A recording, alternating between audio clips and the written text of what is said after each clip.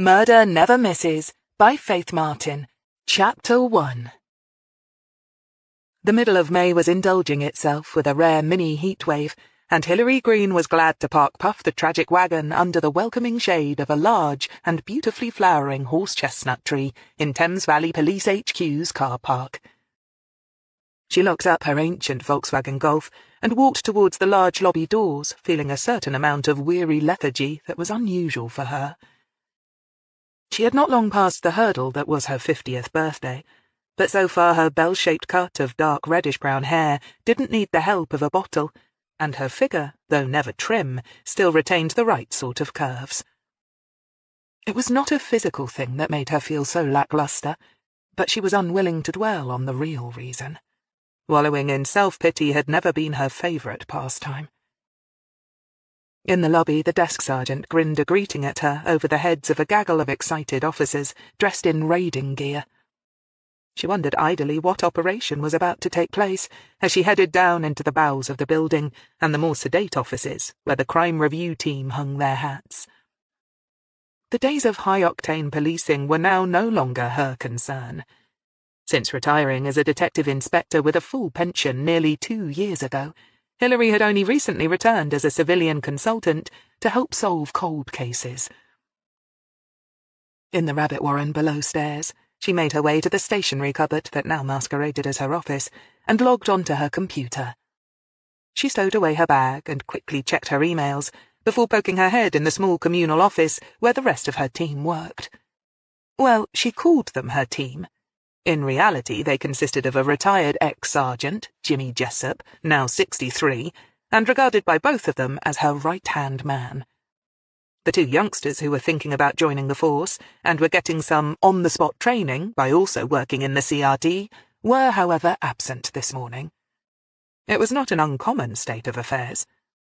Sam Pickles was probably at uni, where he was in the last year of doing his BA degree course, but Hillary had no idea where Vivian Tyrrell might be. "The super in?" Hillary asked Jimmy, who was reading through one of the current files in his in-tray. "Been in an hour or more, Gov," Jimmy confirmed, and gave her a curious look. "He's got a DI in with him. Don't know him," he added laconically, one eyebrow raised in inquiry. Hillary nodded, showing that she knew what was up, and withdrew. She then walked a few paces down the gloomy corridor and tapped on a door marked Superintendent Stephen Crail. She waited until she heard his voice call for her to come in, and then pushed open the door and entered. Her eyes went first to Stephen Crail, who was already rising from behind his desk. Just over 6 feet tall, he had a head of thick, dark brown hair and dark chocolate eyes. Lean and elegant, he was dressed in a charcoal suit with a cream shirt and pale blue tie. His eyes watched her carefully, as they tended to do recently. She wanted to snarl at him that she was all right, that she didn't need to be constantly monitored to see if she was about to fall apart, but ruthlessly fought back the impulse. She didn't do hysterical women. Instead, she turned her attention to the other man in the room. So this was D.I. Jeff Rumer, the man she was going to have to share her case with, she acknowledged to herself grudgingly. "Jeff, this is Hillary Greene." Stephen introduced them, making it clear that the 2 men were on first-name terms already, and that nice and friendly and cooperative was how he intended that they should all play it. Which made sense, Hillary supposed. Besides, it was how Commander Donlevy had insisted it should be. And if she didn't play ball, she knew the commander was perfectly capable of pulling the plug on her and sidelining her altogether. So, play nice, she told herself firmly, and smiled. "Hillary?" D.I. Rumer held out his hand and she took it quickly. She knew from having asked around that Rumer was 52, a widower with 3 grown children, and said to be a steady, capable pair of hands. He wasn't dirty or particularly ambitious, and his rep, if a little stolid, was at least consistent. As a partner, she supposed, she could have had far worse foisted upon her. Hillary shook his hand and smiled a bit more. He was about an inch or 2 taller than herself, which put him at around 5 feet 10, with greying hair and somewhat watery blue eyes. "I know and admire your reputation, D.I. Greene," Rumer said, deliberately choosing to use her former title. "And I'm really looking forward to working with you. I'm only sorry it's in such circumstances." Hillary felt herself thawing, just a little. At least she wasn't going to have to cope with some know-it-all, out to make a name for himself, or some Jack the Lad who had problems taking orders from a woman. Then she gave herself a mental head slap and reminded herself that she was the civilian here now. If anything, she was supposed to be the one taking orders from him. Her new status as an ex-copper still didn't sit very comfortably on her shoulders, and she knew she was going to have to watch herself. "I appreciate that the situation's somewhat unusual and, shall we say, delicate," she said with a wry smile, and caught Stephen nodding towards a chair. She sat down, somewhat amused to note that the two men only did the same once she was seated. How nice it was to be in a room full of gentlemen.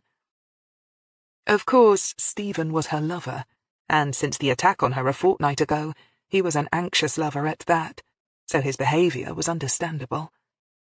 She still wasn't sure about Rumour. Oh, he was making all the right noises, but he could have a hidden agenda. Only time would tell. "I think that's a bit of an understatement," Rumour said with a brief smile, revealing slightly nicotine-stained teeth. "I've been fully briefed by Commander Donlevy, of course, but before we start, I'd obviously like a rundown of the case from you." Hillary nodded, but wondered how much Stephen had said already. She was wearing a dark green skirt and jacket, with a white, open-neck blouse, and she had to stop her hand from rising automatically to touch the still red, but rapidly healing scars on her neck. "You know what we do here, right?" Hillary began, and Rumour nodded. "As I understand it, the superintendent is in charge of a team within a team here at CRT, concentrating on high-level cases, nearly always murder cases, that need someone with experience to actively reinvestigate them," Rumour said. "Right, that's where I come in," Hillary agreed. Rumour nodded. "The super was just filling me in on that. You've only been doing this a few months, but you have already solved your first 2 cold murder cases. Calling me even more impressed than I was before."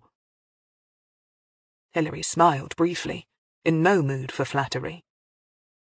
"But you're not here for the cold cases," she reminded him flatly. "That's my remit. You're here for the current case that touches on mine." She did not say it with any undue emphasis, but she was nailing her colours to the mast. In his seat, Stephen shifted slightly, but said nothing. Jeff Rumour met her gaze steadily and nodded. "Yes," he said quietly. "That's how I see it too. I had the full briefing and the paperwork from the commander yesterday, and I've covered most of it, but I'd still like your take on it before I start thinking out my strategy." Hillary thawed a little more. So far, so good. "Right. Well, the cold case aspect of it is clear-cut. We have 3 missing girls with a common link," she began. "Your stalker," Jeff Rumour put in quietly. "Yes," Hillary said, her voice perfectly emotionless. "And he's all yours, of course." Again her voice was perfectly flat and even, but Stephen Crail felt the hairs on his arms stand up to attention. The more he learned about Hillary, the more he realized that she was at her most dangerous when she was being calm and reasonable. "You've heard why Superintendent Crail and I believe that he's almost certainly working here at HQ, either as a police officer or as a civilian with access to certain information." "Yes, and I agree with your reasoning," the DI murmured.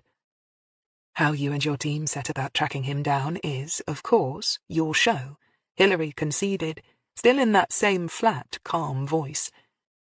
"But you can call on me at any time if you think that I can do anything to help you lure him out and catch him." She noticed that Rumour and Stephen very carefully avoided looking at each other as she made this offer, and instantly knew why.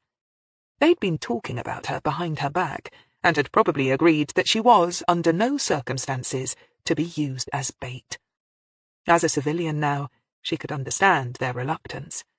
The station house lawyers were probably having the jitters about her suing them if something went wrong. It was how their little minds worked, after all, and the brass had no choice but to listen. It was to be expected. but that didn't mean to say that she liked it. "Let's be clear on this," Hillary said. Careful to take a deep, steadying breath first. The last thing she could afford to do now was to get emotional. One whiff that she wasn't coping, and Don Levy would have her off the case in a flash.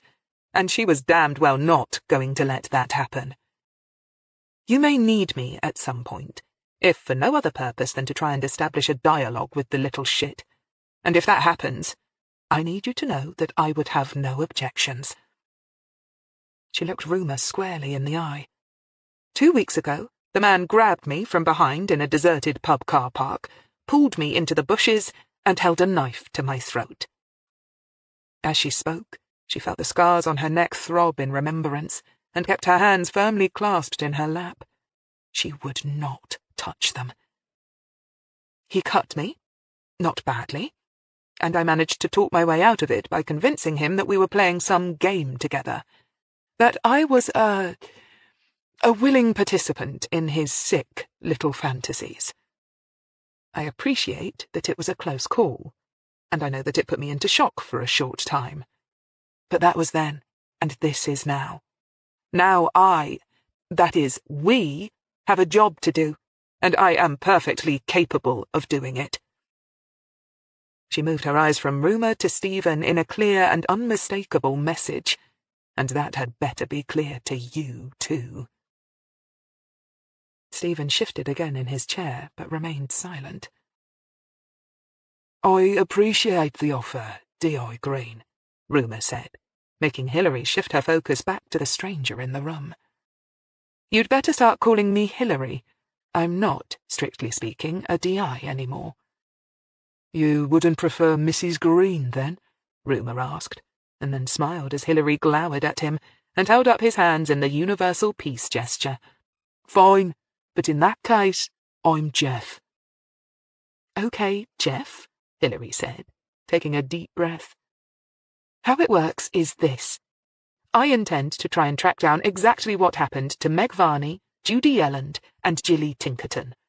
If and when their cases cross the path of your case, that is, my stalker, we pool intelligence and agree a strategy.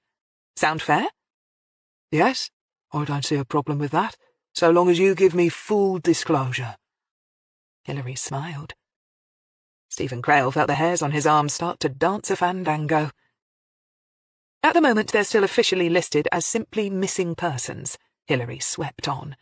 "But we all know that all 3 of them are almost certainly dead, and murdered by the same man." She took a slow, deep breath. "Whom we are calling Lowell." Seeing Jeff's questioning look, she sighed deeply. "It was the name he suggested I use when we had our little encounter. It stands for love of my life, apparently, which is what he considers himself to be. Ironic, really, that it's most commonly used to mean laugh out loud, but there you go. That's the name he used, so that's what we're going with for now." Jeff hid a wince. "Nasty. And you definitely didn't get a look at him, right?" Hillary shook her head. "He grabbed me from behind and had the knife to my throat right away. I didn't dare turn my head. The only description I can give of him isn't of much use. His voice was almost directly in my ear, and yet he didn't feel particularly stooped over, so I would say that he was around your height, not much taller, and certainly not any shorter. He had muscles that went way beyond normal, so he's a bodybuilder. The hairs on his wrist that I could see were dark, so he's not fair-haired, unless he dyes it. His accent was local. He wasn't wearing a watch, so there's nothing on that we can trace. There wasn't much of use gathered from the scene of the attack forensics-wise either, I take it."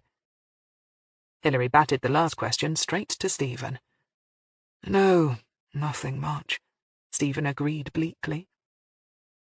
In his mind's eye, he was back on that day nearly 2 weeks ago. Hillary had just solved the 2nd murder case he'd given her, and he was still at the station, processing the chief suspect, when he'd got her call. At first he hadn't realized it was her on the line.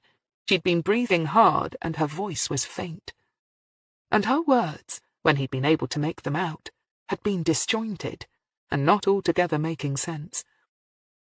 But when he'd finally been able to understand what she was trying to say, picking up key words like knife, bleeding, and evidence, he'd realized that their worst scenario had come true. The unknown perp who'd been stalking her for over a month had finally launched a physical attack. Stephen had managed to get Hillary to tell him where she was, the car park of a pub in Thrupp. The pub was on the Oxford Canal, not far from where she moored her narrowboat, the Mollern, which had been her home now for nearly 6 years. He had called an ambulance from the office and then raced to the scene, and he and the paramedics had both arrived more or less together. He could still remember seeing her crumpled form on the tarmac and running towards her, his heart thumping sickeningly fast in his chest as the ambulance siren blared behind him. He'd seen the blood first, on her neck, soaking into her blouse, pooling around her. She'd lost nearly 2 pints, the medics reckoned later, when they'd had a chance to assess her. She'd been semi-conscious and going into shock. But, typical of Hillary, the next day she'd discharged herself from the hospital, and had been insisting ever since that she was fine.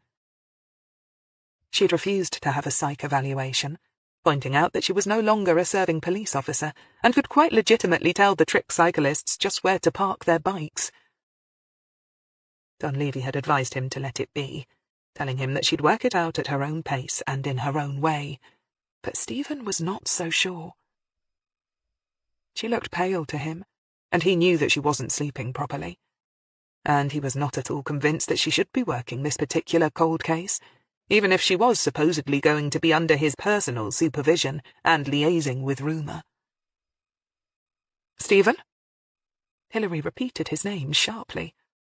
"Have forensics come through yet on my crime scene?" Stephen sat up straighter and shook his head, dragging his thoughts back to the matter in hand. "Not much. All the blood was yours, so he hadn't nicked himself, and there were no fingerprints on your clothes or any of the other surfaces. A few fibres on your clothes were a match to a dark blue thread common to many T-shirts, so no help there. There were no saliva traces on your ears or neck." He paused as he saw that she had suddenly shuddered. "And it was too dry to get any good shoe prints or tyre tracks." Hillary nodded. "So, not much help for you there then, Jeff?" She turned back to rumour. "Doesn't look like it," he agreed sardonically. "Tell me how the stalking started." Hillary smiled grimly. "It's been a while since I was on the receiving end of an official interview," she acknowledged, then held up a hand as rumour looked about to demur. No, it's fine. Let's see, it started off in the usual way, I suppose. Mysterious flowers and little notes and messages. I ignored it, hoping it was harmless and would go away. Then he became bolder, left his little gifts in places where he shouldn't have been able to access. My office, my locker, my car, the narrowboat where I live. In the end, I had to take it to Stephen, and we tried to catch the little bastard ourselves. You know how that ended," she added with a thin smile. Rumour nodded. "The surveillance equipment you set up on your locker led to nothing, which made us suspect that A, he wasn't new to this kind of thing," Stephen took up the tale, "and B, that he was probably forewarned about our efforts to catch him, making him someone right here at HQ." "Right, and then came the escalation," Jeff said. "Nasty, that." "Yes," Hillary agreed softly. He started sending texts, threatening messages, and finally the crosses. All three were silent for a moment, thinking about the crosses. Jeff Rumour opened his file and took out the set of photographs of the roughly made wooden crosses, 3 in all, and all bearing a set of 3 initials. "This was the first one he sent you, right? The one with the letters J-O-Y on it," he clarified. "Yes, although I was very dim about it, and didn't immediately twig that they were the initials of a person," Hillary admitted dryly. "My first thought was that he was calling me a killjoy. Then I asked the computer nerds to run a program on missing girls called Joy. Nothing came up. Then I finally got around to thinking of them as initials, and they came up with—" She paused, giving him room to jump in. "Judith Olivia Yelland," Jeff Rumer obliged. Right. A little while later I was given the second cross, and the initials MJV, giving us Margaret, known as Meg, Jane Varney. And the final cross, GGT, for Gillian Gale Tinkerton, known as Jilly. "All of them missing, and 2 of them known to have complained about a stalker before they disappeared," Jeff said, reading from the notes. "Right, got it. Which is how you made the connection between the missing girls and your stalker." "Which is when we went to Don Levy and he called you in," Hillary said. "And here we all are. Ain't that grand?" Stephen leaned forward on his desk. "Jeff, it goes without saying that we need to work hand in glove on this. As Hillary said, she will keep you apprised of any leads she gets, tracking down the last known movements of our missing women, their backgrounds, and anything else she may come up with. But, in return, we need to be kept in the loop about what your team come up with in tracking down Lowell." "Fine by me," D.I. Jeff Rumer said firmly. Hillary caught Stephen's eye and nodded reluctantly. It all sounded clear enough. Even so, she could still see trouble ahead. Maybe D.I. Rumer was only making the noises she wanted to hear in order to keep her pacified. Maybe Don Levy had secretly given him, and maybe even Stephen for all she knew, a set of far different instructions. Maybe they thought she was still traumatized by the attack on her and needed babysitting.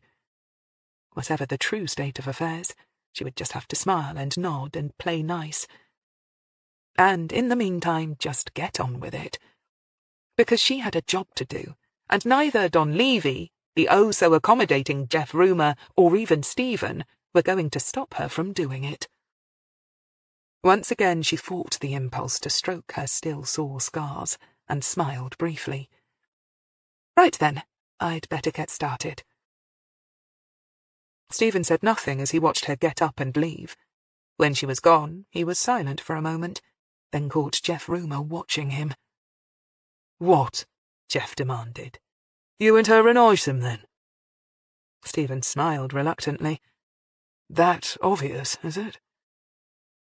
Rumer shrugged and smiled, then frowned.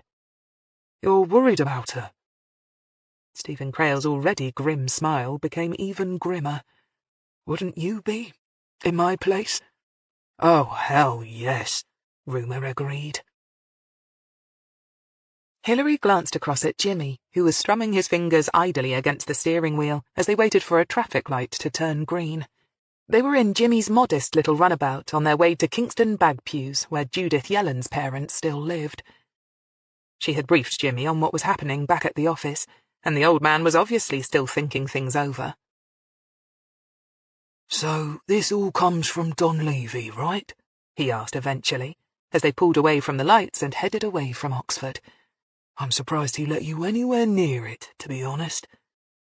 Hillary smiled kindly. So that was what was puzzling him. "Oh, it comes with a lot of strings attached, believe me," she reassured him. "And it wasn't easy convincing the commander to see it my way either. And if I were still a serving officer, you're right. I wouldn't have been let within even sniffing distance of the case, let alone given this much leeway." She sighed heavily. "As it is, they're trying to keep me on a very short leash," and she explained the new working arrangement to her deputy. "So, anything we come across that leads back to Lowell, we have to hand over to this Rumer bloke?" Jimmy asked carefully, shooting her a quick, questioning look. Hillary knew why he was being so wary, of course. He was wondering just how far she was willing to play ball with the DI being foisted on her by the brass. And the fact that his loyalties clearly lay with her made her feel both uneasily proud and at the same time protective of him. The last thing she wanted was to get Jimmy in trouble because he was listening to her and not to Stephen. She knew how much this job meant to him. She'd feel perpetually guilty if he were fired because of her. "Yes, but I'll decide when. and I'll do the telling. Everything we learn goes through me first," she said. "That way, anything ricocheting back is my problem. But that shouldn't be hard. I'm not going to let the youngsters in on this, for a start. They're to know nothing about my stalker at all, and it's going to be a purely need-to-know basis on the missing persons cases as well. The less they're in the loop, the better I'll like it." Jimmy nodded quickly in agreement. "I'm with you there, Gov. I think Sam would be able to handle it all right, but that young minx we've been lumbered with wouldn't know how to keep her mouth shut if she had sewing lessons in buttoning lips." Hillary smiled briefly and stretched her arms over her head. She hadn't realized how tense she'd felt until now. It seemed as if she'd been waiting for months instead of just a week for Don Levy to give the go-ahead for her to head up the cold case aspect of the assignment, and now that it was firmly underway, she felt a trickle of unease. Was she really up to it? She caught Jimmy looking at her again and wondered if he was thinking the same thing. Or was she just being paranoid now? Oh, she knew she had a good rep for having guts and gumption at the station house. Being awarded a medal for bravery tended to do that for you. But Hillary knew in reality that it did, in fact, mean very little in any way that counted. She'd been given the medal when a raid she'd been on had gone wrong, and her old friend and one-time superior, Mellow Mel Mallow, had found himself in the line of fire from a fleeing gunman. She had had only a split second to react, and in that time had managed to shove him out of the way and take the bullet instead. It all sounded very melodramatic and gung-ho when other people talked about it, but in reality, Hillary knew differently. For a start, the bullet wound had been anything but fatal. Indeed, she'd come within a hair's breadth of being shot in the arse, and the flesh wound had quickly healed anyway. More than that, though, the stress had been minimal. She'd reacted purely on instinct, and it had all been over, quite literally, in a flash. A few days in hospital, 1 or 2 bad dreams, and that had been that. Nothing to it, really. Anyone would have, and could have, done the same thing. It had required very little in the way of true grit or backbone. What was happening now, though, was a totally different matter. Lowell was subjecting her to a prolonged, sustained, and nasty psychological attack. And she knew her nerves were beginning to tighten up like piano wires in response, as much as she tried to stop it from happening. She wasn't sleeping well either, which made her feel sluggish, as if she was constantly playing catch-up with herself and the world around her. Worse than that, she kept reliving that moment in the car park when she felt the super-sharp blade of the knife slice into her neck. The blade had been so sharp all she'd felt was the slightest of stings, and then the far more terrifying ooze of her own blood running down her neck and into the narrow valley between her breasts. The lightest warm breeze on her skin reminded her of the feel of his breath on her neck. She would never forget his voice, either. The moment she ever heard it again, she'd recognize it. Which was good, of course. But constantly hearing it repeated in her mind when she was trying to concentrate was far from good. No wonder Jimmy looked at her and wondered if that was in fact what he was doing. "So, what do we know about the Yellens, then, Gov?" Jimmy asked now, sounding very much the same pragmatic assistant he'd always been. She told herself that she had enough on her plate to start inventing problems that might not even exist, and shrugged briefly, focusing her mind on the case at hand. Not much. At the time, very little follow-up was done on any of the 3 missing girls, because nobody thought it was a priority, she admitted. "So, we've got very little to go on." "That's right," she agreed. "But, in a way, that might be an advantage. We're starting from scratch for a change, which means we won't be going over old ground, or having to rely on any original investigation's preconceptions." "Fine by me," Jimmy said, and put his foot down to pass a trundling tractor. The Yellens lived in a small bungalow just before you entered the village proper, and Jimmy parked beneath a pale pink flowering cherry tree. The sky was that bright blue azure of approaching summer, and the sun, approaching noon, was beginning to get that bake-you-dry edge to it. Hillary removed her jacket and left it in the car. The bungalow was one of those neat yellow brick ones, set in a skimpy but well-maintained garden. A mat in front of the door bore the legend, "Welcome to our home." The windows sparkled cleanly, and the double-glazed PVC frames were snow-white. As she pressed the doorbell, it set off a cacophony of excited yips from within. Beside her, she heard Jimmy sigh. "I'll bet they're those little rat-on-rope things that like to show you their teeth and'll have your ankles given half a chance," he predicted dourly. Hillary grinned, then quickly wiped the smile from her face as the door was opened. The woman looking back at them was in her late 50s, Hillary gauged, with a carefully dyed blonde perm, and was wearing a silvery grey summer dress and matching sandals. She was free of makeup, but wore a nice gold watch and several rings with semi-precious stones set in them. Her face, though, was tight and pinched, and she looked like one of life's constant worriers. "Yes?" she asked faintly. Hillary introduced herself and Jimmy, and they both showed their IDs. "Are you Mrs. Yelland? Frances Yelland?" Hillary asked. The woman, who was already looking a little bewildered, looked even more so. "Yes," she agreed uncertainly, as if she'd been asked a trick question. "We work for the crime review team for the Thames Valley Police, madam. We're here about your daughter. She is still on our files as a missing person. I don't suppose she's turned up, has she?" Hillary asked. And then had one of those weird, almost Twilight Zone moments, when she wondered what she'd do if the other woman smiled and said that, yes, as a matter of fact, she had. Of course, Frances Yelland said nothing of the kind. Instead, she took a sharp breath and then sighed. "You'd better come in, then," she said, with a quick glance around to see if any neighbours were watching. None were. In this day and age, Hillary could have assured her that most people were too busy working, or trying to sort out their own dysfunctional lives, to care about their neighbours' woes. "Max, my husband, is in the back garden tying up the runner beans. Since he retired, he's been growing all our vegetables. They all say that it's so much better for you, and good for the environment, too." Frances Yelland opened the door and stepped back.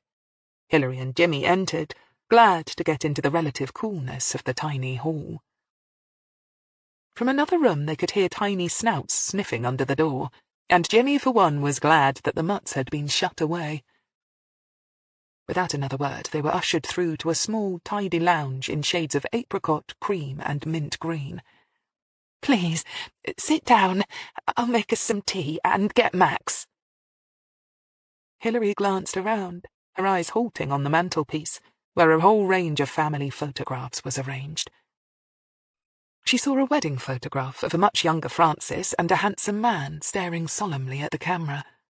There were several baby pictures, then those unmistakable school photographs, where a travelling photographer comes and takes a head-and-shoulders shot of every kid, regardless of whether or not they want their photograph taken. The Yellands had 3 children, she knew from the file, but there were only photographs displayed of 2 of them, a boy and a girl. And the girl was not Judith. Did they already think of her as dead? If so, did they know something that she didn't? Or was it just too painful for them to be constantly reminded of their missing child? "You notice there aren't any pictures of our Misper," Hillary said quietly to Jimmy, who followed her gaze and grunted quietly in assent. Just then Frances came back with the tea tray, and an older version of the man in the wedding picture. "My husband, Max." She introduced him nervously. Hillary could tell by the way that she looked for approval from her husband that Mrs. Yelland had lived all her married life very much under the thumb. It made Hillary's hackles rise, and she forced herself to smooth them back down. She was not a marriage guidance counsellor, she reminded herself firmly. Maxwell Yelland was lean, not particularly tall, and had silver hair and pale grey eyes. He was still a handsome man, even though he'd never see 60 again. He glanced at Hillary, then at Jimmy, and then back at Hillary again. He took a seat and then accepted a cup and saucer from his fluttering wife. I understand this is about Judith. Do you have news of her? He asked, but without any sense of urgency. He looked, if anything, more wary than concerned. No, sir, I'm afraid not, but we're investigating her case, along with that of several other missing women, and we just have a few questions for you, if you don't mind. Hillary sensed Frances Yelland was now hovering nervously behind her, and wished that she could see her face. "Mrs. Yelland, perhaps you'd like to take a seat," she said, half turning in her chair and indicating the sofa space available beside her husband. "Oh, yes, of course." Frances Yelland responded with immediate obedience and sat down beside her husband, then took a sip from her teacup. Hillary could feel Jimmy tensing up beside her. Just as she had, he'd picked up on the atmosphere in the house, and didn't like it. "When was the last time you saw your daughter before she disappeared?" Hillary asked, directing the question at Mrs. Yelland, but in fact watching her husband closely. "Oh, not for a while." "A few weeks?" Hillary hazarded. "Oh, no, much longer. Months, wasn't it, Max?" Yes, nearly a year, I would have said. He spoke with a concise, flat tone that was probably designed to hide some strong emotion. What it might have been, Hillary had no clue, but Max Yelland's grudging cooperation wasn't about to put her off. Instead, she nodded. "That seems rather a long time. Had there been some sort of a problem?" she asked delicately. Max Yelland smiled bleakly. "Nothing specific, Inspector." Hillary didn't bother to correct him about her lack of official status. Since retiring from the force, strictly speaking, she was no longer entitled to it. But she'd grown so used to hearing it over the years that she quite liked to hear it aired now and then. And it sure as hell beat being referred to as Mrs. Greene. She'd been in the process of divorcing her corrupt husband when he died in an RTA. She was still pondering whether or not to revert to her maiden name, but somehow couldn't seem to drum up the energy to tackle the paperwork involved. "But you would say that matters were somewhat strained between you?" she persisted doggedly. My daughter was always a wayward child, I'm afraid, Max finally admitted, pausing to take another sip of his tea. Unlike our other children, she became difficult, defiant. It started when she was a teenager, and alas, she simply never grew out of it. When we heard she'd left her flatmate in the lurch with the rent and gone off somewhere, frankly, we weren't really surprised. Hillary glanced across at the missing girl's mother, wondering what she had made of this harsh assessment of her daughter, but she was studiously sipping her own tea and avoiding meeting anyone's eyes. "I see," Hillary said. "So you don't know if her behaviour had changed in the months before she disappeared?" No, Max agreed shortly. "And she never talked to you about being afraid of anyone, or being pestered by strange phone calls or letters or gifts?" I doubt Judith would have objected to being given gifts, Inspector, Max said, still in that same pedantic, careful tone. She always was materialistic. We tried to drum that out of her, but without success. Sunday school was wasted on her, I'm afraid. "Meredith, now," Max said, looking with pride at one of the photographs on the mantelpiece, depicting a beanpole-thin woman with her mother's hair and eyes. She volunteers at several different charity shops. I doubt that Judith ever knew the meaning of the word. Hillary smiled briefly. No wonder it had been noted in her file that Judith Yelland had left her home at the age of 17. "I see. And I take it you haven't heard from her in the 3 years since she went missing?" No, and I really rather doubt that she is in fact missing, Inspector, Max said with a tight smile. I think you'll find that she's simply shacked up somewhere with some man. Judith always did take the easy options in life. Why work if you can play? That was always her motto. Hillary nodded again. She could see that there was no way that Judy Yelland would have gone to her parents for help when she began to be stalked. Her mother was too timid to be of any help, and her father far too judgmental. She would have been well and truly on her own. It was also as clear as day that she was going to get nothing of use in this arid environment. "I see. Well, thank you for your time." Hillary put her cup down, noting that Jimmy eagerly followed suit. Frances Yelland shot up from the sofa and showed them out. But on the doorstep she cast a quick look over her shoulder, then leaned forward and all but whispered, "When you do find her, you will let me know that she's all right, won't you?" Hillary felt as if someone had just sucker-punched her, and she had to force a brief smile. "Of course we will, Mrs. Yelland," she promised softly. But never had a promise seemed so hollow. Chapter 2. "Bloody hell, Gov," Jimmy said as they climbed back into the car. "That place gave me the willies." "Yeah, me too. It's not hard to understand why their daughter legged it, is it?" she agreed. "If she wasn't missing the way she is, I'd be inclined to say that she'd just written off her family as no-hopers and decided to get herself a new life," Jimmy opined. Hillary sighed. "Back to base. We need to get the admin underway, set up a case file number, get the murder book started, and work out some way of relaying our data to Jeff. What we want him to know, that is." "DI rumour going to be a problem, Gov?" Jimmy asked sagely. Hillary sighed again. "Not sure yet. Let's hope not." Vivian Tyrrell left Kidlington's Thames Valley Police HQ that lunchtime with a spring in her step. She was 20, pretty rather than beautiful, with long dark curly hair and velvet pansy brown eyes. She'd been working in the CRT for nearly 8 months now, still unsure whether the police force was for her, and if she should apply to join properly when the opportunity arose. She was, however, still a little bit infatuated with Stephen Crail.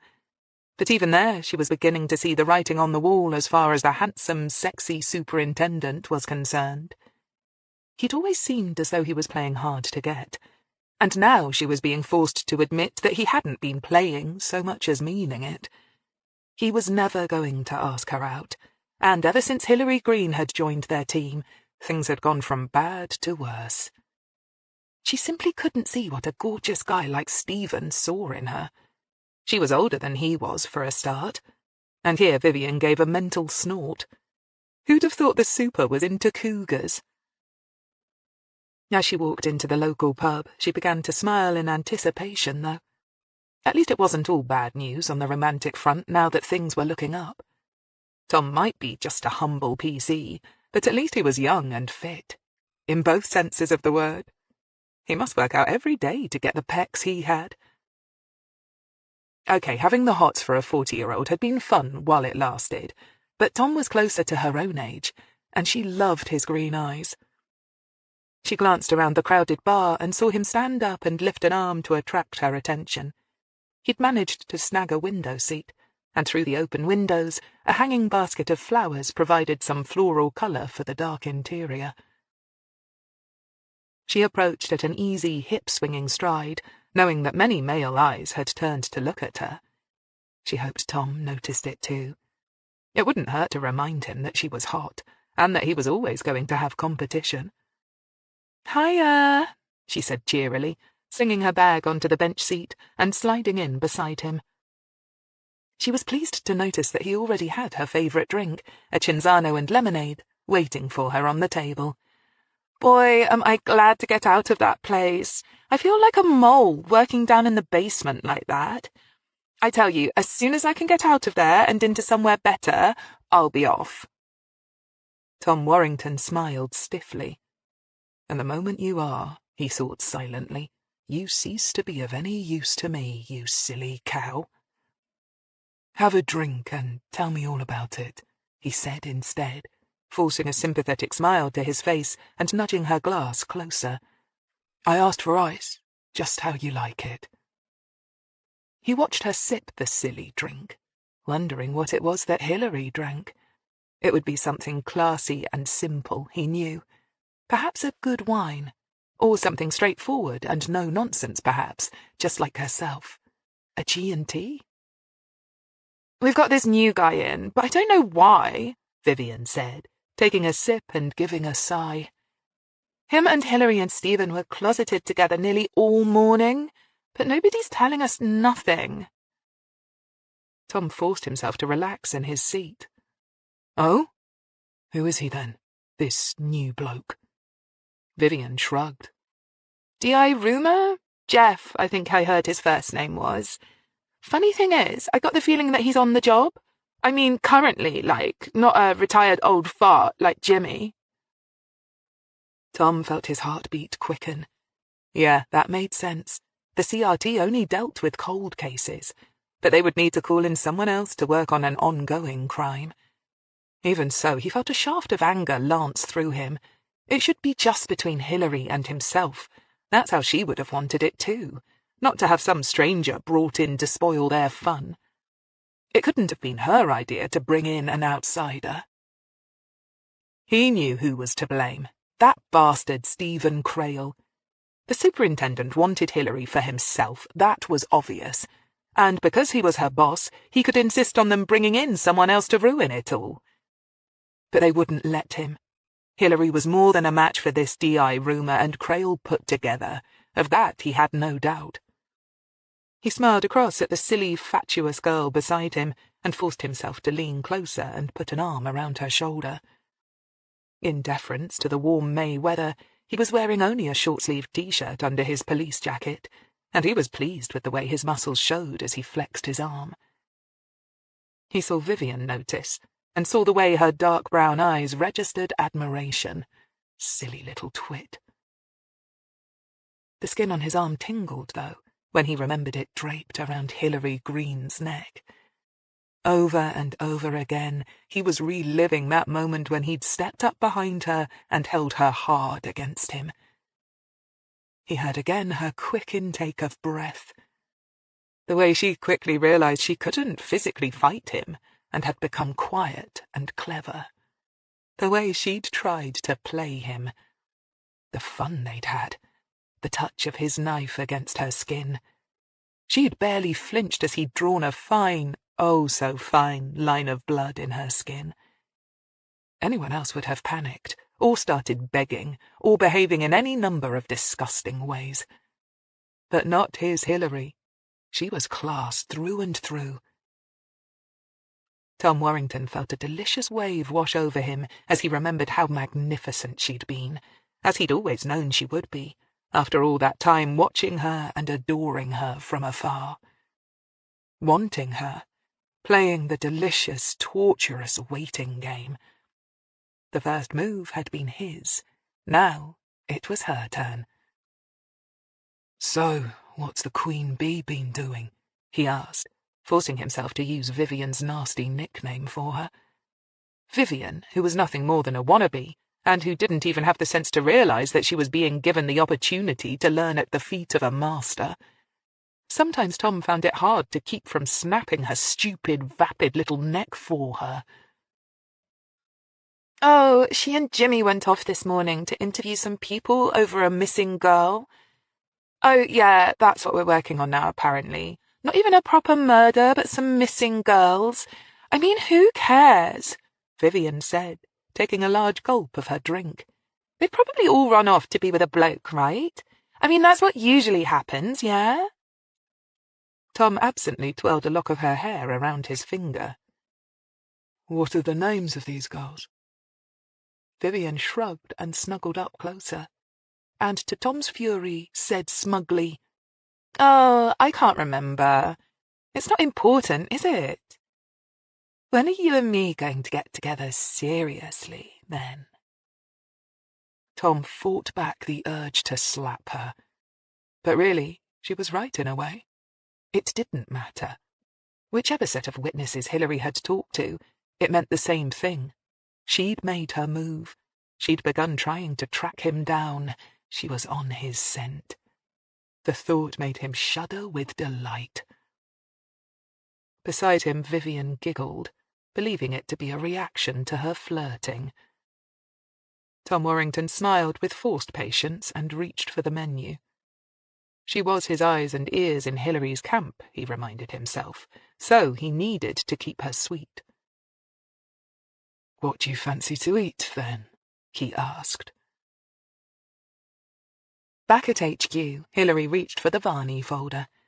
Margaret Jane Varney, known to all her friends as Meg. According to her file, she was 32 years old at the time she was reported missing. Photographs of her showed her to be a rather glamorous woman, with large grey-green eyes and long, tawny hair that looked so casually untidy it had to have been carefully cut and arranged to look like that by a top-flight hairstylist. In nearly every snapshot and photo they'd been able to accumulate of her in the last few days, she seemed to be always fully made up, with lipstick, blusher, mascara, and eyeshadow. It was hard to see past the mask to the woman beneath. Did she secretly fear that she wasn't as beautiful as she needed to be? She'd been married, but then divorced from one Brian Varney. No children. Had the divorce undermined her self-confidence? Hillary sighed, knowing from experience that it was pointless to speculate before getting the facts. But so far the first of their missing girls had a bad family situation behind her. Now she needed to find out if the second of their missing women also had a difficult situation behind her, courtesy of a bad marriage and a messy, damaging divorce. Perhaps her stalker liked damaged, vulnerable women, or was she just trying to force a pattern where there was none? After all, nobody could think of her as vulnerable, could they? A veteran, battle-hardened, middle-aged ex-DI with the hide and disposition of a grumpy rhino. She picked up the folder and walked on through to the communal office. "Jimmy," she said, ignoring the quick, hopeful look that Sam Pickles gave her. He was a good lad and coming on well, and would be an asset to the police force once he'd graduated and been properly recruited and trained. But right now he was out of his league and needed to be kept on the sidelines. "I want you to keep on researching the 3 missing persons' backgrounds, Sam. The more information we have, and the more diverse it is, the easier it'll make our job in finding out what happened to them." "Right, Gov," Sam said, but looked enviously at Jimmy, who was following Hillary out of the room. Although he'd worked with the police long enough to know that research and paperwork were the bread and butter of crime-solving, like Hillary, he preferred to be out and about, actually talking to people and getting a feel for a case. Outside, Hillary followed Jimmy to his car and slipped into the passenger side, where she carried on reading the folder, relaying bits of information to Jimmy as he drove. According to this, Meg was a legal secretary at Kane, Bolton and Kane. Jimmy whistled. "Top-notch solicitors, those. Only cater to the well-heeled. If you're an Oxford Don caught doing something naughty, they're the people you'd run to screaming, 'Fit up!'" Hillary nodded, also being familiar with the firm. "Want to stop off at their place first, Gov?" he asked, as he indicated to go around the Woodstock roundabout on one of the city's northernmost main thoroughfares. "We'll be going through Summertown any minute." Hillary thought about it for a moment, and then shook her head. "Maybe later, when we know more about her. For the moment, I want to interview her flatmate, the woman who reported her missing in the first place." Georgia Biggs was still living at the same residence in a converted Victorian pile in Botley, but they were unlucky. Nobody answered the doorbell. However, a nosy neighbour was able to point them to the dental practice in town, where she worked as a hygienist. Finding the usual trouble parking in the fabled city of dreaming spires, they had to hoof it a 1/4 of a mile to the practice. And the moment Hillary pushed open the door to a narrow hallway with an even narrower flight of stairs leading upwards, they could hear the nerve-grating high whine of a drill. When she pushed open the door at the top of the stairs, the smell of disinfectant, peculiar to dental surgeries everywhere, set her teeth automatically aching. Beside her she heard Jimmy mutter something dire about hating these places. Hillary grinned. "Never mind, Jimmy. At least you're not here to get your root canals a good seeing to." The old man muttered something even less repeatable, but Hillary was already smiling at the receptionist and reaching for her ID. "We were hoping to speak to a Miss Biggs. Strictly routine, nothing to worry about," she said automatically. The woman, 50-something, with a fine coiffure and deep crow's feet around her eyes, smiled uncertainly. "Georgie? She's got a patient in with her at the moment, but she should be out soon. Would you like to take a seat and wait?" Further in the room, a guppy confronted her, swimming bug-eyed and fan-tailed in a large fish tank. Watching him, and several of his Piscine friends, was a wide-mouthed boy of about 5, who began to wail piteously when a door opened and he was beckoned inside by a patient-looking man in his 60s. "Poor little bugger," Jimmy said, then reaching for a magazine on dog breeding, adding heartlessly, "Rather him than me, though." Hillary was still grinning about that when a door opposite opened, and a plump blonde woman wearing the prerequisite white coat ushered out a man and walked him to the reception desk. She then gave a classic double-take towards them as the receptionist whispered something to her, and approached them warily. She had the slightly puzzled, worried but intimidated look a lot of members of the public wore on their faces when confronted by the police. Well, the innocent ones, anyway. "Police?" Georgia Biggs asked tentatively. She had a round, pleasant, but just a touch plain face, with somewhat protruding blue eyes. "Yes, we're here about your flatmate, Meg Varney, Miss Biggs," Hillary said at once, hoping to allay at least some of her anxiety. "Oh, Meg!" Then she went pale. "You found her? She's dead, isn't she? That man did something to her." Hillary felt Jimmy snap to attention beside her, like a pointer suddenly spotting a pheasant in the undergrowth. Hillary smiled gently. "No, we haven't found a body, Miss Biggs. I work for the CRT, and we're currently reinvestigating Meg's disappearance. We just have a few follow-up questions for you. Perhaps we could talk in your office?" "Oh, yes, of course. Sorry, it's a bit small."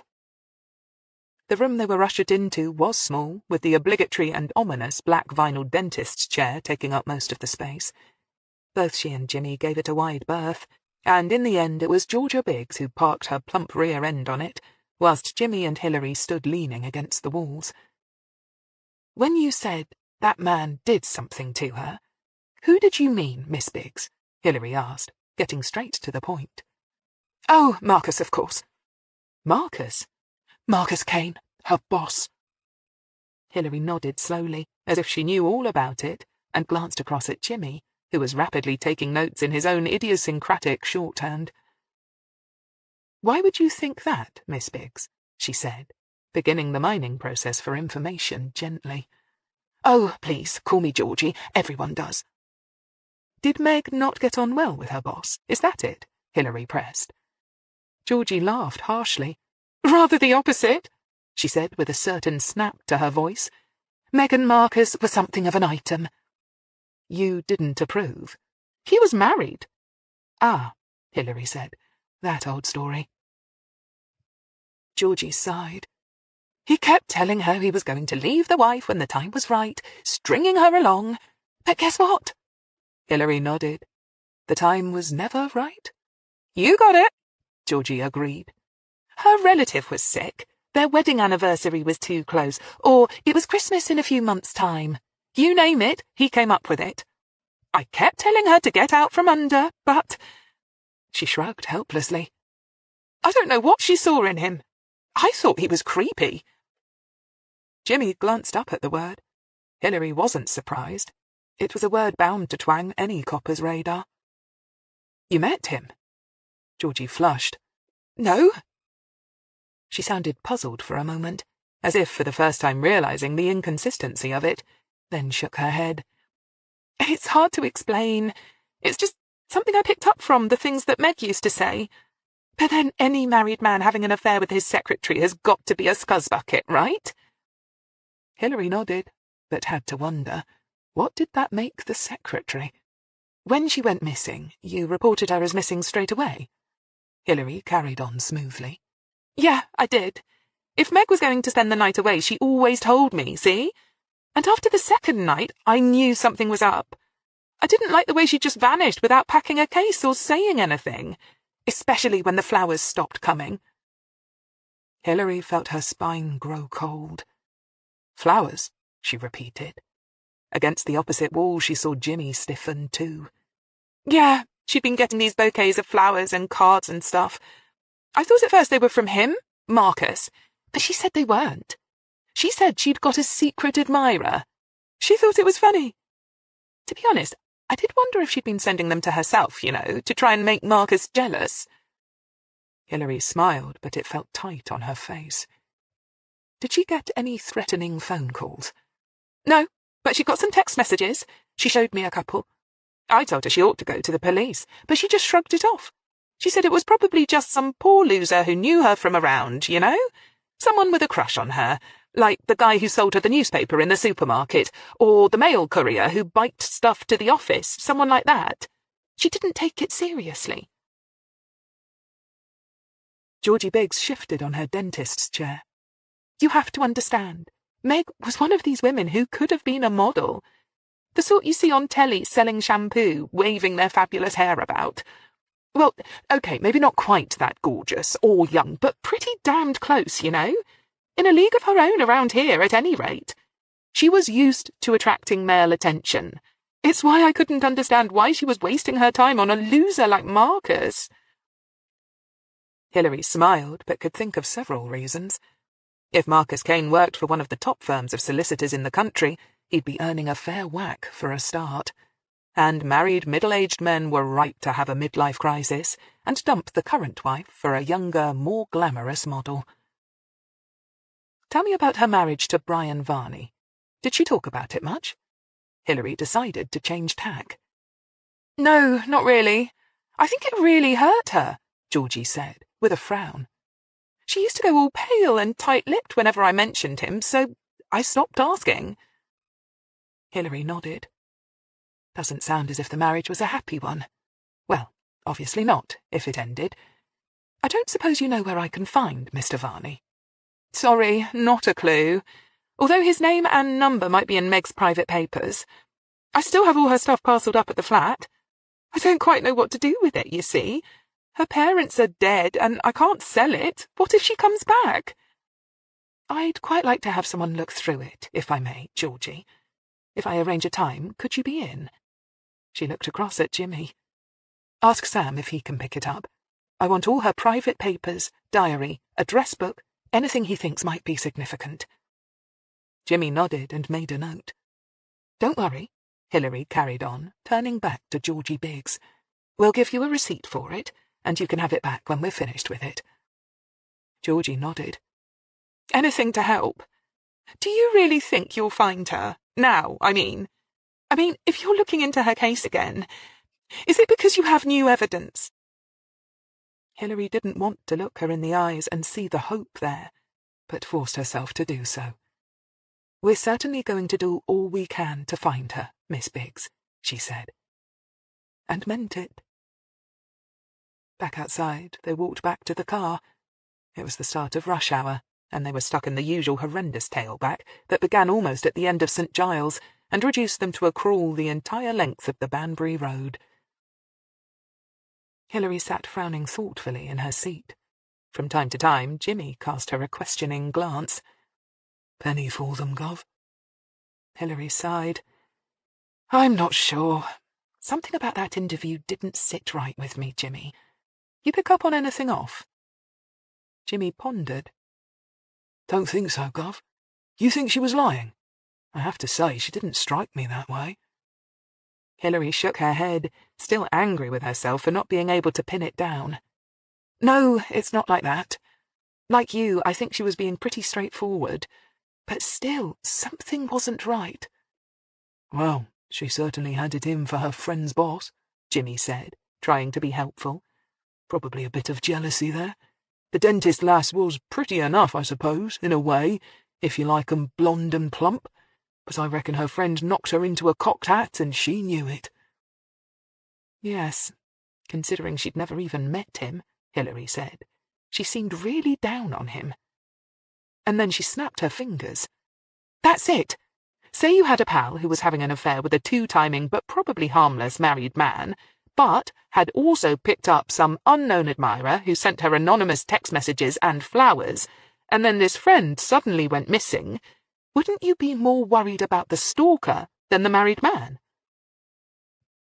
Jimmy crept the car forward a few yards, then changed back down to neutral. Dunno, boss. Married man with a good job and a reputation to lose could be far more dangerous than some unknown infatuated jerk. I mean, from her point of view. Georgie Biggs had no way of knowing that her pal had caught the attention of a real nutter, did she? Hillary sighed. Jimmy made sense. No, I suppose you're right. Even so, something about it still felt wrong. Or maybe she was just off her game. She didn't want to think that the nightmares and the almost inevitable loss of some of her self-confidence after the attack on her were affecting her judgment. But it was possible. She felt her hand creeping up towards her neck to massage the scars there, then forced her hand back into her lap. Behind the driving wheel, Jimmy Jessup pretended not to notice, and inched the car forward another few feet. Back at HQ, she climbed from the passenger seat and stood at the open door of Jimmy's car, glancing towards the entrance to HQ, before deciding to go straight to her own car and then back home to her narrowboat, moored at the nearby village of Thrupp. It was clocking off time, after all, and she was going to have to get used to keeping civilian hours. She was a strictly 9-to-5 girl now. First thing in the morning, then, Jimmy. We'll go and speak to Brian Varney. See if you can track down an address for him, yeah? Not Marcus Kane, Gov? Jimmy asked in surprise. He'll keep, Hillary said. Unless you think that a responsible citizen like one of Oxford's top solicitors is also our stalker, that is. Jimmy grunted and gave a wry smile. Sorry, Gov. I keep forgetting we already know who our man is. I mean, not his name, but... hell, you know what I mean. Hillary did. It feels like an ordinary case, doesn't it? Like we're trying to find our killer amongst the Vic's friends and family. Yeah, I know. But the truth is, our man is probably here somewhere, she said, nodding toward the large police HQ. Jimmy sighed. You really think Rumour and his team can track him down from this end? Let's hope so, she said, forcing her voice to remain non-committal. In the meantime, we try and see if we can get a sniff of the bastard via our 3 missing Vics. Jimmy nodded. See you in the morning then, Gov, he said, and watched her walk away. When he was sure she was gone, he got out and walked down to the basement to confer with Stephen Crail. He wanted to make sure that Hillary would have someone watching over her tonight, whether she knew about it or not. Wednesday dawned bright and clear, and despite her efforts to keep civilian hours, Hillary found herself at work an hour early so that she could sit at her computer and type up a report of their activities for Jeff Rumour. She printed off an extra copy for Stephen and left it on his desk.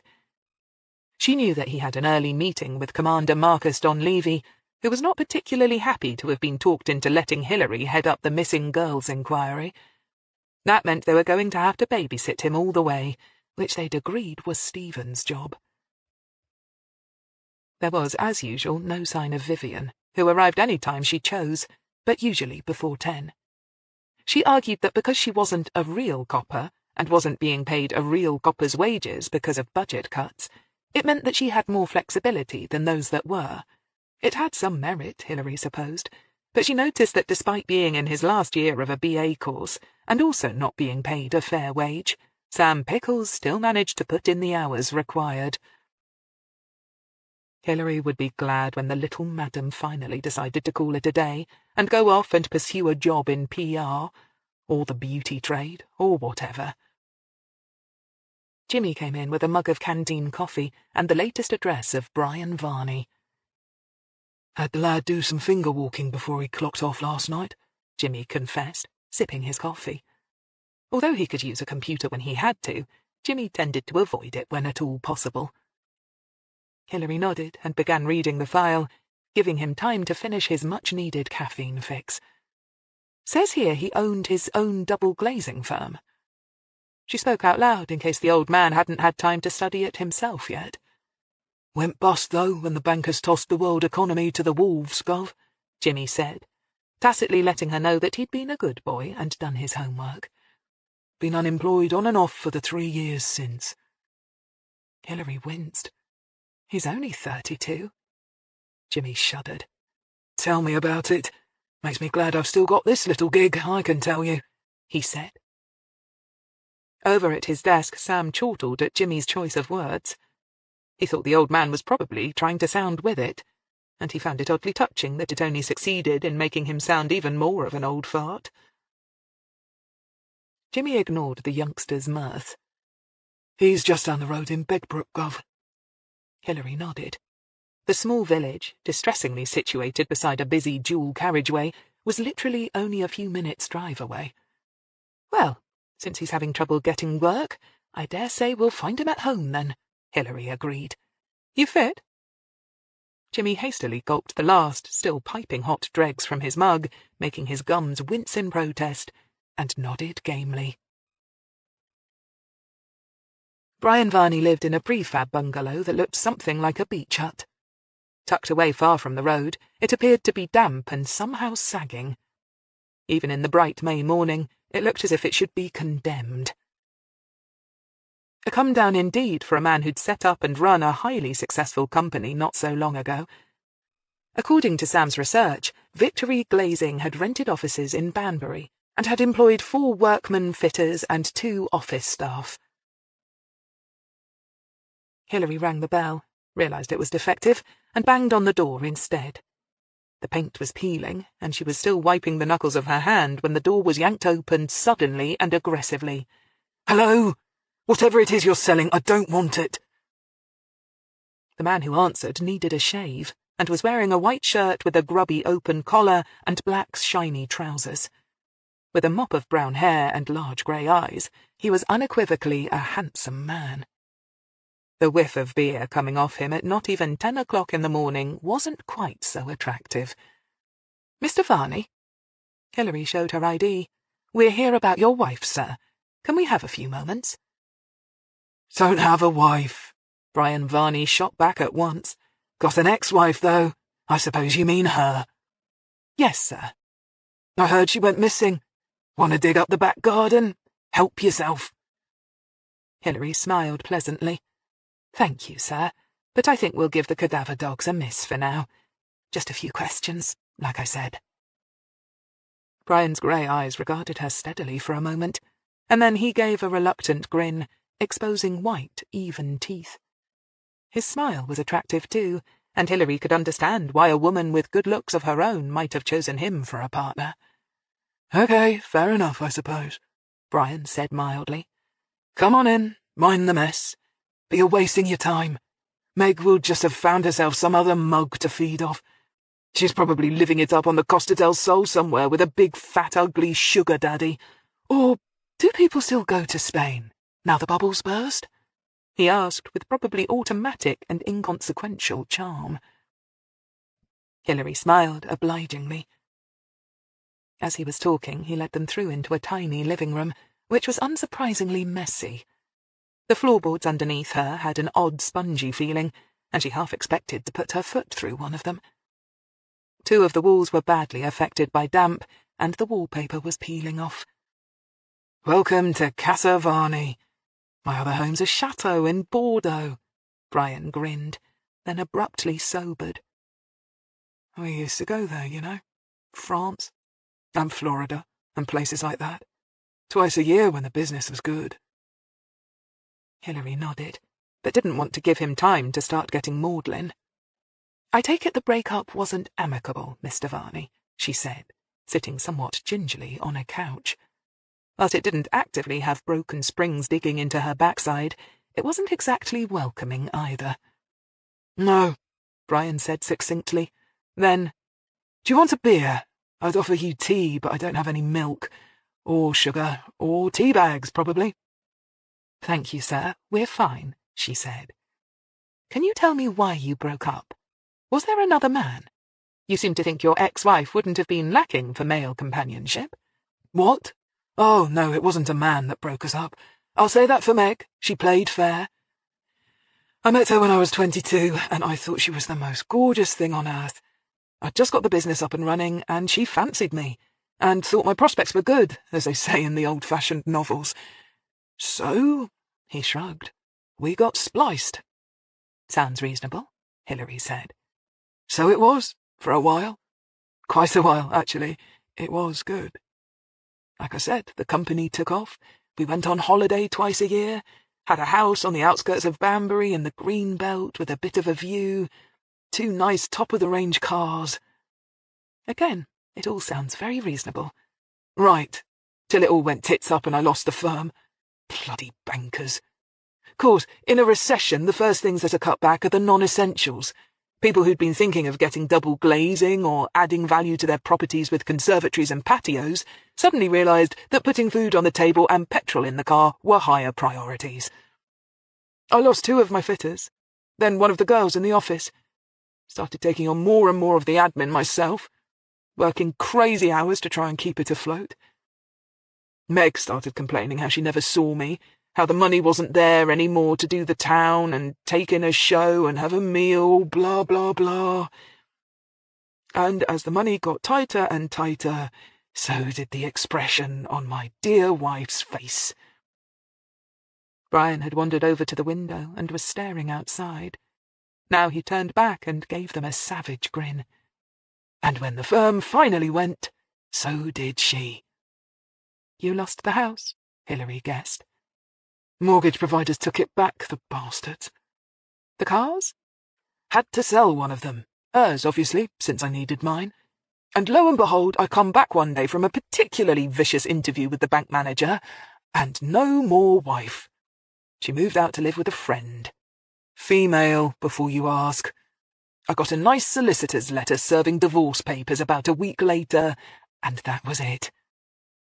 You never tried to see her? Talk her into coming back? No sending her flowers or letters begging her to return? Hillary asked casually. Most men try to save their marriages, if possible. Brian Varney cast a bleary, attractive eye her way. Are you kidding? Me? Beg? No way. Besides, I considered myself well rid of her. If she couldn't stick by me through the bad times, who'd want her? He cast a look around at the ramshackle bungalow and gave a sudden burst of laughter. You know, when I heard she'd gone missing, I was seriously pissed off. I had this fantasy, I guess, about starting up a new business after coming up with the new big idea that was going to make me millions. Then I'd buy a top-of-the-range Porsche, her favourite car, by the way, and I'd drive it by her house with an even better-looking girl in the passenger seat. Brian Varney laughed again. I'm going to get another beer. Sure you don't want one? Hillary shook her head. Just a few more questions first, sir, she said firmly. She had a feeling Brian was working himself up to a binge, and she needed him sober for just a little while longer. You weren't at all worried, then, when you heard she'd disappeared? You didn't think, perhaps, that she was a victim of foul play? She asked curiously. Meg! Brian snorted incredulously. Nah, she was nobody's victim, Meg, believe me. She had a way of getting what she wanted. When I heard she was working in some posh office, I knew damned well what her game was. You think? Hillary asked, deadpan. Sure, getting into the boss's trousers. Mind you, I did bump into her once. Just the once, in some trendy bar, about a year after the divorce it would be. It was a mate's birthday and he was buying. She just came swanning over as if nothing had happened and began chatting. Said she was working for a solicitor or some such. Bragged a bit about her salary, her nice flat in Oxford. My mate was well up for it, I could see, though I tried to warn him off. She hooks him like a prize carp, flirting, showing off the cleavage, giving it with the chat. Brian mimed with his fingers the universal symbol for gabbing. She could really talk, could Meg. Wind men around her finger. She had my mate panting about her tales from the office. A boring bloody solicitor's office, I ask you. But even that she could make into a tale. She told my mate she knew no end of West End villains, men who made the Cray twins look like sissies, who'd been got off by one or other of the QCs her bosses had hooked them up with. Had my mate believing that she visited them in their Spanish villas and South American hideaways for freebie holidays all the time. And he was lapping it up, poor sod. I could see she was laughing up her sleeve at him. She only did it to rile me, I suppose. Show me what I'd been missing. Brian suddenly realised what he was saying, and who he was saying it to. For a moment he looked nonplussed, but then he laughed again. Honestly, straight up, I didn't lay a finger on her. That was the only time I saw her. And if you still want to dig up the garden, the offer still stands. It'll be a way of getting some free gardening done anyway. It's a bit of a jungle out there. Hillary smiled. I'll keep it in mind, sir. In the meantime, if you think of anything else... She handed him one of her cards. Brian Varney saluted her with it and walked them to the door. Hillary let him get back to his beer. If Brian Varney was her stalker, she'd eat her hat. If she had a hat. Chapter 3. Tom Warrington took his lunch hour early.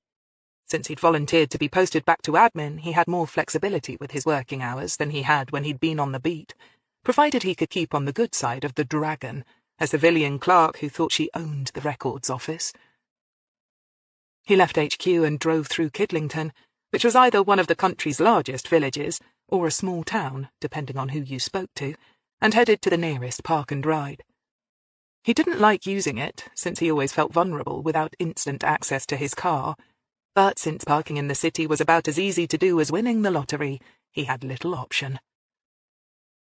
Getting off the bus in St. Giles, he made his way to the covered market, just off Cornmarket Street.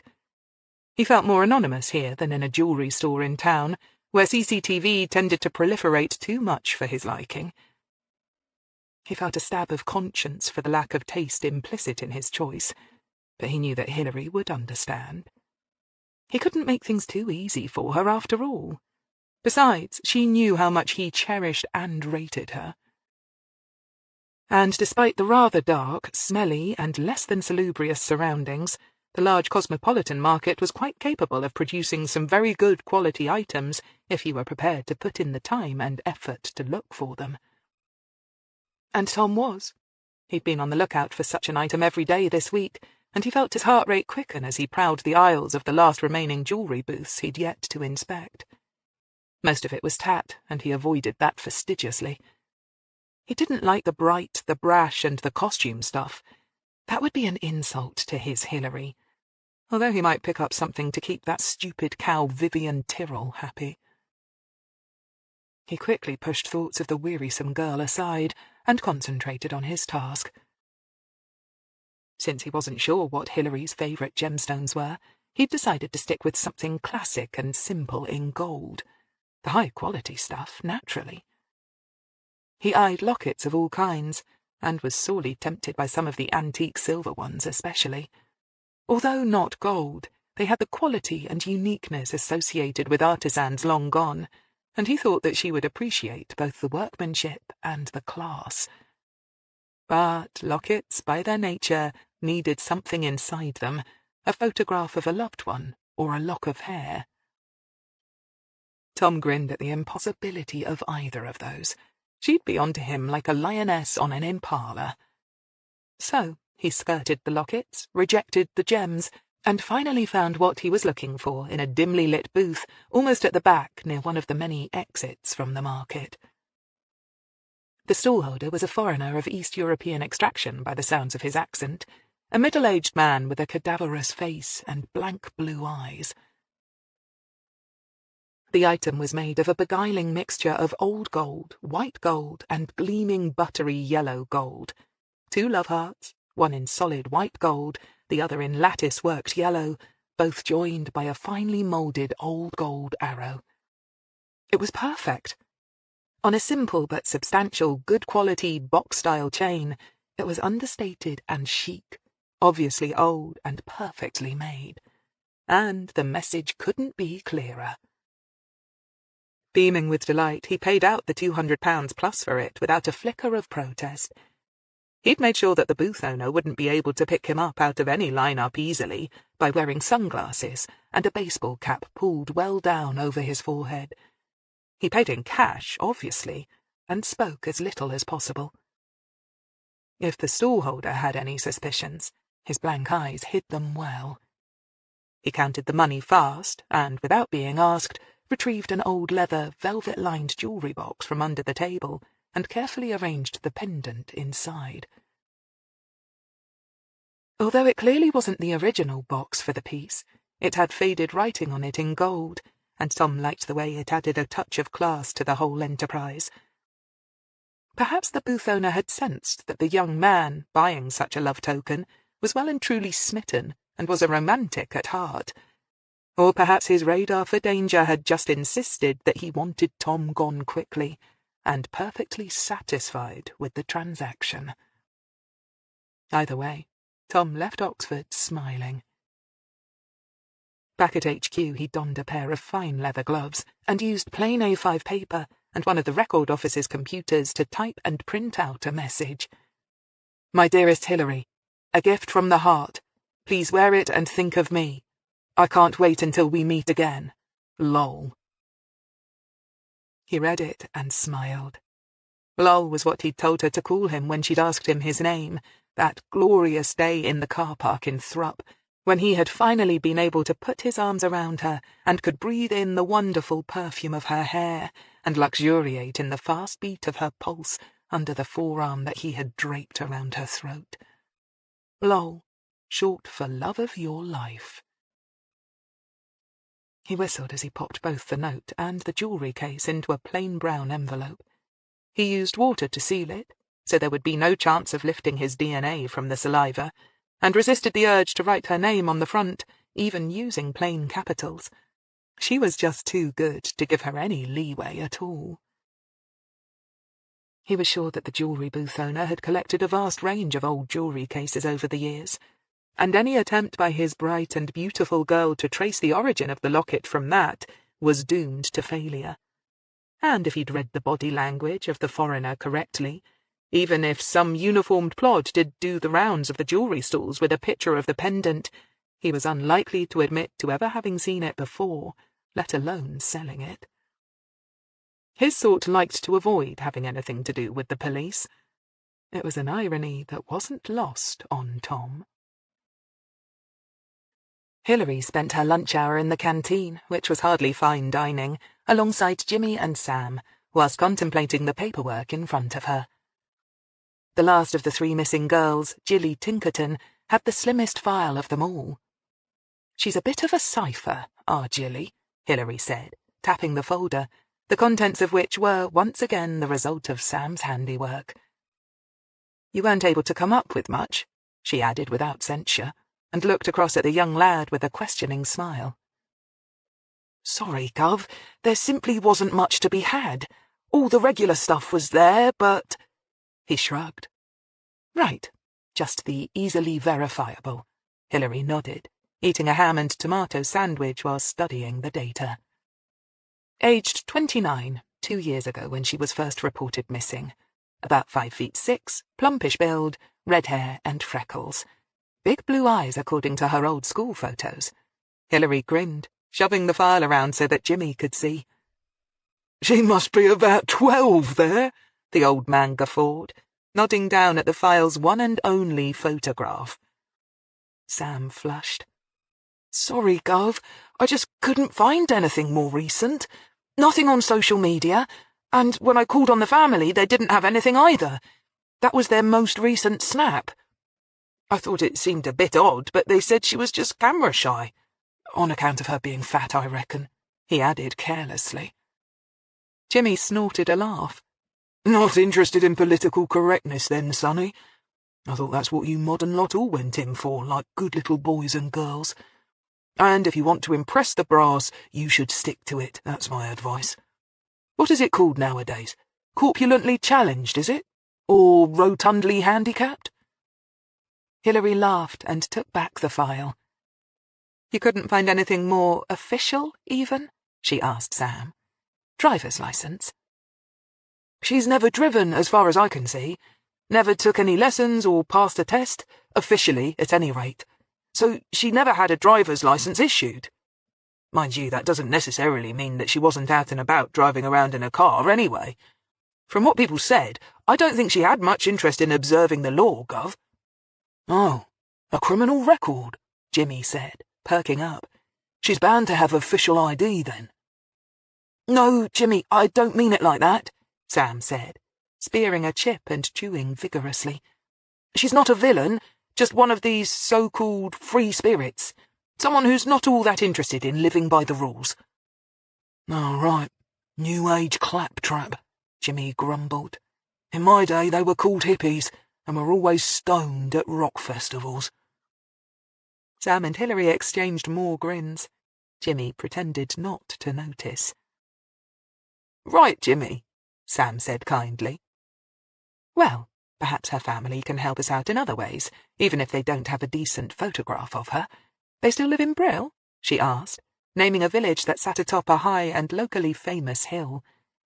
Yeah, Gov, the address is recent, Sam promised. Jimmy, sensing his boss was impatient for the off, quickly gobbled up the last of his fried egg sandwich and reached for his mug of tea. 20 minutes later they were headed for the other side of the market town of Bicester, where they hoped to put some flesh on the bones, so to speak, of the third of the stalker's victims. Deirdre Tinkerton turned out to be one of those roly-poly women with red cheeks and a naturally cheerful disposition that you expect to see playing as an extra on the Darling Buds of May. She had salt and pepper hair rolled back in an untidy bun and big blue eyes. She also had a rolling Oxonian country burr in her voice and seemed determined to reinforce the stereotype yet further by answering the door dressed in a flowered apron and with flowers sprinkled up her arms to her elbows. She looked at Hillary's ID card without touching it, waving margarine-smeared fingers as a mute explanation. "Is this about our Jilly, then? Have you found her?" Hillary offered a sympathetic smile and delivered the same standard line as she was giving all the witnesses. "Not yet, Mrs. Tinkerton. We're just looking at Gillian's case again." She gave a brief description of what the crime review team did and of her role in it as an ex-copper. Oh, right. Like with those 3 old men on New Tricks, she said, mentioning the name of the popular television program that showcased the solving of cold crimes. Hillary and Jimmy smiled and agreed that they were indeed just like that. "Come on through, then. I'm just doing the baking for the month," she said, as she led them through to the kitchen, her usual bonhomie quickly restored. "I does a freezerful at a time, see? Right now it's rhubarb. Coming up a treat it is, and Les has got an allotment full of it. Good thing we likes rhubarb, I say. You want one?" she added, pointing to one of 6 pies already made and waiting to be baked, lining one of the work surfaces. The Tinkertons lived in what had once been a council house, but was now obviously privately owned, as a large kitchen extension had been built. Hillary smiled and declined the offer with real regret. Just how long was it since she'd tasted a homemade fruit pie? "Ah, right. Can't be having bribes, I expect it is," Deirdre said, but with her eyes twinkling at Hillary as she reached for her rolling pin and began rolling out a roughly circular shape of pastry. Hillary noticed Jimmy watch her carefully when she reached for the rolling pin, and then slowly relax, and silently approved of his caution, which spoke of years of experience and instinct.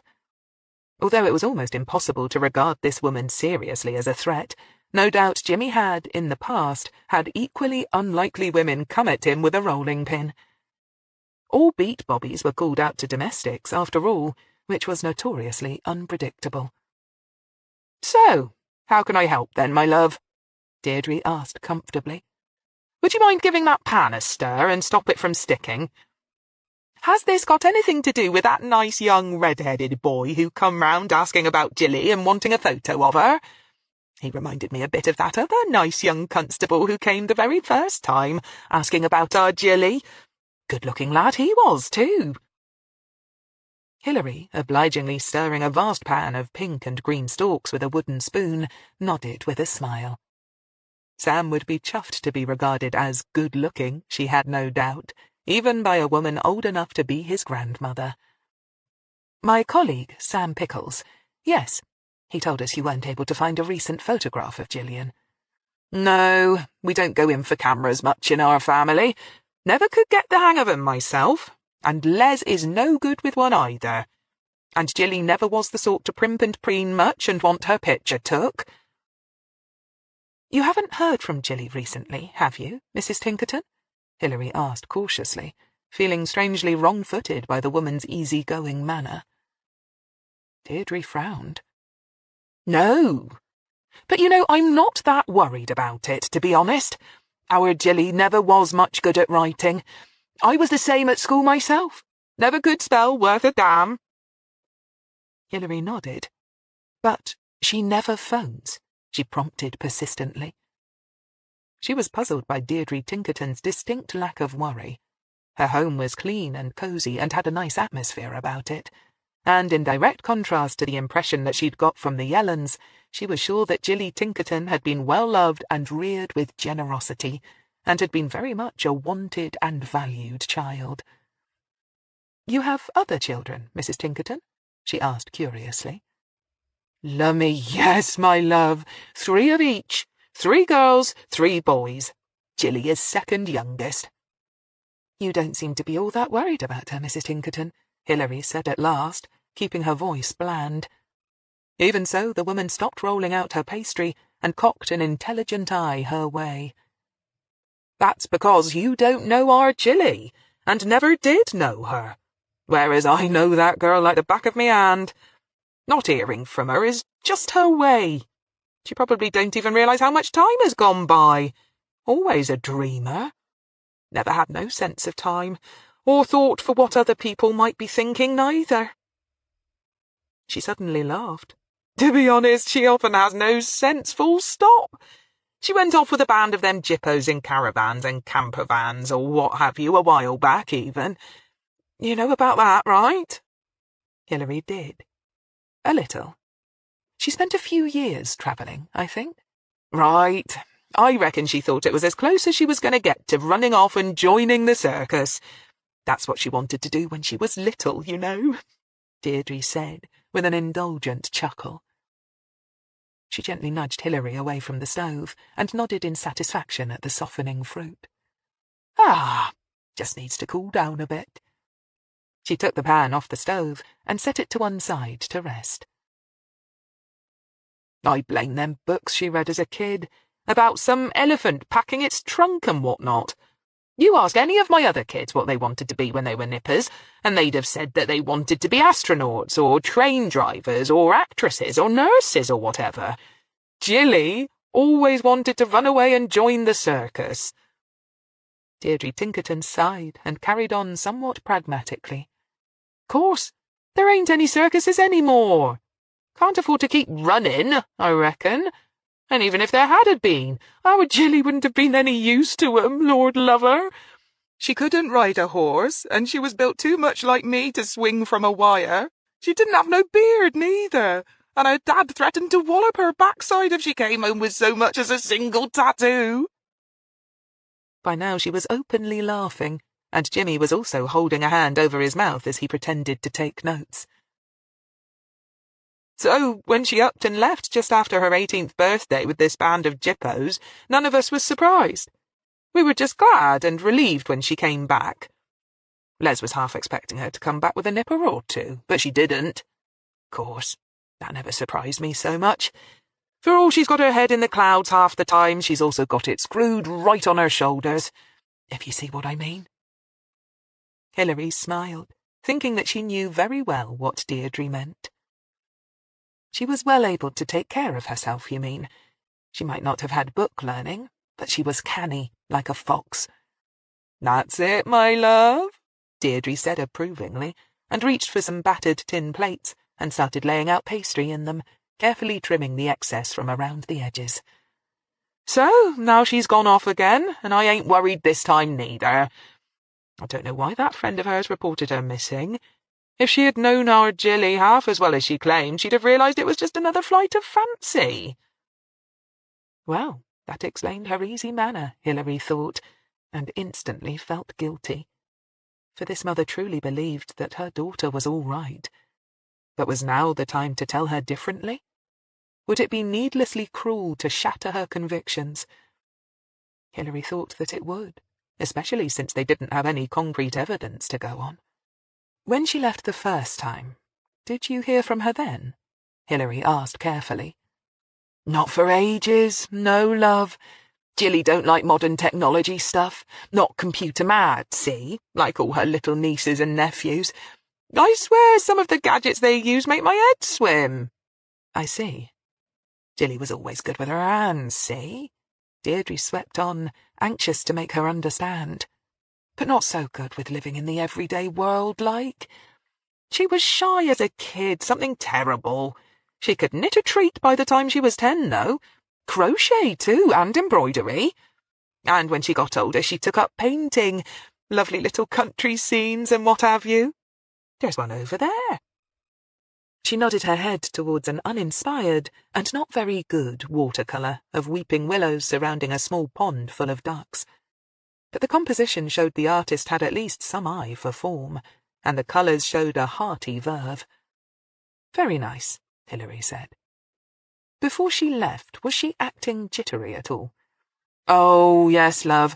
I knew she was getting itchy feet. I said to Les, you just wait and see. Our Jilly's going to be off again soon, and she was. Did she ever mention being bothered by anyone? What do you mean, love? Deirdre asked, retrieving the saucepan and smoothing in a good dollop of cooling rhubarb into one of the pie cases. I mean, was a man pestering her? Hillary asked. Oh, him. Yeah. Jilly did say someone fancied her. She got a bit giggly about it. Flowers and Valentine cards came for her, and all that sort of thing. Did they frighten her? I don't think so. I think it pleased her. And I thought it did her self-confidence a bit of good, having a lad take a fancy to her like. But she got sort of impatient with him for not coming forward. She said it was all very well having a secret and anonymous admirer and what have you, but you couldn't hug and kiss a love letter, could you? So, to your knowledge, she never had any real contact with him, Hillary pressed. That's right. And she had no idea at all who her admirer might have been. Don't think so, love. That was a lot of her frustration, I reckon. Do you still have the letters? She asked hopefully. Lummy, no. I reckon she took most of her stuff with her. Not that she had much. Didn't believe in possessions, she didn't. She said worldly goods just weighed you down. She packed her bags, Hillary said sharply, clearly taken by surprise. Well, yes, I think so, Deirdre said slowly. Like I said, she never had much, but a few of her favourite clothes were gone, and some money she'd earned from making and selling some of her own jewellery at Bicester Market. Beaten copper, she said they were. Bit bulky for my taste, but she sold enough to get by. Hillary nodded and glanced at Jimmy. No doubt they were both thinking the same thing. It didn't quite fit the pattern. Both Judith Yelland and Meg Varney had vanished without any sign of premeditation. Did Jilly have a bank account? Credit cards, that sort of thing? Hillary asked sharply. Oh, no, love. Jilly didn't hold much with the whatchamacallit. How did she put it? Oh, being part of the establishment, that was it. She always kept her money close. Said banks were in league with the devil. Well, as good as. Deirdre laughed again. I reckon most folks would now think the same thing, right? Hillary nodded and agreed. So, what do you think happened to her, Mrs. Tinkerton? Deirdre's smile faltered just a little.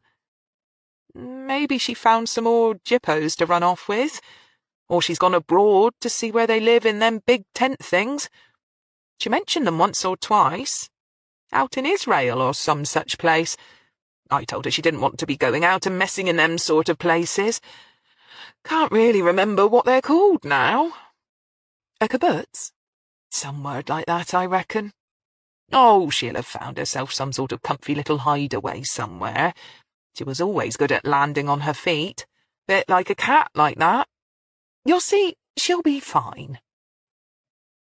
And Hillary could see that Deirdre Tinkerton truly believed it.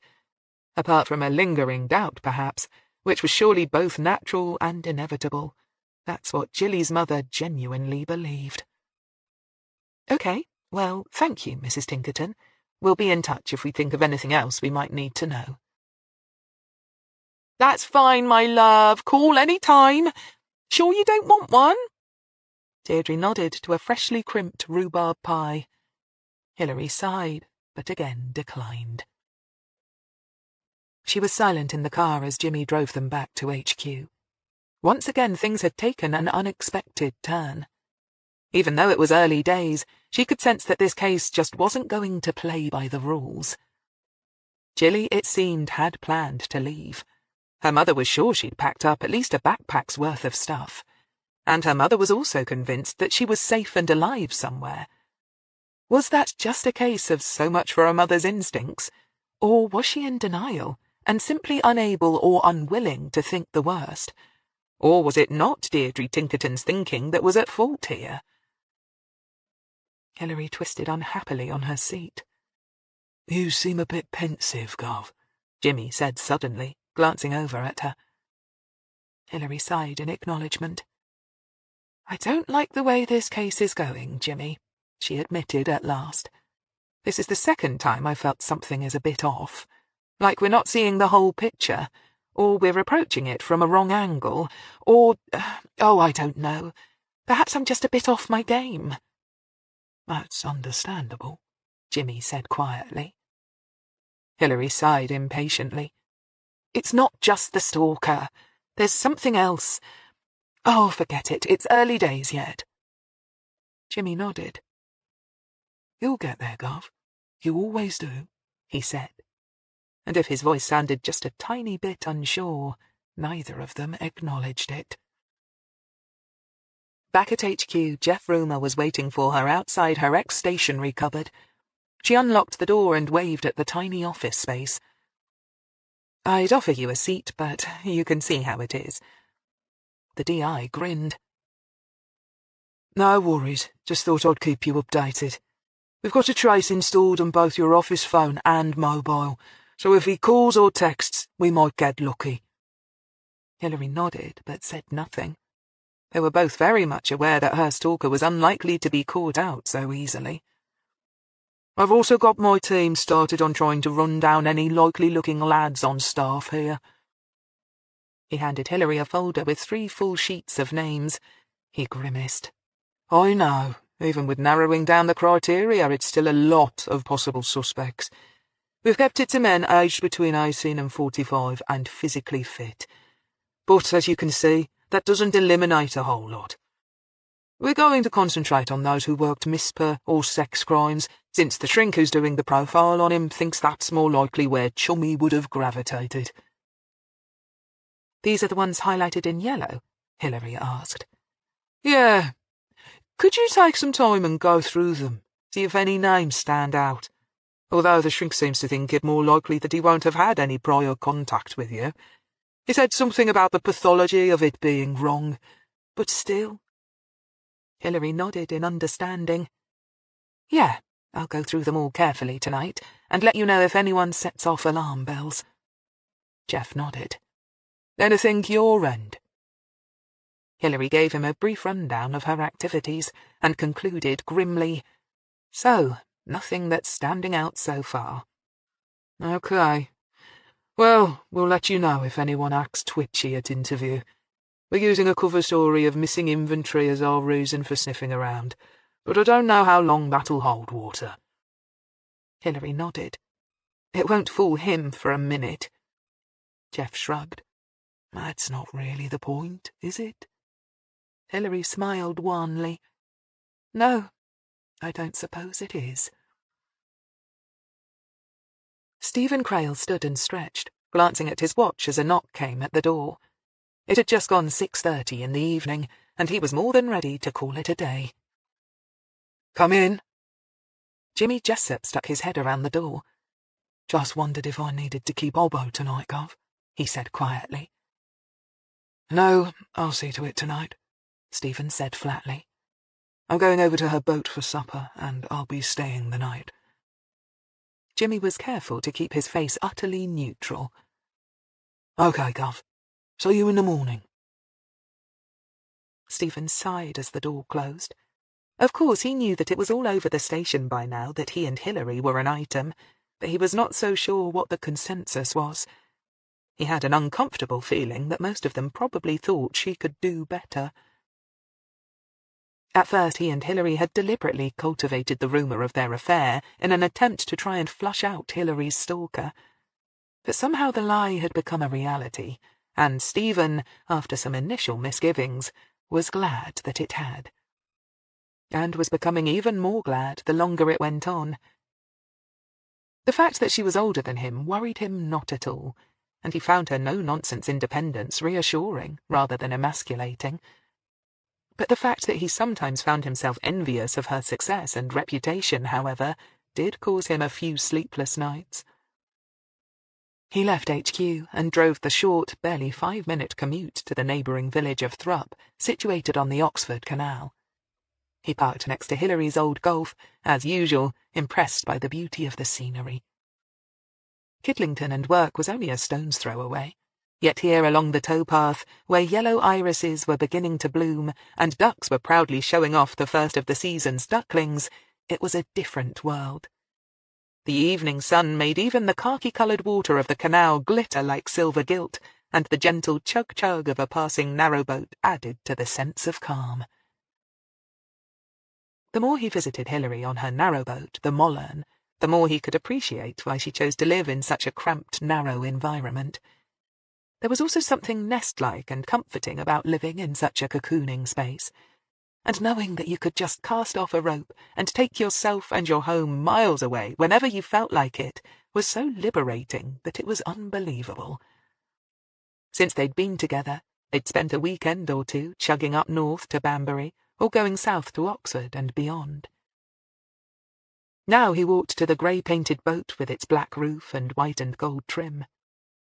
Hillary had already explained to him that Mollern was the old country word for heron, and that her boat was painted to reflect that waterbird's colouring.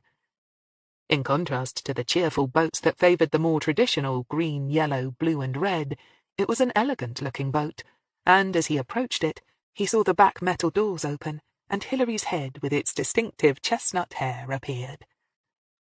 "I thought I heard footsteps. It's herb omelette, salad, and warm fresh-baked bread, with some peach ice cream for dessert." "Sounds ideal," Stephen said. "We got any of that white wine left?" "Still in the fridge," Hillary assured him. She watched him come aboard, amazed, as she so often was, that someone so tall and elegant seemed not to mind the fact that his head was always barely a scant inch away from the ceiling. She watched him take off his jacket, slip off his tie and shoes, and make himself comfortable in her favourite chair. The sight of him brought a lump to her throat. He was both sexy and gorgeous, and fast becoming an ever-growing presence in her life. And she still didn't know what she really felt about it. She broke the bread apart and put butter on the table, then mixed the eggs. Stephen poured the wine. They ate easily and comfortably, with trays on their laps in the intimate sitting area, then, after washing up, watched the sunset go down from the roof of the boat, where they lay flat on their backs watching the swallows swoop and dart. Hillary was listening to a blackbird serenading in the nearby willows when she felt Stephen stiffen beside her. She too sat up quickly and saw what had attracted his attention. A young man was strolling down the towpath, holding a padded envelope and clearly checking the names of boats. He wore black motorcycle leathers and stopped when he reached the Mollern. He smiled up at them. "Hillary Greene?" he asked. He was about 20, around 5'5", and had impressive acne on his chin. "Yes? Package for you." Hillary reached down and took the envelope. "Can you sign just there and there, please?" he asked, handing over his device and a fixed stylus. "Where the X's are," he added helpfully. Hillary sighed and half listened as Stephen began questioning the courier. He made sure to get both his name, the name and address of the courier company, as well as the young lad's immediate superior, before he let him go. They waited until the puzzled lad was gone, before she turned the padded envelope over thoughtfully in her hands and studied it. It had her name and the name of her boat, and nothing more. She glanced at Stephen. "What do you want to bet that whoever the customer was, he paid in cash and probably got some little kid to hand-deliver it to the courier's office?" she asked. Stephen smiled grimly. "No bet. Do you want to call in the bomb squad?" he asked seriously. Hillary thought about it seriously. "No, but let's be careful. If they called in the bomb squad, it would be all over HQ tomorrow. And for D.I. Rumour's investigation to stand any chance of catching her stalker, he needed to keep it on the QT as much as possible." She held the envelope far away from them, dangling it over the edge of the boat and out over the water. If it did hold something nasty, maybe she'd be able to drop it in the water before it did any real damage. Then she had a sudden, appalling thought. "What if it's anthrax or something?" she said. "It mustn't get into the water system." "Well, you're going to open it flap side up, so that'll keep the contents inside." Hillary did so. Nothing flashed, banged, or shot out at her, hissing. She peered cautiously between the two sides of the envelope, then reached in and drew out an old-fashioned jewellery box. She opened it. Inside was a pretty antique pendant of two love hearts joined together by an arrow. Over her shoulder, Stephen looked at it grimly. "Any message?" There was. In the envelope, obviously computer-printed, "From Lowell." "Well, that gives us something to play with, at any rate," Stephen said, trying to keep the mood upbeat. "First thing in the morning, Rumour can start trying to trace that." He nodded down at the pendant. Hillary shuddered, snapped the lid shut, and handed it over. "What say we finish off that bottle of wine and go to bed?" she asked savagely. Wordlessly, Stephen reached an arm around her and held her close. He kissed the side of her neck. "Now that's an offer no man in his right mind would refuse." After a tense second, Hillary Greene smiled. Chapter 4. The next day Hillary got to work early. She'd slept badly again, and once the sky began to get light just after 4:30, she'd left Stephen sleeping in their narrow, fold-out bed, and had spent the next few hours going through Jeff Rumour's list. She paid special attention to those men he had highlighted as having worked in either MISPA or on sex crime cases involving rape or sexual attacks on women. A lot of the names were familiar to her, for one reason or another, of course. She had worked out of the HQ at Kidlington for most of her working life, and during the years she'd come across many of the men named. Those she knew, she put a small, neat asterisk by the name and a number, and on a separate page wrote out anything and everything she knew about the man, both from her own personal knowledge or from what she'd heard about them through the general scuttlebutt on the grapevine. Some she recalled simply for winning football or rugby matches, and being a minor celebrity for a week, whilst others had a rep for being a bit of a lad with the ladies, or the horses, or the booze. A lot had worked on some of her cases where she had needed extra manpower doing the scut work, and labour-intensive jobs that higher-ranking members of her team wouldn't have had time for. She spent a lot of time mulling over those particularly, since it might have been possible that she'd inadvertently ticked them off or somehow got on their bad side, but she honestly couldn't recall a problem with any of them. Of the others, some she knew to speak to, others just to nod to, others had name that recalled some incident, but not a face to go with them. She made detailed notes of everything and anything she could remember, because when you were dealing with a crazy, any detail might matter, and she knew that as well as D.I. Rumour. For all she knew, her stalker could have targeted her because she happened to beat him to a car space at HQ. She might not even have been aware that he'd been competing for the same space. Or she might have seen a group of men and greeted one by name, and one of the others had felt slighted. Anything could set a crazy off. But as she walked into HQ and sought Rumour out in his office, she didn't hold out much hope for the list in her hands. "Hello. Heard you had more contact last night. Rumour greeted her with a thoughtful smile, and she quickly filled him in on last night's events, although it was clear that he had already been briefed, probably by Stephen. "And here's your list," she concluded, handing it over. "As you'll see, I've made notes, but nothing stands out." Rumour sighed and thanked her. "So, what's on your agenda today?" Hillary smiled. "Keep on plugging. I'm going to concentrate on Judy Yelland today, the first girl to go missing. There was no joy at all from her parents, and I mean that literally." Rumour nodded. "Okay, be careful," he added, and grunted a short laugh as Hillary gave him a mocking look. "Right, grandmother, suck eggs, got it." "I'd still rather have my job than yours," Hillary grinned, nodding at the long list of names. "It'll take you and your team weeks to work through that lot." "Don't I know it," Rumour groaned. "But we'll start with those both of us have marked, and who knows, we might just get lucky." Hillary left him to it, thinking that they bloody well needed a bit of luck. Jeff Rumour glanced at the papers Hillary had given him. Towards the bottom of the alphabetical list, on the last page, was the name of Thomas Warrington.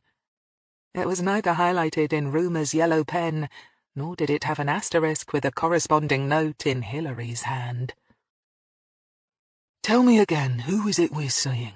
Jimmy asked, as he headed towards the Glory Farm area of the market town of Bicester. "Ruth Coombs. She was the friend of Judy Yelland who reported her missing," Hillary said. Right, I remember. Didn't the chap who took the original report think that she might well have had something to do with the girl upping sticks in the first place?" Hillary nodded.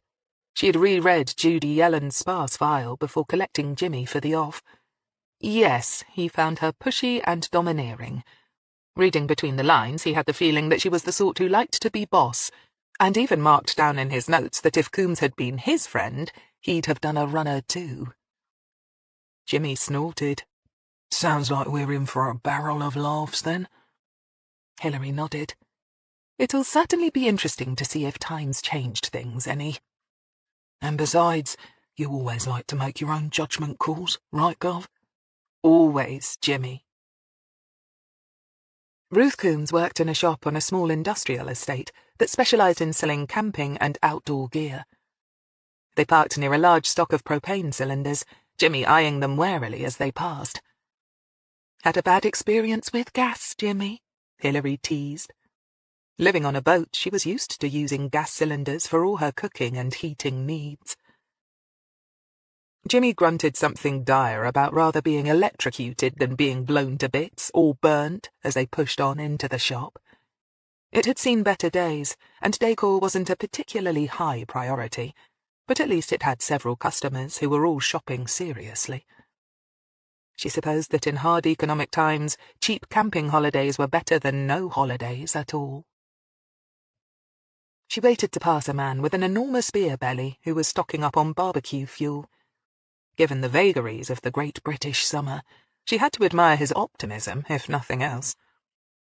When he moved to one side and they were able to get past, she headed for the only member of staff she could see in the place, a big-boned brunette serving behind the counter.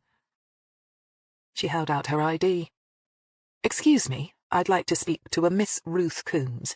She does work here, I understand." "I'm Ruth," the woman said at once.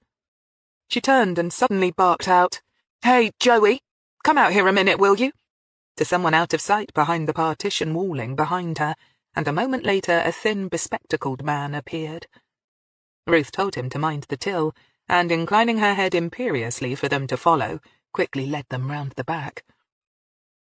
She was tall and strode rather than walked. Jimmy gave a mock Nazi salute to her back. She was wearing a pale blue polo shirt emblazoned with the shop's logo and sneakers. She led them to a cubbyhole that held a stockpile of firelighters, storage heaters, and single gas rings. It also boasted a kettle and a big tin of industrial-sized instant coffee. "Is this about Judy?" she asked flatly. From the file, Hillary knew that Ruth Coombs was 35 years old, but she looked marginally older than that, mostly because her brown hair was already beginning to silver with grey. Her dark brown eyes watched them with a hard, steady glare that almost defied them to deny it. "It has to be about Judy, right?" she asked, before either of them could say anything in response. "There's no other reason for the police to come calling. Not that I expected anything from you people after all these years," she added, this time with obvious belligerence. Hillary instantly understood the reason for it. "I'm sorry if you feel we've been failing to do our job, Miss Coombs. I can assure you Miss Yellen's case hasn't been forgotten. The crime review team periodically reinvestigates cold cases," she said, not quite accurately, but definitely in no mood to give this hostile witness any information about the current state of affairs. Ruth Coombs sighed and leaned back against a chipped formica work table. "So, what can I do for you?" "I don't suppose you've ever heard from Judy since you reported her missing?" Hillary began with a stock question. Ruth snorted. "Of course not. I'd have been back onto you lot like a shot if I had. I'm not stupid, so please don't treat me as if I am." "I can assure you that wasn't my intention," Hillary said, responding to the other woman's heat with a cool, neutral tone. "What can you tell me about Judy, and about what happened just before she went missing?" Ruth looked at her steadily. "Okay, fair enough. But I can tell you right now, it's the same thing as I said before. Christopher Deakin is behind it all." Hillary nodded. "This was Judy's boyfriend at the time. You told the DC in Missing Persons that you thought he was acting suspiciously." Ruth flushed. She had an odd sort of face. At times she looked attractive, and at other times she looked downright plain. Now her eyes began to glitter, and the heightened colour made her look suddenly vivacious. Hillary wondered suddenly whether Ruth was single or living with someone. "Before Judy went missing, I know they'd been having some rows," Ruth said, her voice once more belligerent, as if she was expecting Hillary to call her a liar. "They'd been seeing each other for some time." "About a year. He was married, of course. Still is. But that didn't stop him. Or her, for that matter." Hillary caught a whiff of something besides a bad attitude in the woman's voice. Pain, perhaps. Spite? Obsessive, at any rate. It was definitely something interesting. "You didn't approve?" she asked guilelessly. "If a man doesn't intend to be faithful, he shouldn't get married," Ruth said flatly, crossing her arms across her ample chest. She shot Jimmy a sour look, but Jimmy had far more sense than to look up from his notebook, let alone make a comment. Once more Hillary wondered about the state of Ruth Coombs's love life. Was she gay? Had she in fact been in love with Judy? Or was it thoughts of Christopher Deakin that made her face flush with heat? And if so, had she been jealous of her friend? "I understand you told the constable in Missing Persons that Judy had complained of a stalker." Ruth nodded reluctantly. "Some guy was sending her flowers and cards and what have you, making nuisance phone calls. Judy had just changed her number." "She never said who it was?" "She didn't know. It wouldn't surprise me if it wasn't Christopher's wife playing games." Hillary blinked. "Mrs. Deakin knew about her husband's affair with Judy?" she asked sharply. Ruth's glaring gaze faltered slightly. "Judy didn't think so," she admitted grudgingly. "She was convinced that they'd kept it all such a secret. Who knows? Perhaps it was Chris himself who was doing it." "Why would he do that?" Hillary asked, confused. She was finding it hard to follow the younger woman's thought processes. Ruth sighed. "I don't know. It was all a mess between Judy and Chris, I know that. Love's young dream wasn't all that dreamy anymore, that's all, I know. And then, out of the blue, Judy just vanished into thin air." Ruth's glare was now back. "You tell me that that was all a coincidence." Hillary nodded slowly. "When was the last time you saw her?" "I already went through this. Judy came over the night before for a drink and to talk about Chris and moan about her life and how she needed her life to change. She went to work the next day because I went to the shoe shop when she didn't meet me for lunch as planned, and her boss there said she'd come into work in the morning but didn't come back from her lunch break. I think she went to meet Chris instead, and he did something to her. That's a serious allegation, Miss Coombs. Ruth shrugged. I call it like I see it. I never liked or trusted Christopher Deakin, she added, far too adamantly. No, but you wanted him, Hillary added silently. Call it a hunch or a copper's instinct, or sheer feminine intuition, but she was willing to bet there and then that was at the root of this woman's angst. And still was. Had she kept in contact with Deakin? Somehow Hillary thought that she had. Had she tried to take up where Judith Yelland had left off? But even if she had, could it have had anything to do with Judy's disappearance? Then she gave herself a mental head slap. Of course it didn't. As interesting as all this was, even if some sort of twisted love triangle had existed between Judy, Ruth, and Christopher Deakin, it was Judy's unknown stalker they needed to find. Did Judy ever mention seeing a man following her, perhaps? She asked hopefully. No, Ruth said flatly. You said he made nuisance phone calls. Did Judy ever record them to take to the police? Or did you ever answer the phone when you were around her place and hear his voice yourself? Sorry, no. Did Miss Yelland keep the cards and envelopes they came in? No, she binned them the moment they arrived. Hillary sighed. All right, well, thank you, Miss Coombs. If we think of anything else we might need from you, we'll get in touch. Huh, I shan't hold my breath, Ruth Coombs harumphed. Back at the car, Jimmy grinned at her over the roof. Well, Gov, I reckon the original Flatfoot had it right. If you had a friend like that, wouldn't you do a runner? Hillary smiled wryly. Did you get the distinct impression that she wanted Judy's boyfriend for herself? Hell yes, Gov. Talk about a frustrated man-eater. Hillary shook her head wearily. This case has got more twists and turns in it than a game of snakes and ladders. Where to next, Gov? This Deakin guy? Might as well, Hillary said. He might have a better angle on his girlfriend stalker. You can see why she wouldn't confide in our Miss Coombs, but a girl might well cry on her boyfriend's shoulder. Perhaps she did catch a glimpse of our man, and told him all about it. Jimmy snorted. If she did, he never came forward and told us about it when she went missing, he pointed out. He's married, remember? Hillary said sardonically. Christopher Deakin, according to all that Vivian had been able to dig up on him when she could spare the time, was 33 years old, married to a woman named Portia, and had twin boys, now aged 8. Hillary wasn't surprised to note that it was the wife who had the money. With a name like that, it was almost inevitable. But to give Deakin his due, although he'd started out life on a council estate in Milton Keynes, he had successfully managed all of his wife's money, a portion of which he'd invested in setting up his own business, a small television production company. According to the taxman and various other financial sources, the company was moderately and steadily in profit. Specializing mainly in producing adverts and news or documentary segments for local television, they had their offices not far from the BBC office building on the Banbury Road in Oxford. Once they'd found it, this small slice of the so-called glamorous world of showbiz turned out to be a rather nondescript yellow brick 2-story building with a small car park and a view of a rather scrappy rugby field. But the grounds of the building itself were well maintained, and the interior was clean, freshly painted in pale apricot, and populated with helpful staff. Within 5 minutes they were ushered into the office of the man himself.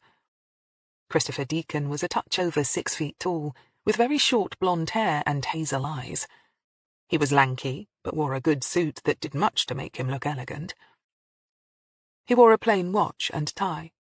He was good-looking in a Daniel Craig sort of way, with a touch of the rough-hewn about him that gave him a certain distinction. Hillary could see why Judy, his wife, and Ruth Coombs had all fallen for him.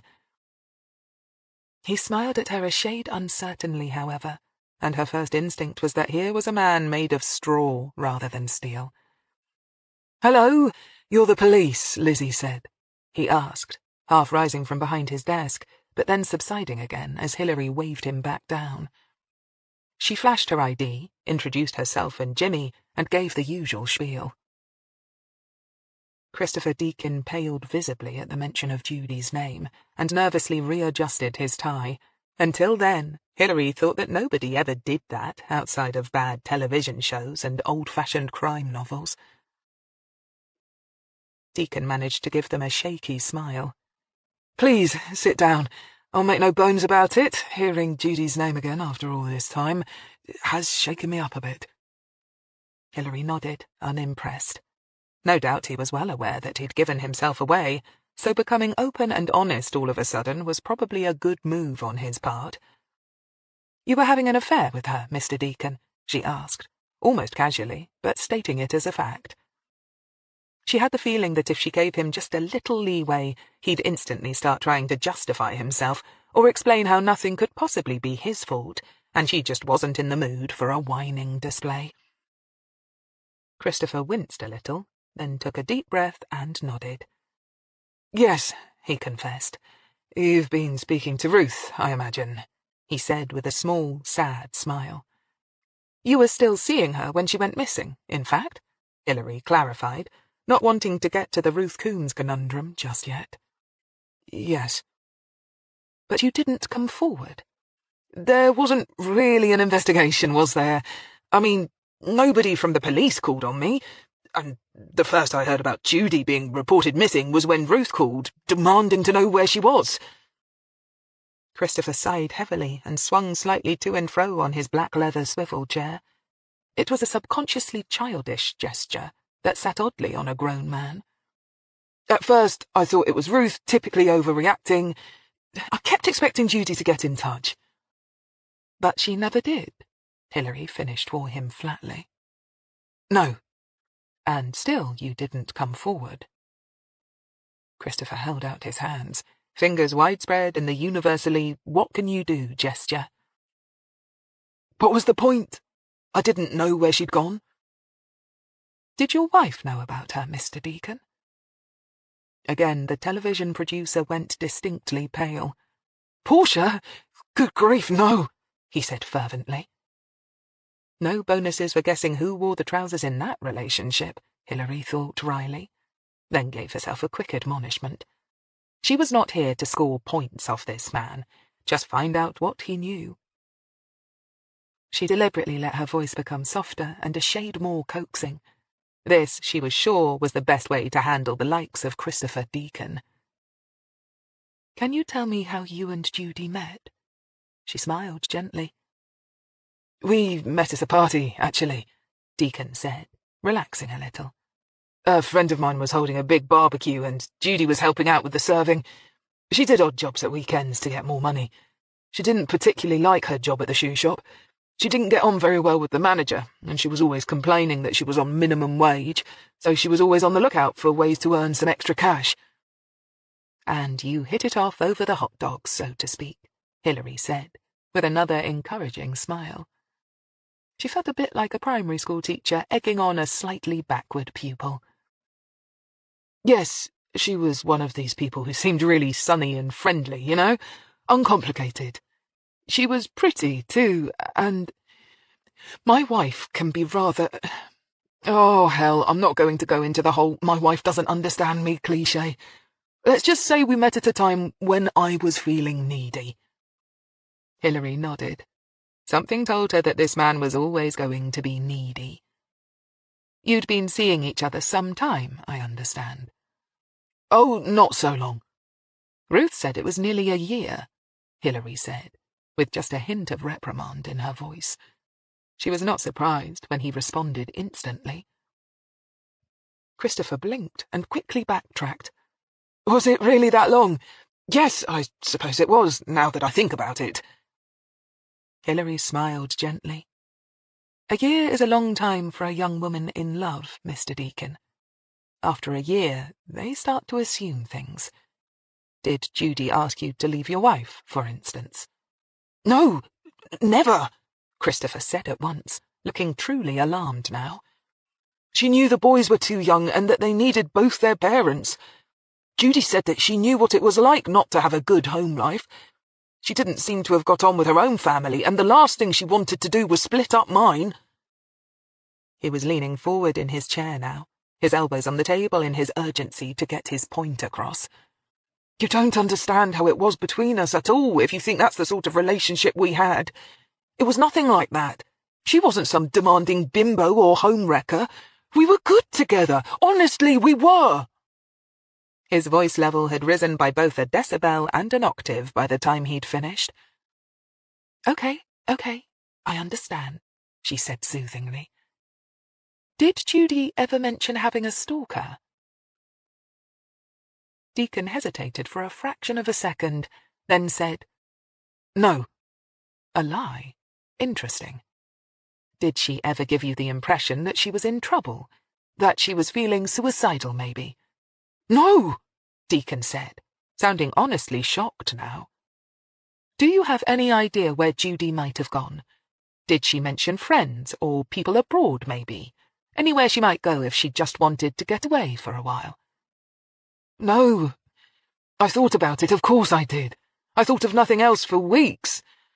Well, both Ruth and I put our heads together to try and think where she might have gone, but neither of us could come up with anything."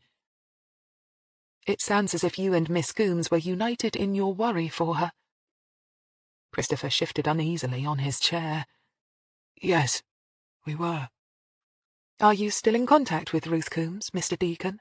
she asked casually. Christopher shot her a quick look. "Not really. Why do you ask?" Hillary smiled neutrally. "When we talked to her, she seemed to find you a fascinating subject." Deacon again went pale. Hillary was beginning to find it a very interesting phenomenon with this excitable, weak but attractive man. "Oh, that's just Ruth," he said with a brief, somewhat pitifully false laugh. "I found her rather—" Hillary paused, let the silence deliberately lengthen just enough to get him nervous again, and finished quietly, "Well, let's just say that I thought she had a forceful personality." She baited the hook carefully and waited to see if he'd bite. "Ruth?" Deacon said casually. "Oh, Ruth's all right. She was Judy's best friend." "So you had no trouble with her?" Hillary asked curiously. Again Deacon gave a brief laugh. "No, why should I?" Another lie. But why was he going out of his way to protect Ruth? "All right, Mr. Deacon. If you think of anything else that might help, please contact us." She handed him one of her cards and rose. Christopher looked pathetically grateful to see the back of them and leapt off the chair eagerly to escort them to the door. Hillary said nothing until they were out of the building and heading across the car park. "That guy made a cat-on-a-hot-tin roof look positively laid back, Gov," Jimmy snorted, the moment the electronic doors swooshed shut behind them. "He was all over the place, wasn't he?" Hillary agreed. "And he was lying nearly 50% of the time," Jimmy added darkly. "Yes, but didn't you find the lies far more interesting than the truth?" Jimmy grunted. "He knew about the stalker." "But why deny it? Surely if your girlfriend goes missing, and you're a married man, and the police come a-calling, you would want to emphasize the fact that there were other suspects out there," Hillary said. "So either he's got no sense of self-preservation, or something else scares him more than we do." "That'd be Mrs. Deacon, Gov. If they divorce, she'd have the kids and take her dough with her." Maybe. But that still doesn't explain why he kept quiet about the stalker. "I reckon he just wants the investigation to go away. I mean, the more we dig into Judy's life, the more likely it is something will come to the ears of his missus." Yes, it could be that. He struck me as the kind of man who'd do anything to avoid something unpleasant, rather than tackle it head-on and get it over with. And he does seem to be the ostrich type, anyway. "Huh? Oh, burying his head in the sand, you mean? Yeah, he doesn't have a lot of backbone, does he?" Jimmy said with a touch of contempt.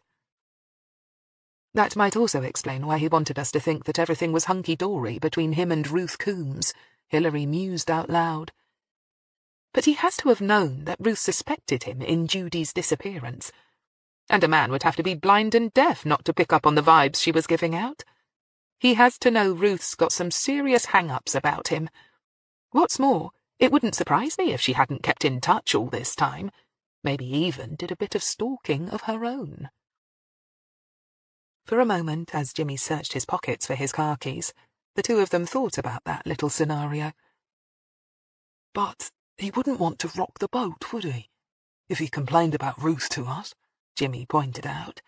We'd be obliged to do something about it, and again, the missus might get to hear about it and wonder. And then there's the chance that Ruth could go postal, in which case the whole Judy-Christopher connection comes to light, and Loverboy's out on his ear. Hillary sighed. You know, there's something about Mr. Deacon that makes my whiskers twitch. If it wasn't for the fact that we know it's the stalker we're after, I'd set the kids on to delving into our Mr. Deacon's activities like a flash. It was twitchy, all right, Jimmy agreed thoughtfully. Then he sighed. Bloody hell, Gov, you got me doing it now. Doing what? Thinking that this case is going all screwy on us. He unlocked the doors and they slipped inside Jimmy's car. Hillary felt her hand wandering up to caress the scars on her neck, and abruptly snatched her hand back down and into her lap. Back to HQ, Jimmy, she said. I need to reread the notes and try to get an overview on this case before it runs away from me completely. Jimmy grinned. It wouldn't dare, Gov, he said confidently. Hillary only wished that she could feel the same amount of confidence. It was nearly 4 o'clock, and Hillary was starting to see double. She had read and reread all the case files until she was sure she could quote the damn things from memory. But nothing was gelling. The stalker was still a phantom figure about as real as a handful of smoke. All three girls seemed so different in their personalities and background as well as their looks. Even the circumstances of their disappearances didn't really seem to hang together. Jilly Tinkerton, a scatterbrained hippie type whose own loving mother wasn't particularly worried about her. Meg Varney, ambitious, maybe a man-teaser with an eye to the main chance. And Judy, who'd grown up in a frigid family unit and had turned to a man of straw for comfort. Of course, the latter two were both involved with married men, but what did that mean as far as the stalker was concerned? As a group, they just made no sense. What was it about them that attracted the same stalker? Weren't they supposed to go for a certain type, a look, or a commonly shared pathology? Although she didn't set much store by profilers and shrinks in general, she supposed gloomily that at some point she was going to have to go to the man Jeff Rumer was using and ask for his input. But that was for another day. Knowing shrinks, he'd take one look at her scars and start trying to get her to emote about that day in the car park. And she wanted to do that about as much as she wanted to watch her toenails atrophy. She sighed and reached for Judy Yellen's file again, reading the initial reports. The WPC who'd called on the Yellens had had her head screwed on right, and had nailed the atmosphere of the place perfectly. WPC Mandy Dern. Hillary stared down approvingly at her neatly written notes, and suddenly realized that she'd seen that writing before. She quickly checked the other files. Not Meg Varney. Yes, she'd been the one to investigate the original Gillian Tinkerton case. She reread the WPC's notes on Mrs. Tinkerton and nodded in vindication. Once again, WPC Dern had hit the nail on the head. It might be a good idea to catch up with WPC Dern and see what she could remember about the two cases. Reading between the lines, it was clear to Hillary that although WPC Dern hadn't been surprised at Judy Yellen's walking away from her old life, she'd been a little more worried over Gillian's defection, although she'd been reassured by Mrs. Tinkerton's belief that she'd just gone gadabout, as Deirdre Tinkerton had put it. Hillary was just about to call it a day, and was actually bending down to retrieve her handbag from the bottom drawer of her desk, when something tugged so hard in the back of her mind that it had the physical result of shooting her upright on her chair again. What was it? WPC Dern. And something Deirdre Tinkerton had said. Hillary sat very still and ran her mind back over her time at the Tinkerton household. What? What had she said? Something about Sam Pickles being handsome. No, that didn't make sense. Yes. Yes, it did. Instantly she was back in the kitchen with Deirdre Tinkerton making her rhubarb pies, and Deirdre saying something about that nice young man who had come the first time to ask about Jilly. Quickly Hillary snatched the Tinkerton file and rifled through it. No, she was right.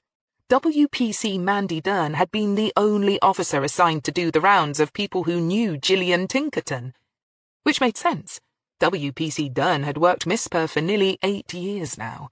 So even back then, she'd have been an experienced hand for her sergeant to employ, and on low-priority cases like missing adults, they wouldn't have assigned more than one person anyway. So, who was the nice young man who had gone calling on Mrs. Tinkerton? Her heart pounding, Hillary got through to Miss Per and spoke to the case officer.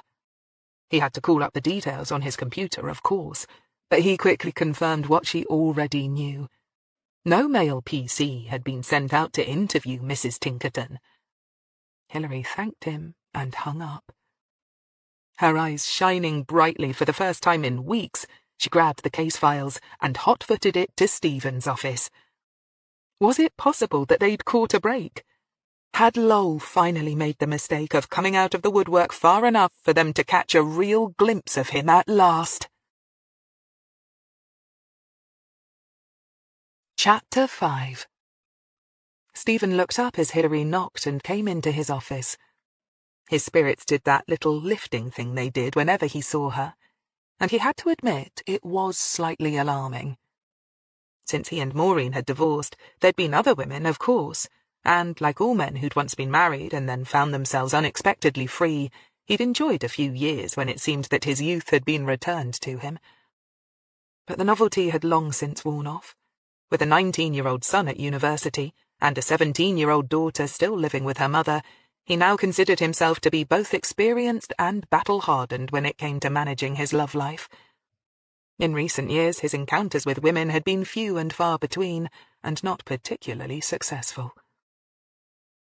And then Hillary Greene had been forced upon him professionally, and the next thing he knew, he found himself feeling just a little bit giddy whenever she was near. Just what the hell was all that about? He tensed, and all personal worries were subsumed as he noticed the tight, expressionless look on her face. It was a look that he had learned from sometimes bitter experience that she used as a mask to cover some strong emotion. One quick look at her glittering eyes told him that this time it was either fury or excitement. "I think the bastard might have shown his hand," she said, in response to his questioning look. Instantly he sat up straighter. "How?" She placed 2 files down in front of him, pointing out the reports from WPC Dern. Quickly she went through the salient points with him.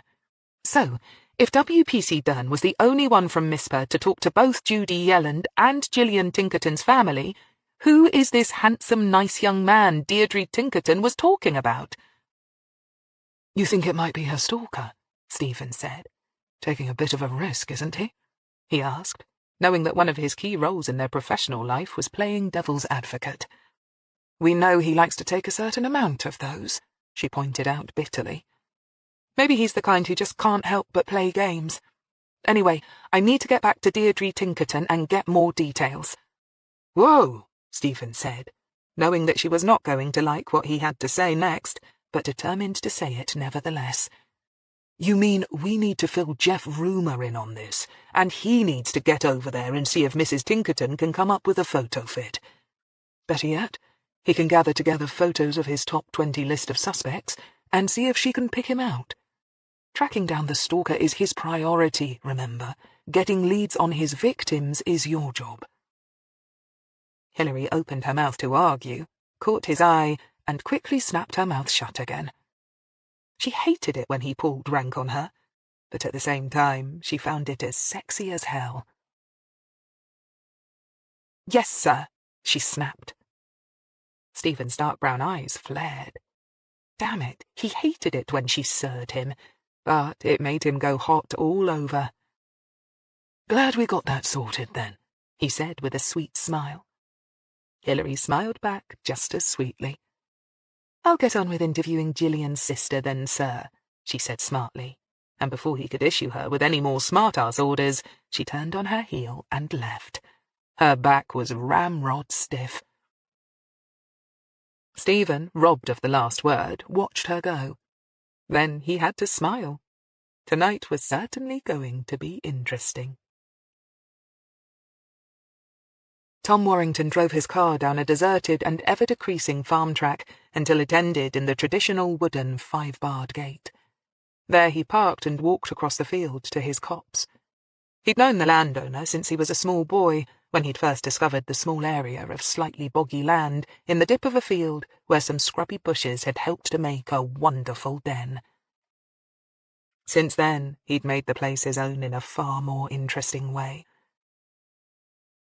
The farmer, fed up with having his farming equipment stolen, and even some of his sheep rustled, had no objection to a uniformed copper being seen every so often walking across his land, and he had no objection to Tom planting some silver birches in the copse. The land was too boggy to plough, and he'd taken Tom at his word when he said he liked to go there to birdwatch and chill out. Now, as Tom walked across the field, a portable, battery-powered laptop in one hand, he felt his mood change. It always did when he came to visit his girls.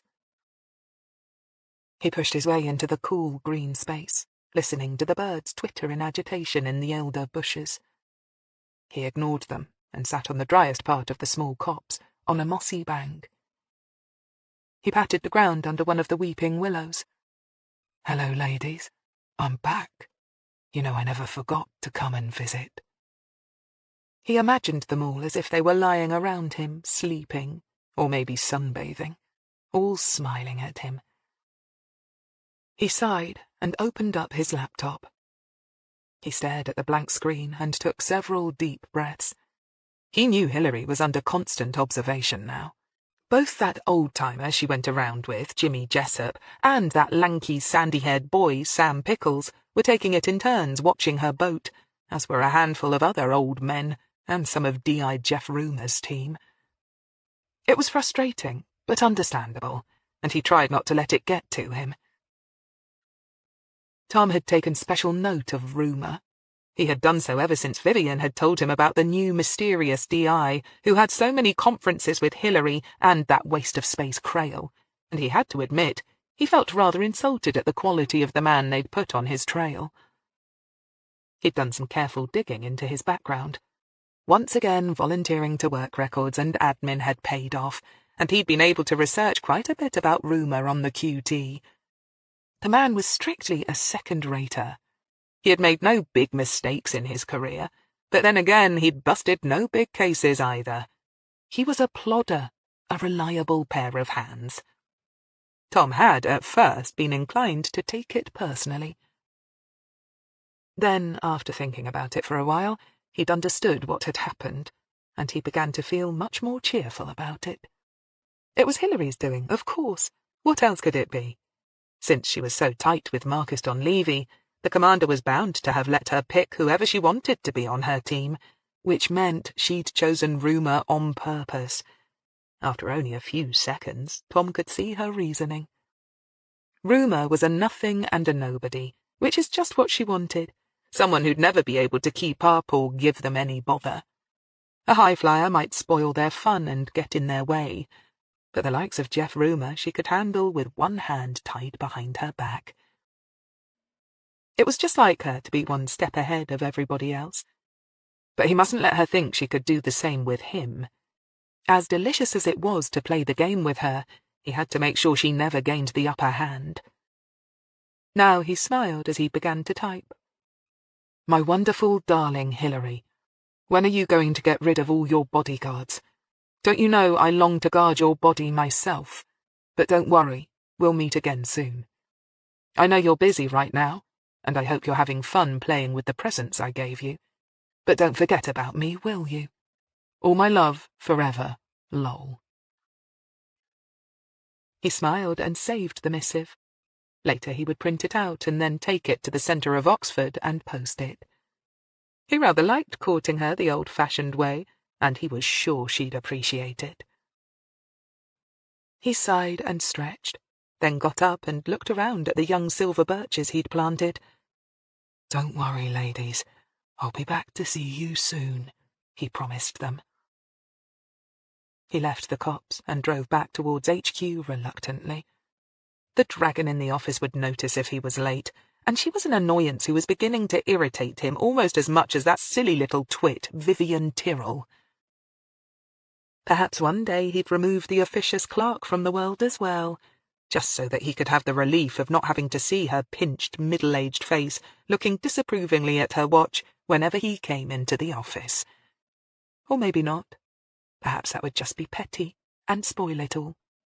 He had, after all, his standards to maintain, and he didn't think Hillary would approve of him indulging himself by simply knocking off annoying, pointless people. She had more class than that. And she would be right. It was a little tacky, after all. Hillary made an appointment to call on Gillian Tinkerton's sister later that day. Sitting in her office, feeling restless, and mentally calling Stephen Crail all the nasty names she could think of, she couldn't help but wonder how Jeff Rumer was getting on. He'd be with Mrs. Tinkerton by now, surely. What was she saying? Did she remember her caller clearly? It had been years ago now, and she knew from experience just how unobservant most people were, unless they were the sort who were good with faces. Just how visual was her memory? The thought that she might soon have a face to put to her enemy was making her itch. She had Rumer's mobile phone number, so she could easily call him. She had the phone almost in her hand when she realized what she was doing and stopped herself. She knew how annoyed she'd be if some other officer kept looking over her shoulder all the time she was trying to do her job and demanding to be kept up to date. Rumer would quite likely tell her to sod off and let him get on with it, and who could blame him? She put the phone away and sighed, rubbing her hand over her neck. The scars were healing, weren't they? Catching herself obsessing about those marks on her neck yet again, she snatched her hands away and gave herself a firm mental head slap and grabbed the first folder on her desk. It happened to be Meg Varney's. Right, time to talk to Meg's boss, the much-married Marcus Kane. It would be interesting to see what his take on their affair was, and if it matched the account Georgia Biggs had given them. Somehow she rather doubted it. Cheating husbands, in her experience, tended to be good at justifying their actions and sugarcoating even the most unpalatable pill. She grabbed her bag and decided for once to leave Jimmy behind. If Marcus was a woman's sort of man, and he sounded as if he might be, he might respond better to talking to a woman on her own. She quickly checked her appearance in the ladies' loo. She was wearing a white skirt and a white and orange floaty-type blouse. Her rich chestnut-coloured bob had been recently trimmed and highlighted at the hairdresser, and she looked good. She'd kept off the weight, and her figure looked as trim as it had done in years. Although she kept her makeup to a minimum, she knew she wasn't being particularly vain in thinking that nobody would put her age at 50. She also knew that a lot of her newfound glow could be laid at the door of a certain sexy, elegant superintendent. Damn, he could be so infuriating at times. Being her boss and having a certain amount of power over her was an added aphrodisiac that she could do without. The man got under her skin easily enough as it was, without having that added advantage. She wondered if he'd be coming over to stay, and hoped that he was. She was beginning to need his arms around her at night. Then she gave herself another, even harder mental head slap for mooning about like a silly little girl. She was 50, for Pete's sake, not 15. Grumbling, furious with herself, she stalked across the car park towards Puff.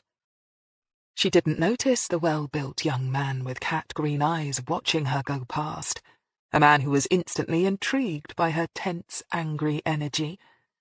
Nor did she notice the yearning in his body language as he fought the urge to follow her. He was standing too far away to draw her attention, But Tom Warrington knew that he could cover the distance between them within a matter of seconds. For once she was on her own, without either Jimmy or Stephen Crail by her side. But it was too risky here.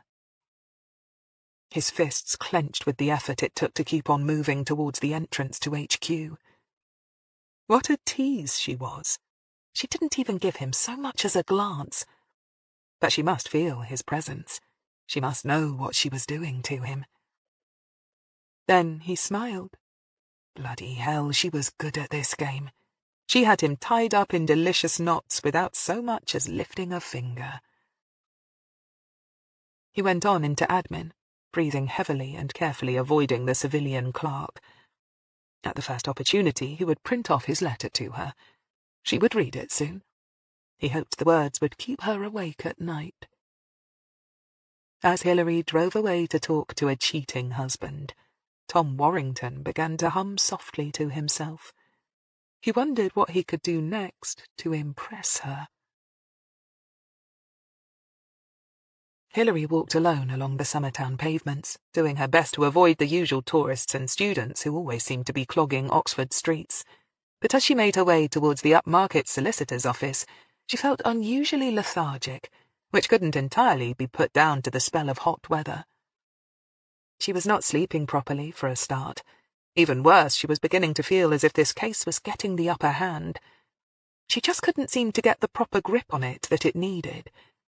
It had never happened to her before, and she didn't like it. Had she lost her nerve? When she'd been attacked, it had scared her, left her bleeding and in a state of shock. But that hadn't worried her. She was human, not a comic book hero. If you were cut with a blade, you went into shock and had nightmares about it. That she could deal with. She had returned to work as soon as she could, and she had more or less twisted Marcus Donlevy's arm into letting her work at least on the periphery of the stalker case. She had, in fact, got back on the horse after being thrown, like a good little girl. But could she ride the damn horse now that she was on it? That's what was really giving her nightmares. Or had she let that bastard win? Feeling vaguely depressed, she entered the offices of the law firm where Meg Varney had last been seen alive and well. Marcus Kane kept her waiting, which exacerbated her already bad mood.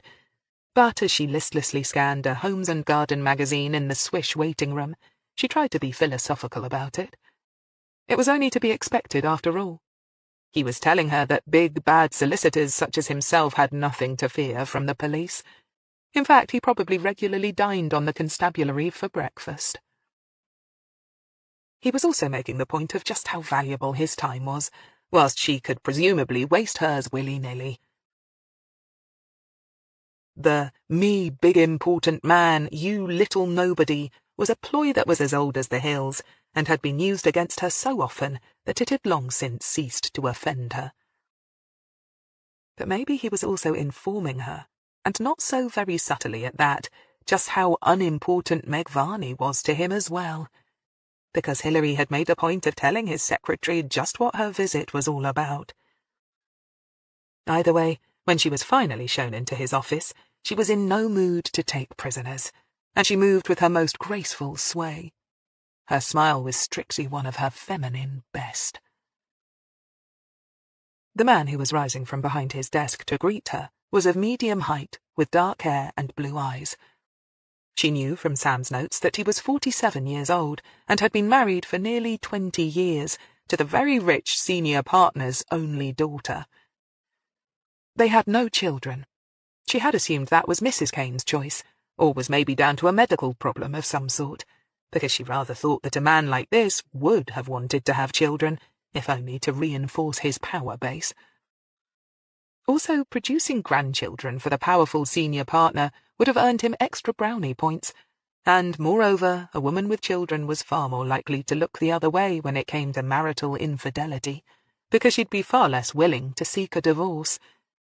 But perhaps they were just one of the growing number of couples who had chosen to enjoy their youth for as long as possible and have children at the last minute. As expected, Marcus Kane's blue eyes widened just slightly as they took her in, and a definitely interested look crossed his handsome face, but was quickly suborned. No doubt even Marcus Kane's libido could be held in check by the knowledge that she represented the police.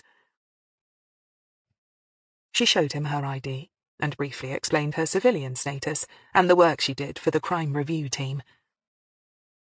Yes, Jenny said this was about Meg, Marcus acknowledged, waiting until she was sitting down in the chair opposite his desk before retaking his own seat. Jenny would be Meg's replacement, yes? Hillary said, slipping in the knife right away, not wanting to give the slippery sod time to draw breath. No doubt that makes her even more curious about what happened to Meg, she swept on with a charming smile. It can't be easy to step into the shoes of a woman who simply vanished. Marcus Kane's own charming smile tightened. I can't say as I ever thought about it like that, he conceded. No? Your secretary goes missing, and you don't give it much thought. That's not what I said, Marcus responded stiffly. Of course we were all concerned when Meg left. But she didn't exactly leave, though, did she, Mr. Kane? Hillary pointed out at once, not willing to let him get away with anything. He was desperately trying to keep this civilized, and to understate the seriousness of it, and she was damned well not going to let him. She didn't hand in her notice in the usual way, or tell anyone where she was going. She didn't pack a bag, cancel her direct debits, or withdraw any money from her bank. She just, poof, vanished. Marcus drew in a long, slow breath. Yes, it certainly appeared to be a spur-of-the-moment thing. Her flatmate reported her missing, Hillary said, letting the intended criticism sit for a scant second before sweeping on. So you weren't surprised when she didn't turn up for work one day, as expected? I assumed she was unwell, of course. What else was I to think? Didn't she usually phone with the usual excuses whenever she threw a sickie? Hillary asked innocently. Of course, I mean, not that she ever lied, I'm sure. That is, whenever she was off work, I'm sure it was because of genuine illness, Marcus said, aware that he was stumbling over his words and beginning to flush with anger. Words were his stock in trade, after all, and dealing with intense, potentially dangerous situations was what he was paid well to deal with. He shouldn't be letting this bloody woman walk all over him like this. He squared his shoulders. By the time I realized something untoward might have happened, I received a visit from a member of the Missing Persons Department. It seems that her flatmate, as you said, had reported her missing.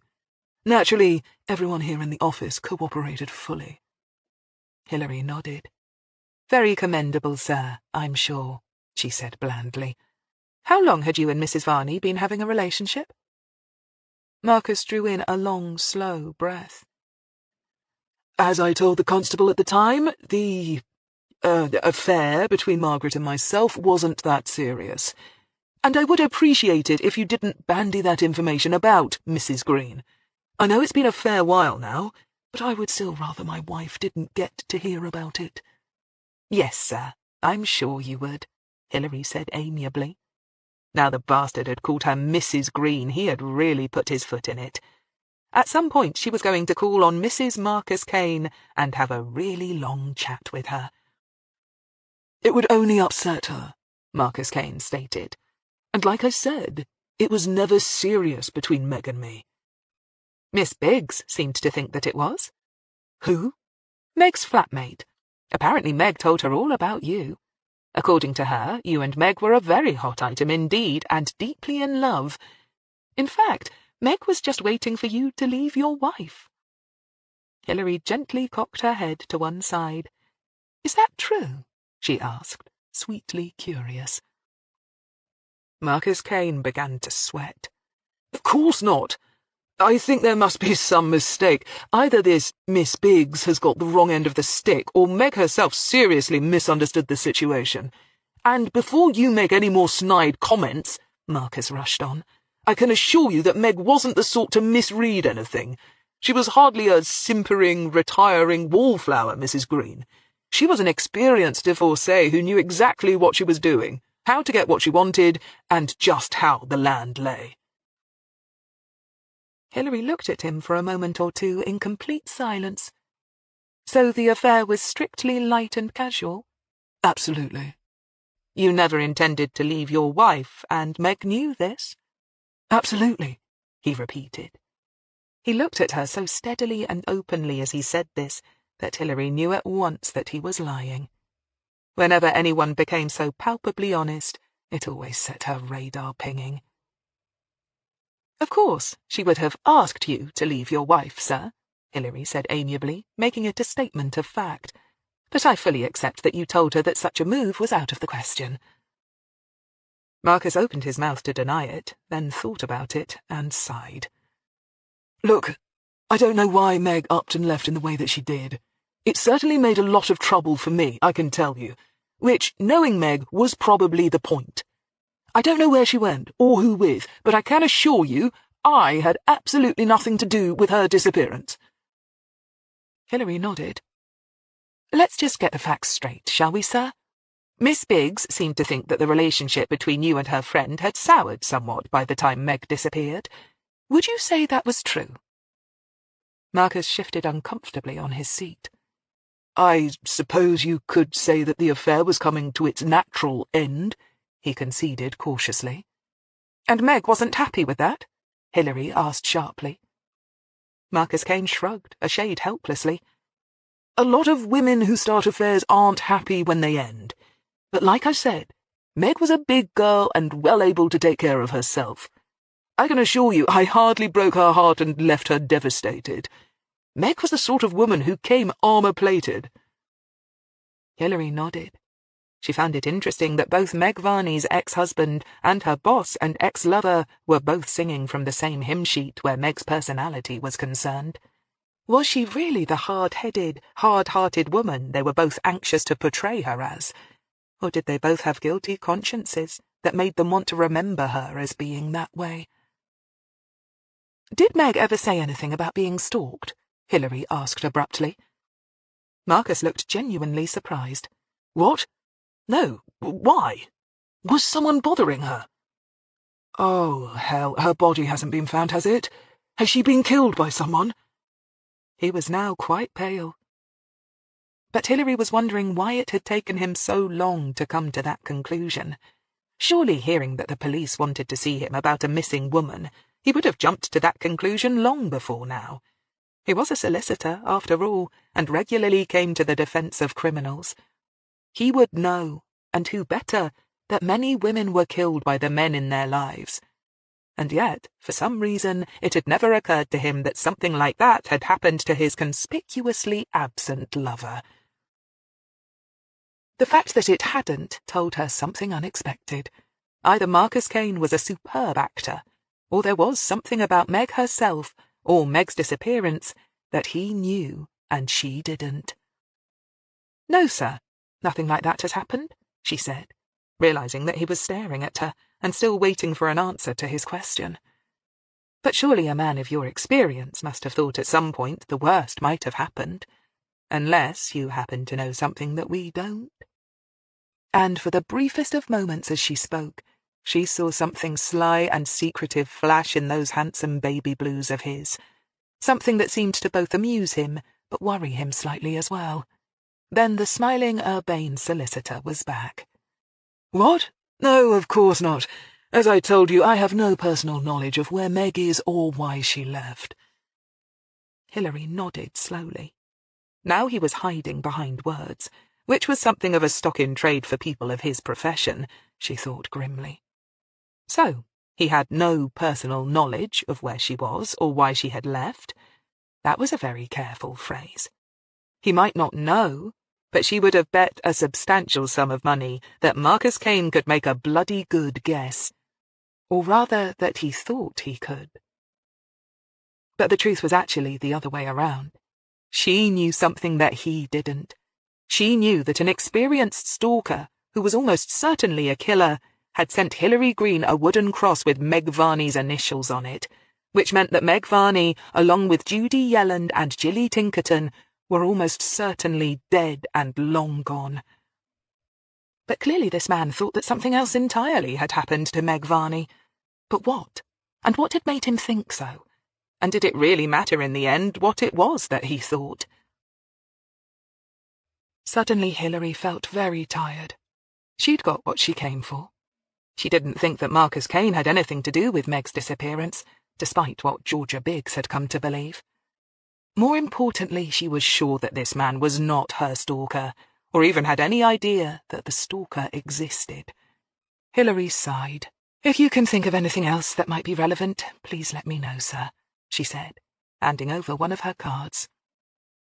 She saw the startled look in his eyes as he realized that the ordeal was suddenly and unexpectedly over, but couldn't even summon up the energy to feel smug. For now, she would let Mr. Marcus Kane keep his secrets. She couldn't see how they could possibly be important. Later, she'd come to realize that she'd got that rather wrong. Jilly Tinkerton's sister, Rebecca Frost, lived in a terraced row of neat cottages in the village of Wood-Eaton, not far from the Oxford suburb of Headington.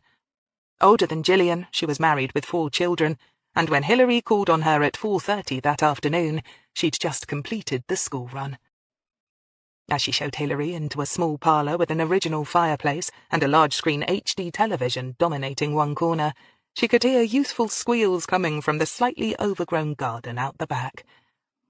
"Sorry about the mess," Rebecca said, bringing in a tray bearing a jug of lemonade and tall tumblers. Ice jangled deliciously against the glass. She was a short, dumpy woman who would obviously turn into a mirror image of her mother before she was much older. "Lemonade?" "Yes, please." Hillary accepted a glass and took a long, cool drink. As she did so, she noticed Rebecca glance at the scars on her throat and then look away. "So, this is about Jilly," Rebecca said with a bright smile. "Mum told me that you'd been round. She said there was nothing to worry about, though. You haven't got any reason to think something has happened to Jilly, right?" Hillary caught the anxiety in the tone and smiled, forcing back the usual feelings of guilt. "We don't know for sure what has happened to Gillian, no," she said, ironically aware that Marcus Kane wasn't the only one who could hide behind words. "Do you share your mother's view that Gillian has just gone off somewhere?" she asked curiously. "Oh, heck yes, we all think that. You'd have to know my sister to understand why. Believe me, I fully expect her to turn up for Christmas dinner one day and wonder what all the fuss is about when we demand to know where she's been for the last however many years." Hillary nodded. "I'm sorry, but that still seems to me to be somewhat off the wall, even for a so-called free spirit. I didn't really like to ask your mother this, and I don't want to upset you, but would you say your sister might have some, mental issues?" Rebecca laughed and poured herself a glass of lemonade. "Do I think our Jilly's a bit doolally, do you mean?" she chuckled. "Wouldn't be a bit surprised," she added with total aplomb. "But not in a needs-a-doctor kind of way. I don't think we're ever going to have to hand her over to the men in white coats or anything. She's always been able to look after herself, and she's totally harmless. She just dances to a slightly different tune to the rest of us, that's all." Hillary nodded. "And you have no idea where she might have gone?" "No, but I've been thinking about it ever since Mum called, telling me you'd been to see her." Rebecca got up and walked to a drawer set in a modern little desk and withdrew a slip of paper. "I don't know if this will help, but I've written down all the people Jilly was tight with just before she upped and left. She always has what I would call fads, though, which means that she really gets into something, then gets bored and moves on to something else. So, even if any of these people might have had an idea about what she was going to do, there's no guarantee that Jilly wouldn't have moved on again." "I understand," Hillary said. "So what kind of fads did she have?"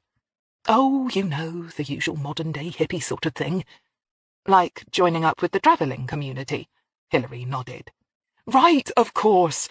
Jilly's not really much of a gypsy at heart, so that didn't last," Rebecca said with another gurgling laugh. "She won't admit it, but she sort of likes being a homebody, like our mum. But becoming a housewife or doing the whole mother thing is just too scary for her at the moment. She can't seem to grow up properly just yet. You know what I mean?" Hillary nodded and accepted the piece of paper Rebecca handed over. The list of names, a few with addresses or telephone numbers next to them, meant nothing to her. "And these are," she prompted. "Oh, like I said, just people Jilly was getting tight with. All of them were into alternative lifestyles and advocating a different way of living or thinking. Some were into healing, laying on of hands, that sort of thing. I was a bit worried about them, in case they belonged to some sort of cult or something. That would be just the sort of thing Jilly might get sucked into. To be honest, that's what's been worrying me more than anything else," Rebecca admitted reluctantly. "That she might be living in some sort of weird religious commune and will end up a victim of mass suicide like those sorts of things that happen in America from time to time." Hillary nodded. "OK, it'll give my young colleagues back at Kidlington something to work on." She smiled grimly as she imagined Vivian complaining about having to track down and interview all of the people on the list. No doubt Sam would end up doing most of the work, but that was fine by Hillary. At least she could trust Sam to do a proper job. "Well, if you think of anything else, please let me know. I take it Jilly never mentioned her secret admirer to you?" Hillary added casually. "Oh, yeah, she did, but I don't think it came to anything. I mean, Jilly had her share of men friends, and she was a bit lax about that sort of thing. I don't think it bothered her much. It wasn't particularly creepy, I don't think. She never said that he was, anyway." Hillary blinked and thought about the wooden cross back at HQ with Gillian's initials burned into it. She swallowed hard and forced herself to smile. "OK, well, thanks very much for this," she said, and waved the list of names in the air. And then she left Rebecca Frost's cottage with a quick step and a cold feeling in her heart. Chapter 6. The next day Hillary picked up her mail from the pub and headed in to work. Living on a narrowboat could make such things as post problematical, but luckily she had known the pub landlord for years, and he had no objection to being an unofficial mail drop. Since she was running a little late, she didn't stop to go through the envelopes then and there, but drove into work, carrying the few bits and pieces in with her. Last night's sparring with Stephen had been interesting, if nothing else, and this time the fact that she still hadn't slept properly had a lot more to do with a certain superintendent than bad dreams about the man who had left the scars on her neck. Their occasional friction at work was definitely adding spice to their encounters in her tiny bedroom, and she was very much aware that she hadn't felt this good in years. It worried her. Her disastrous marriage had left her very wary indeed of trusting any man. Nevertheless, she had been awake when Stephen had left just after 6, and had watched him dress with a certain amount of proprietary pride. He had a neat, elegant way about him that she found very attractive, and his classic good looks didn't hurt either. Sometimes she was worried about the fact that he was a good few years younger than herself. At other times, and this morning had been one of them, she couldn't give a rat's ass. Now, as she walked into HQ, still clutching her unopened mail, she gave the desk sergeant a bright smile and headed down into the basement rabbit warren where the CRT hung out. She noticed in passing that the small communal office was empty and checked her watch. She assumed Sam was at uni and had long since stopped trying to figure out Vivian Tyrrell's working hours, but wondered what had kept Jimmy. She went to her own stationery cupboard, shrugging off her jacket and settling behind her desk, and pulled out her notes. It was high time she got some sort of grip on this case. Deliberately, she let her mind range over the 3 victims, looking for anything that tugged at her radar. Meg Varney had been having an affair with a married man, her boss. So had Judy Yelland, although in her case, Christopher Deakin had no connection to her workplace. She'd already gone over this in her mind, but this time a possibility reared its head. Could it be that Gillian had also been seeing a married man? Was that what set their killer off? Was he punishing unfaithful women? Had his own marriage been wrecked by an affair? Or had his mummy cheated on his daddy, thus giving the poor little dinkum some sort of hang-up? Hillary picked up the phone and called Rebecca Frost. "Hello, Mrs. Frost. It's Hillary Greene again. Sorry, I forgot to ask you something about Gillian yesterday. Do you know if your sister was or had been seeing a married man?" Bloody hell, no! Rebecca's voice responded emphatically in her ear. Gillian really hated cheaters. Our brother went through hell with his first wife. He's long since divorced the two-timing cow now, and is happily married again to someone much better for him. But Gillian was, 14, 15 when it happened? And Gary was always her favourite, and it totally soured her against infidelity. I often think the reason she's leaving it so late to marry herself is because she can't take the risk it might happen to her. She'd rather cut off her own foot and eat it than look twice at a married man. Okay, thanks. I just needed to ask, Hillary said with a sigh, and hung up. So, scratch that idea then. She glanced up as Stephen knocked on the door and looked in. He smiled at her, and she scowled back. Has Jeff Rumour come up with anything from Deirdre Tinkerton? She asked smartly. Stephen grinned. Good morning to you too, love bunny. Yeah, Tinkerton, Hillary shot back, but her lips were twitching. And if you ever call me that in public again, I'll break your arm. Jeff didn't have much luck with getting a photo fit, he said, holding up a hand as she swore softly. But the encounter happened only the once, and that was nearly 3 years ago, he pointed out reasonably. But he did get a fairish description from the witness.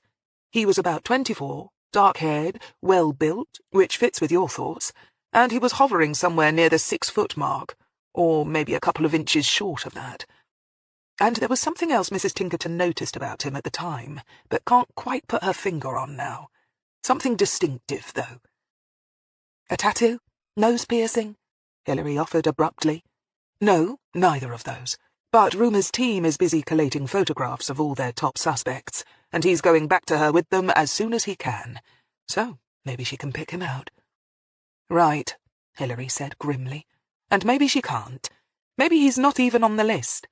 We can't even be sure he's still a cop. He could have resigned, transferred, or even be a civilian worker, in which case he isn't even on our radar. Stephen nodded. I know. Did she think that he didn't lay awake at night as well, worrying about stuff just like that? He knew better than anyone just how much the odds were stacked against them, and it brought him out in a cold sweat whenever he thought that the bastard might try and get at Hillary again. But there was no way he'd let her guess his doubts. But we'll get him. Nobody's going to give up until he's collared. If he contacted Deirdre, he might have contacted the other family members of his victims. And yes, before you ask, that's what Jeff and the others will be concentrating on today. You'll be the first to know if we get any confirmation or a better ID. Hillary nodded. Stephen glanced over his shoulder at the deserted corridors behind him and then turned back to her. I won't let him hurt you again, he said softly. You're watched day and night, and you will never be alone. You know that, right? Hillary nodded. She knew that. She also knew that they couldn't watch her day and night forever. If they didn't catch him soon, Don Levy would have to reassign the manpower somewhere else. He'd have no other option. And Hillary wouldn't have it any other way. They needed all the manpower they had to protect the public. Stephen had offered her to stay at his several times, had practically begged her to. But Hillary was damned if she'd let a sick scumbag like Lowell force her out of her precious narrowboat. Since the attack, she'd taken a refresher course on self-defense.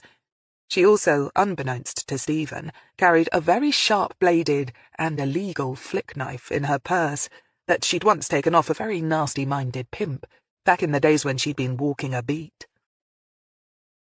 So, how's Don Levy taking it so far? Is he happy with how things are working out? She asked, and as she listened to his reply, she reached for the post and began opening it. It was, as she'd suspected, the usual guff, and her phone bill, and a letter from Lowell. Hillary read it, then wordlessly handed it over to Stephen, who broke off from what he was saying, read it, and swore. Right, I'll get this to forensics. But Hillary knew as well as he did that it would be a waste of time. Lowell wasn't about to leave either his fingerprints or his DNA on it. Still, every contact he made said something about him, and gave them something else to work with. I'll also get a copy of this to the profiler Jeff's brought on board. Have you read his thoughts on Lowell so far? Stephen asked, not liking the pale, pinched look that had settled on her face. Hillary nodded, although she wasn't sure that she put much stock in such things. It was all right if you had a suspect to compare it to, and might be useful to academics when collating data, but what use it was in real police work, when it came down to actually catching the bad guys, she wasn't so sure. Yeah, probably never had a real relationship with a woman, probably still lives with his parents, won't have risen very high in the ranks, has a problem with authority and all female figures, yada yada yada. Stephen laughed. You're a real Renaissance girl, ain't ya? Good thing I still love you, he added lightly. Look, I've got to go. Budget meeting. He grimaced. What are you going to be doing today? Hillary glanced at her watch. If Jimmy's in, I thought I'd go and interview Marcus Kane's wife. Kane? This is Meg Varney's boss, right? The one she was having an affair with? The one Meg's flatmate thinks had something to do with her disappearance? That's the one, although Georgia Biggs couldn't really come up with any reason for that belief. It was sort of odd that, now that I come to think about it. At the initial interview with her, I had the feeling that it was the way Meg spoke about Kane that gave her that impression. Anyway, I've already spoken to him. Hillary's lips twisted. Didn't like him at all. He couldn't give a tinker's cuss that she's missing, and the only thing he was anxious about was that the little woman didn't find out about it. Stephen smiled widely. So, because you didn't like him, you're going to drop him in it with the trouble and strife. Nice. Hillary tut-tutted. Now, you know I wouldn't be that petty, she admonished him. Then thought about it for a second, and added, well, not unless he really pissed me off. No, it was just that he was so sure that she didn't know about it that it made me wonder. Stephen nodded, instantly following her line of reasoning, and Hillary wasn't sure just how she felt about him being able to read her so well this quickly. But the wife, even if she did know about hubby's affair and objected to it, can't possibly have had anything to do with Meg's disappearance, and we know she's not the stalker. Hillary grinned. Not unless she's a big buff lass who likes to work out and has a deep gravelly voice and gender issues. Stephen laughed, but then began to look more pensive. His eyes sharpened on her thoughtfully. You look pale and tired. And please don't take this the wrong way, but you seem to be approaching this case as if you were starting a murder inquiry from scratch. It's not that I'm questioning your methods, but... Hillary sighed. You're questioning my methods. She echoed him ironically. I know. But I just... She sighed and leaned back in her chair. I don't really know how to explain it. It's not just that I've got Jeff Rumer doing the job that I really want to be doing. Nor is it the fact that we haven't come into this case from the beginning and instead feel like we've been dumped into it halfway through. Rather like coming into the theatre in the middle of the play, you mean, and constantly trying to play catch-up, he put in. Yeah, that doesn't help, she admitted. But it's something more than that. I keep feeling we're not getting the right angle on it, or we can't see the wood for the trees. Oh, hell, I can't really put it into words. When I was a rookie, I had this case with my old mentor, D.I. Brackley. I'd worked with him before on 3 or 4 cases, all of which had followed more or less the usual pattern, but this one case, nothing seemed to fit. Interviews didn't pan out. Coincidences that seemed too much to swallow turned out to be just that, coincidences. The clues seemed to point one way, the evidence the other. We just couldn't make it gel, you know? And he said that sometimes, not often, I'm glad to say, but sometimes you get a case like that. It just won't play ball with you. He called them the dog's breakfast cases. I've never had one happen to me as lead before. But now you think you have? Stephen asked, both curiosity and concern evident in his voice. Hillary shot him a sour look. I know what you're thinking, that I'm a bit off my game. I'm not sleeping properly and still feeling a bit wrong-footed after the attack, and all of that might be true. But I still can't get this case to behave. Stephen nodded. We all have cases like it. They're a bugger. The only thing you can do is plough on and don't give up." "Oh, I'm not giving up," Hillary said grimly, and although her hand itched in her lap, she didn't let it wander up to her neck to feel the scars there. Stephen grinned at her. "Atta girl. I'll see you tonight, and you can tell me if Marcus Kane is married to a cross-dressing Amazon who could be our killer." Hillary threw a pen at him, but he was too fast, and it bounced harmlessly off the door closing behind him. For a moment she sat there, thinking. Had he really said, "It's a good job that I love you," in any way that could be taken seriously? Then she shook her head. Out of all that they'd just discussed, was that the only thing she could think about? She really was going to have to get a grip. Priscilla Kane lived in a big white mansion in North Oxford, the kind that only multi-millionaires could dream of. As Hillary and Jimmy pulled into the gravelled forecourt, Jimmy gave a long, low whistle. "And who says crime doesn't pay?" he muttered grumpily. Jimmy's views on solicitors and barristers who represented the criminals that he worked so hard to nail were well known, and Hillary grinned as she climbed out of the car, but wondered why she was getting such a sense of déjà vu. Then it hit her. Christopher Deakin, Judy Yellen's married lover, had a rich wife called Portia. Priscilla and Portia. Were their baby name books published only for the seriously well-off? Still amused over that thought, she pulled the old-fashioned iron bell pull and wasn't surprised when a foreign-looking maid opened the door. She spoke excellent English, however, and left them briefly in an impressive hallway before reappearing and showing them through a large lounge in dazzling white and on through to an even larger conservatory that looked like something from Kew Gardens. It was humid and hot and rife with huge flowering things that reminded Hillary uneasily of the classic Wyndham sci-fi novel, The Day of the Triffids. "Hello, I'm over here by the orchids. Please mind the wet floor," a Sloaney voice called out from behind a water feature that had what looked like dead branches from huge trees crisscrossing a small pond. On them, plumes of weird-looking, tortured-shaped flowers sprouted. The woman who was tending them was dressed in a pair of white slacks and an emerald-green silk blouse. Her dark brown hair was held up in one of those elegant chignons that Hillary was sure must take hours to arrange.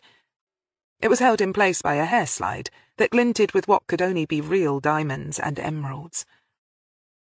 She was wearing a matching emerald and diamond drop pendant and a diamond-encrusted wristwatch. Incongruously, her fingers were stained brown with earth. "Police," Marta said. Priscilla Kane looked up at them with a pair of level, hazel-green eyes. The eyebrows above them were perfectly plucked, naturally. She looked a very well-preserved 25, which meant she was probably already well into her 40s, Hillary gauged. Her makeup was light, but applied with an expert and experienced hand. "Yes." Hillary held out her ID, did her usual spiel about who she was and what the CRT did, and ended, "We're currently looking into a missing persons case." "Ah, I take it that you're talking about that tart who used to work for Marcus, my husband," the lady said, turning her attention and a pair of secateurs back to a wilted peach-tinted bloom. With a quick, vicious snip, the flower was beheaded and fell to the wet floor. Beside her she felt Jimmy stir nervously. No doubt he was picking up on the subtext too, because Hillary had no doubts herself that the thing the lady was actually snipping off had more, subliminally, to do with her husband's dangly bits than it had to do with good horticultural practice. "It's about Margaret Varney, yes," Hillary confirmed cautiously. "You referred to her as a tart, Mrs. Kane. Do you have any specific reason for doing so?" "Apart from her sleeping with my husband, you mean? After having divorced whatever poor slop she was married to before. No, not really." The other woman gave a nonchalant shrug, then frowned at something on a stem that needed a spritz of something chemical from a spray bottle. Hillary watched this studied performance of indifference and nodded. So much for Marcus Kane wanting to keep the truth from the little woman. but the fact that he was unaware that his wife already knew about his fling with Meg meant that Priscilla had been careful to keep her knowledge to herself. Which was interesting. Most women like to confront cheating spouses, and were perpetually throwing the truth in their faces. Obviously, Mrs. Kane had a different approach. Was it one she had learned to use over many years of his infidelity, or was it a one-off tactic? "Does your husband often, play away?" she asked curiously. Priscilla Kane eyed a black-spotted leaf and moved in with the clippers again. "Not often, no. And never with someone from the office before. That's just so tacky." She gave a grim little smile and a fake shiver. "To be honest, I was surprised that he dared try it on, being right under Daddy's nose and all that." Hillary gave a small sigh. "Ah. You were worried that Meg Varney might be serious competition, then?" she asked, and was instantly the centre of Mrs. Kane's attention once more. "I mean, if he was prepared to take such a risk, perhaps Mrs. Varney was something special. Not like all the others, but an actual threat to your marriage?" she baited gently. Priscilla Kane smiled. "Hardly. Marcus understands who wields the power at the firm." "Daddy," Hillary said flatly. "Exactly. And he knows what would happen if he should step out of line." Again Hillary nodded. "I'm curious. Tell me, how did you feel when Meg disappeared? Didn't it make you wonder what had happened to her and where she'd gone? And," she added silently, "did you not wonder if your husband might not just up and disappear to join her one fine day?" Priscilla shrugged one thin, green silk-clad shoulder. "When she ceased to be a problem, I ceased to think about her." "You weren't worried at all?" "Why should I be worried?" "That something might have happened to her. After all, if a woman disappears, that has to be cause for some concern, surely." Hillary kept her voice level. "Didn't you even think that perhaps your husband might have done something to her?" Once again Priscilla's laser-like gaze fastened on hers.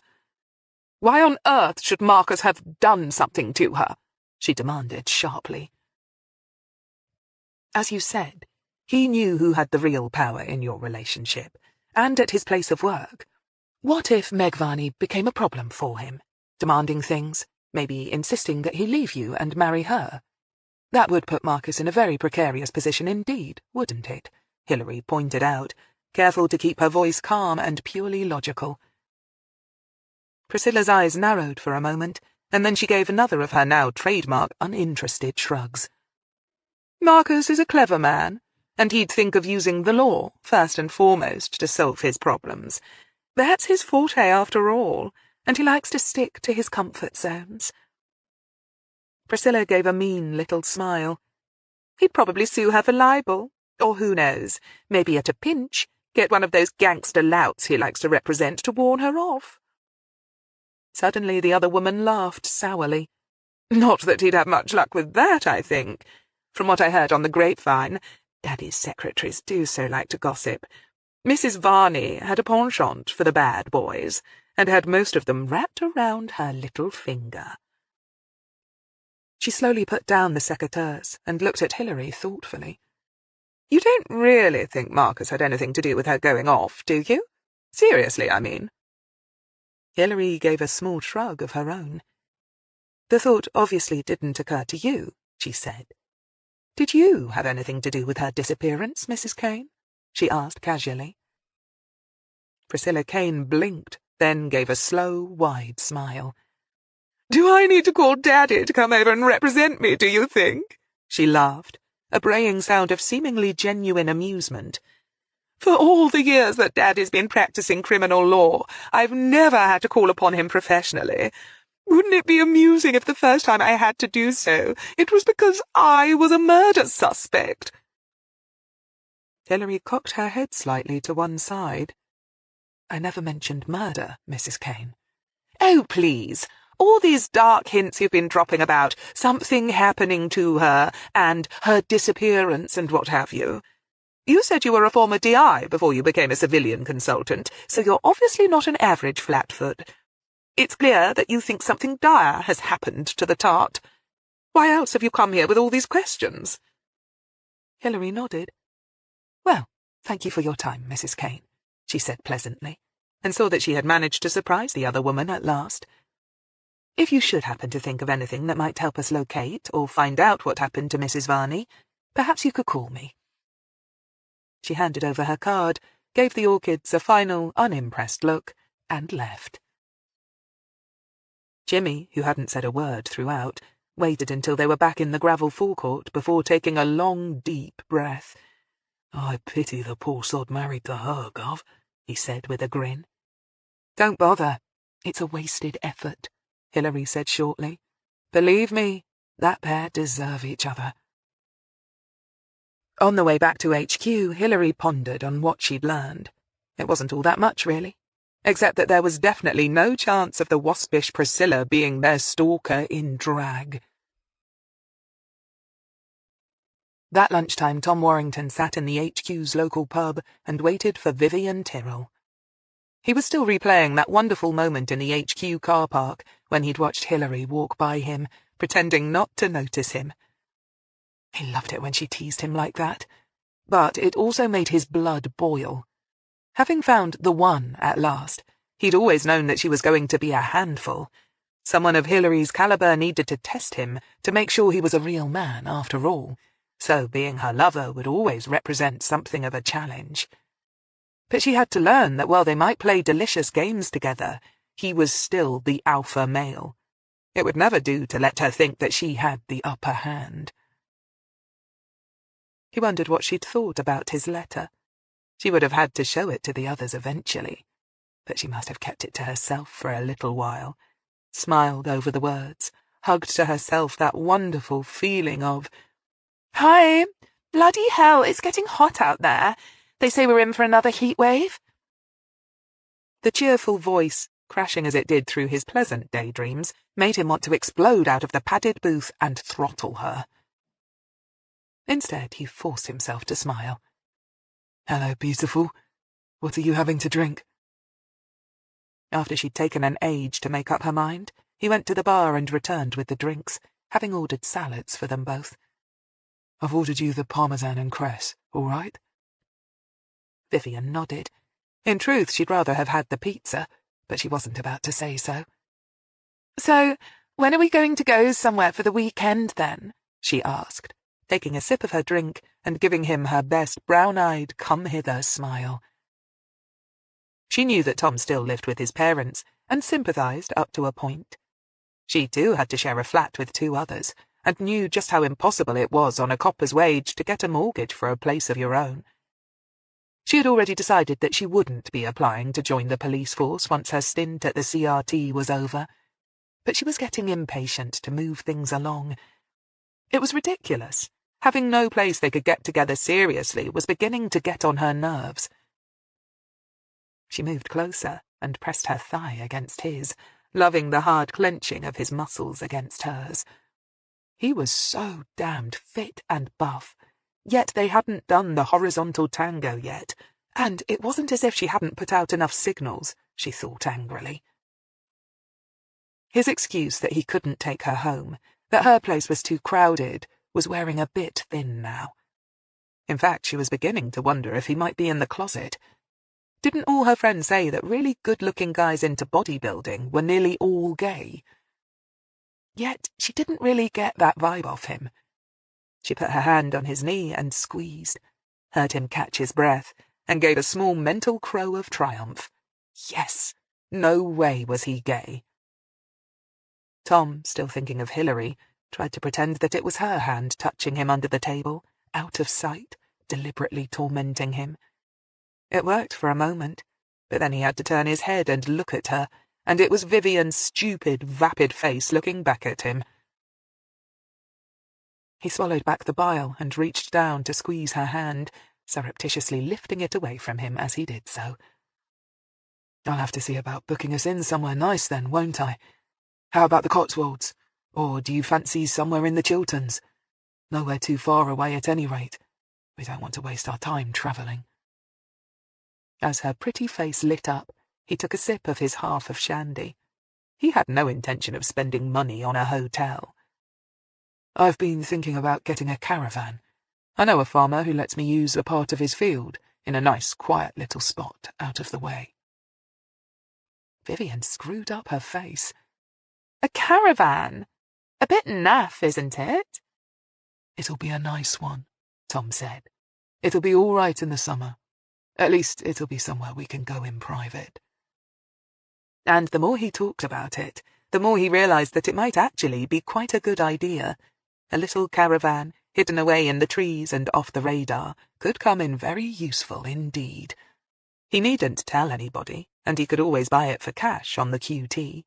Give a false name and fake details, and nobody would ever know about it, or be able to trace it.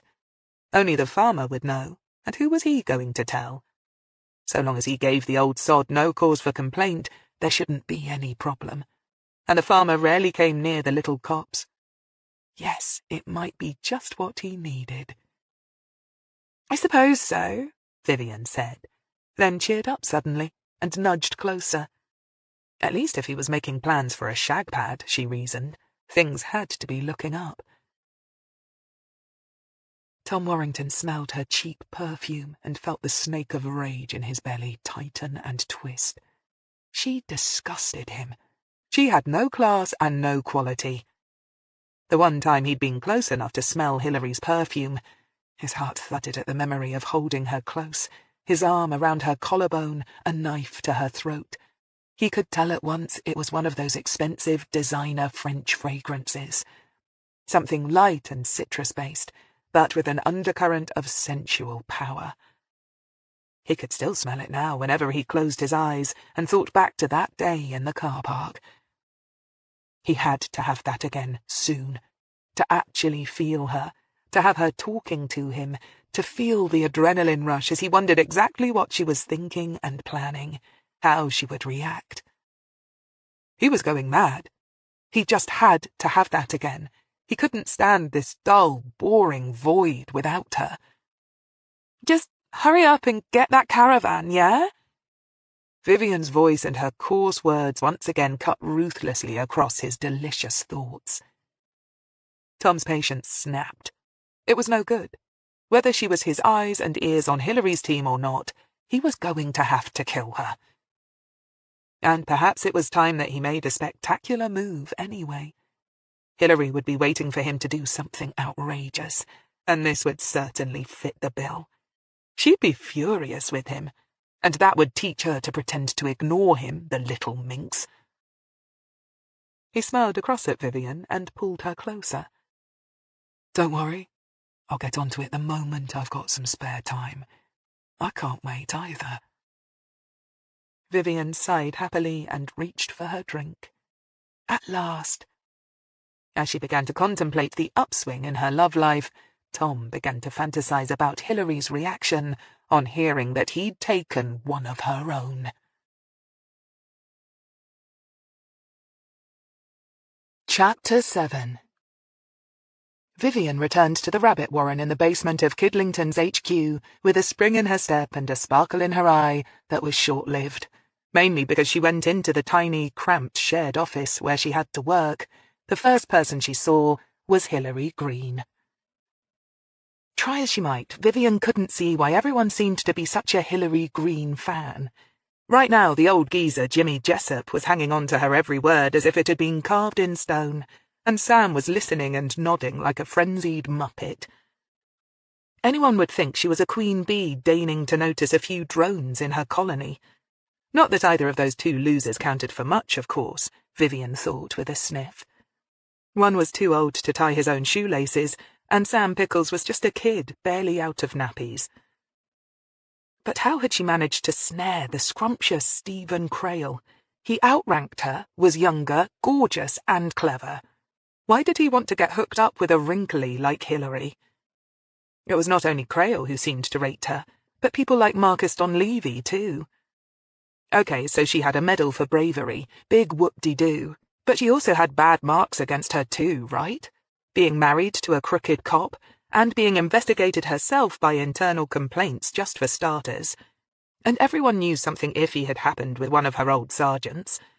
Everyone suspected Hillary had covered up for her, or done something dodgy. Something that had made her quit being a DI anyhow. So why hadn't she just gone and stayed away for good? Why the hell did she have to come back? Vivian gave a mental shrug and hung up her bag behind her chair.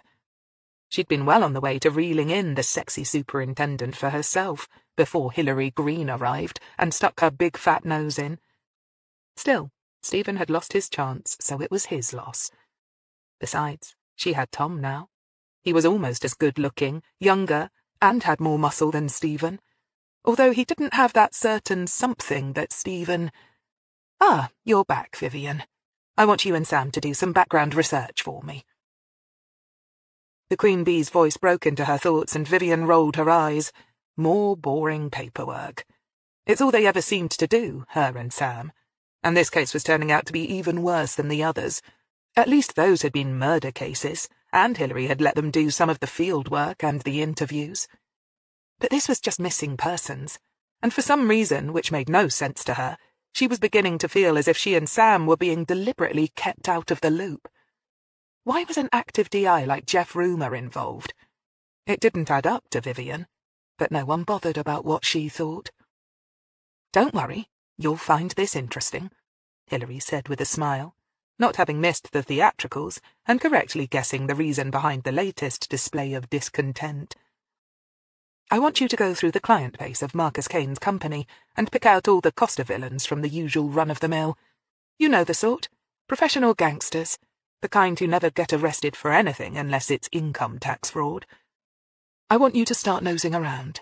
Perhaps chat to some of them, if you can reach them through the barrage of solicitors they hide behind, and see if you can find out if Meg Varney was ever, shall we say, over-friendly with any of them."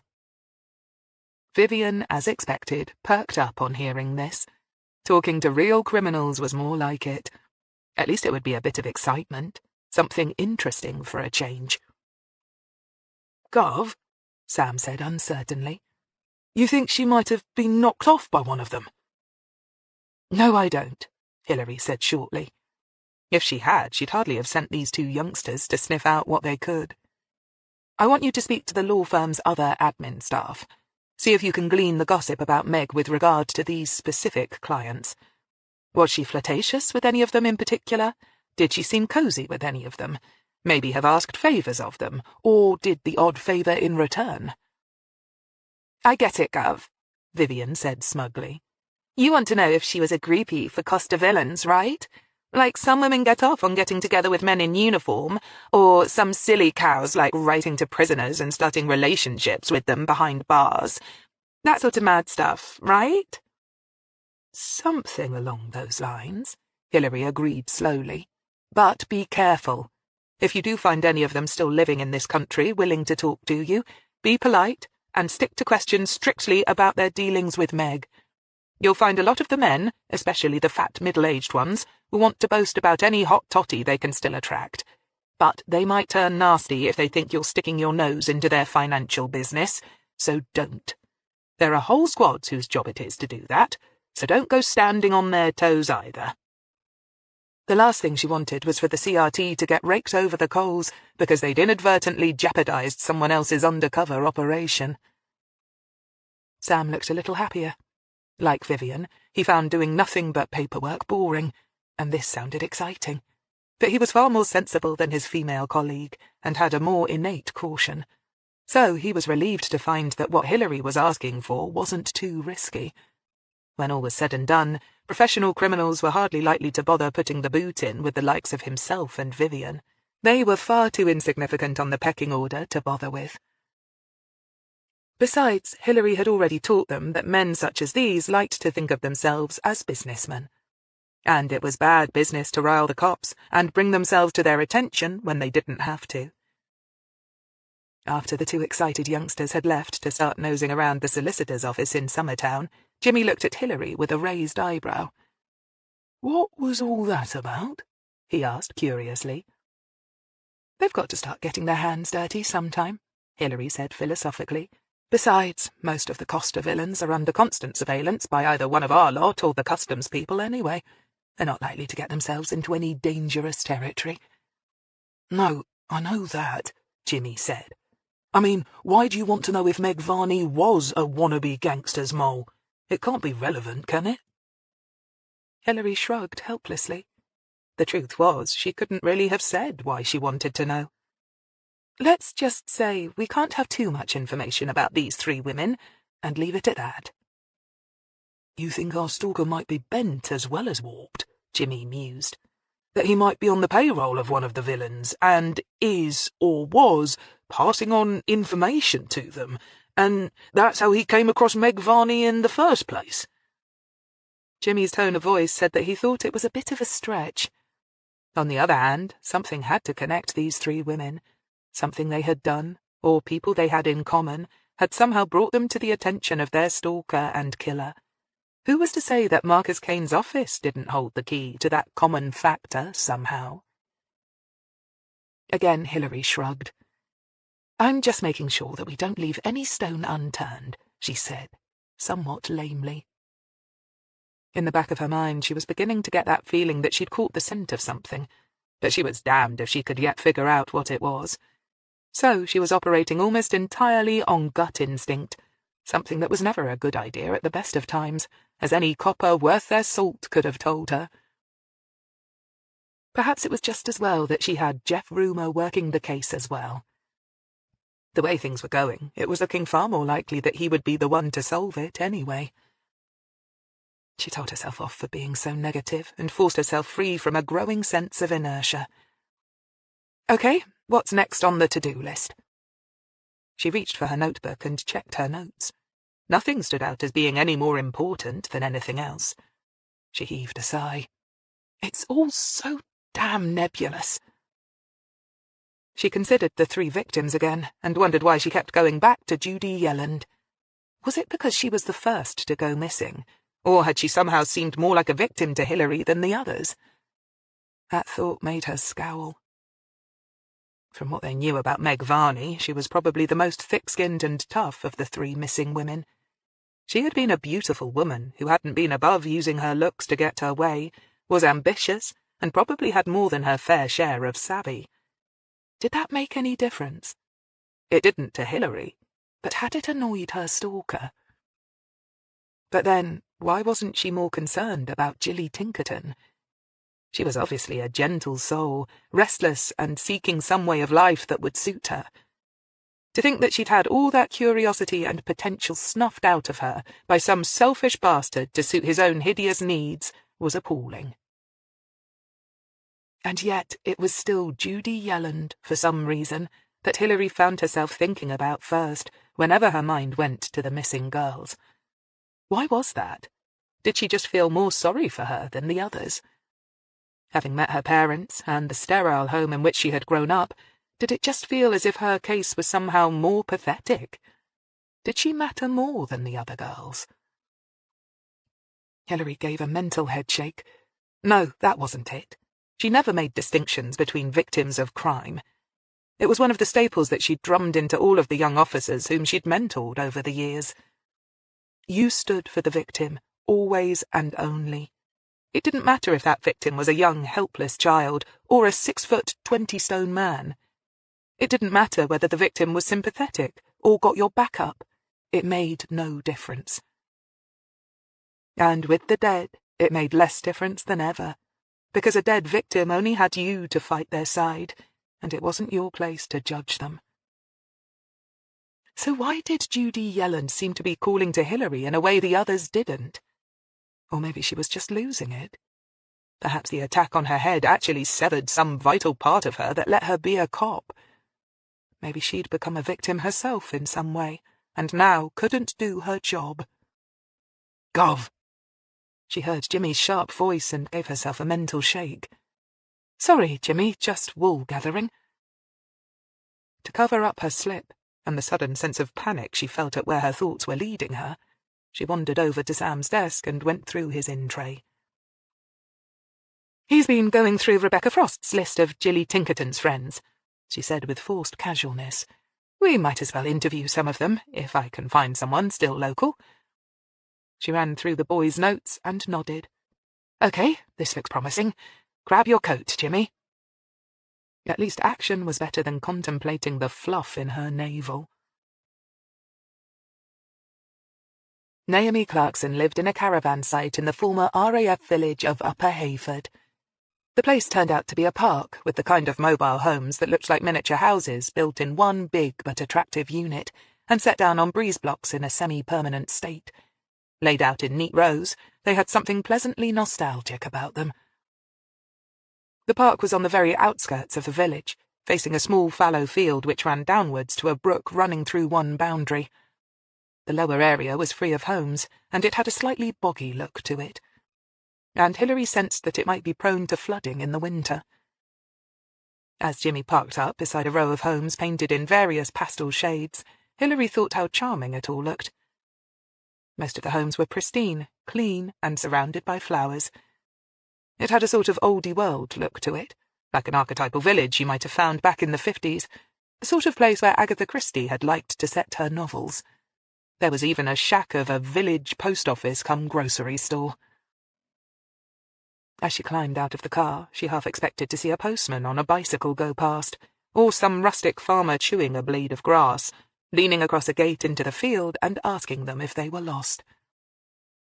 Then she noticed all the satellite dishes, and the parked cars, and wondered what the place looked like in the dead of a wet winter. She shook her head at her own whimsy, and glanced around, setting out to find Crooked Spindle Cottage. It turned out to be one that was painted a pale mint green, with large tubs of scarlet geraniums standing sentinel beside a white-painted front door. She went up the 3 wooden steps that led to it, and knocked. Inside, a frenzied yelping chorus started up, and Jimmy glanced down automatically at his ankles. They looked rather vulnerable under his trouser legs. The door opened, and a young, plump woman stood there. Around her, 3 Yorkshire Terriers danced and yelped, but more in excitement than in any apparent zeal to guard their pack leader. "Miss Clarkson? Naomi Clarkson?" Hillary asked. "Yes." The woman had long, slightly curly mouse-brown hair and rather muddy-looking greyish eyes. She looked nervously from Hillary to Jimmy. "You're not tax people, are you? I thought I got all that sorted out last year." Hillary smiled and held out her ID. "No cause for alarm, Miss Clarkson. We were given your name by Gillian Tinkerton's sister. She said you were a friend of Gillian's. As you know, she's listed as a missing person, and we were wondering if you might be able to help us." "Oh, Jilly! Yes, of course. Come on in." She opened the door, and the Yorkies bounded ahead, ushering them through with a waggy-tailed escort to a small but neat front room, overlooking the field and brook. "Please, sit down. The last time I saw Jilly was, must have been 3 years ago? Maybe more. So I don't know if I can help, but I'll do what I can. Drink?" A few minutes later, they were all sitting in comfortable chairs, a dog on each lap, and a mug of tea in hand. Hillary stroked her own canine friend's silky ginger head and looked across at their hostess. "Jilly's mother is sure that her daughter has found some temporary place of refuge, where she's probably trying out some alternative lifestyle and will show up eventually. Her sister thinks much the same. How about you?" "Oh, sure." Naomi waved a plump hand in the air and fed the dog on her lap a piece of biscuit. "The last time I spoke to her, she was asking me where she could take night classes for arts and crafts courses. You know, how to make stained glass windows, that sort of thing. I think she wanted to design modern pieces for modern houses, rather than the traditional pieces for churches or whatever. She said that nowadays, what with all those telly shows on restoring old homes and doing up houses and whatnot, there'd be a market for one-off original pieces of stained glass for front doors and windows in barn conversions, that sort of thing." She finally paused for air and a bite of biscuit. Hillary nodded. "Sounds like a sensible plan." Her mother said that Jilly, for all her hippie ways, had a good head on her shoulders. "Yeah, that's true, in a way. I could imagine her learning the trade and doing okay at it," Naomi agreed, then grinned. "Though perhaps not sticking to it for long. That's always been the real trouble with Jilly. She's easily bored. I'll bet whatever she's doing now, it won't still be stained glass, but something else. Something she can make money at and all that, but something different. She likes learning how to do stuff more than actually knuckling down and doing it as a steady job, like. Oh, and she'll have moved on. She doesn't like staying in one place too long.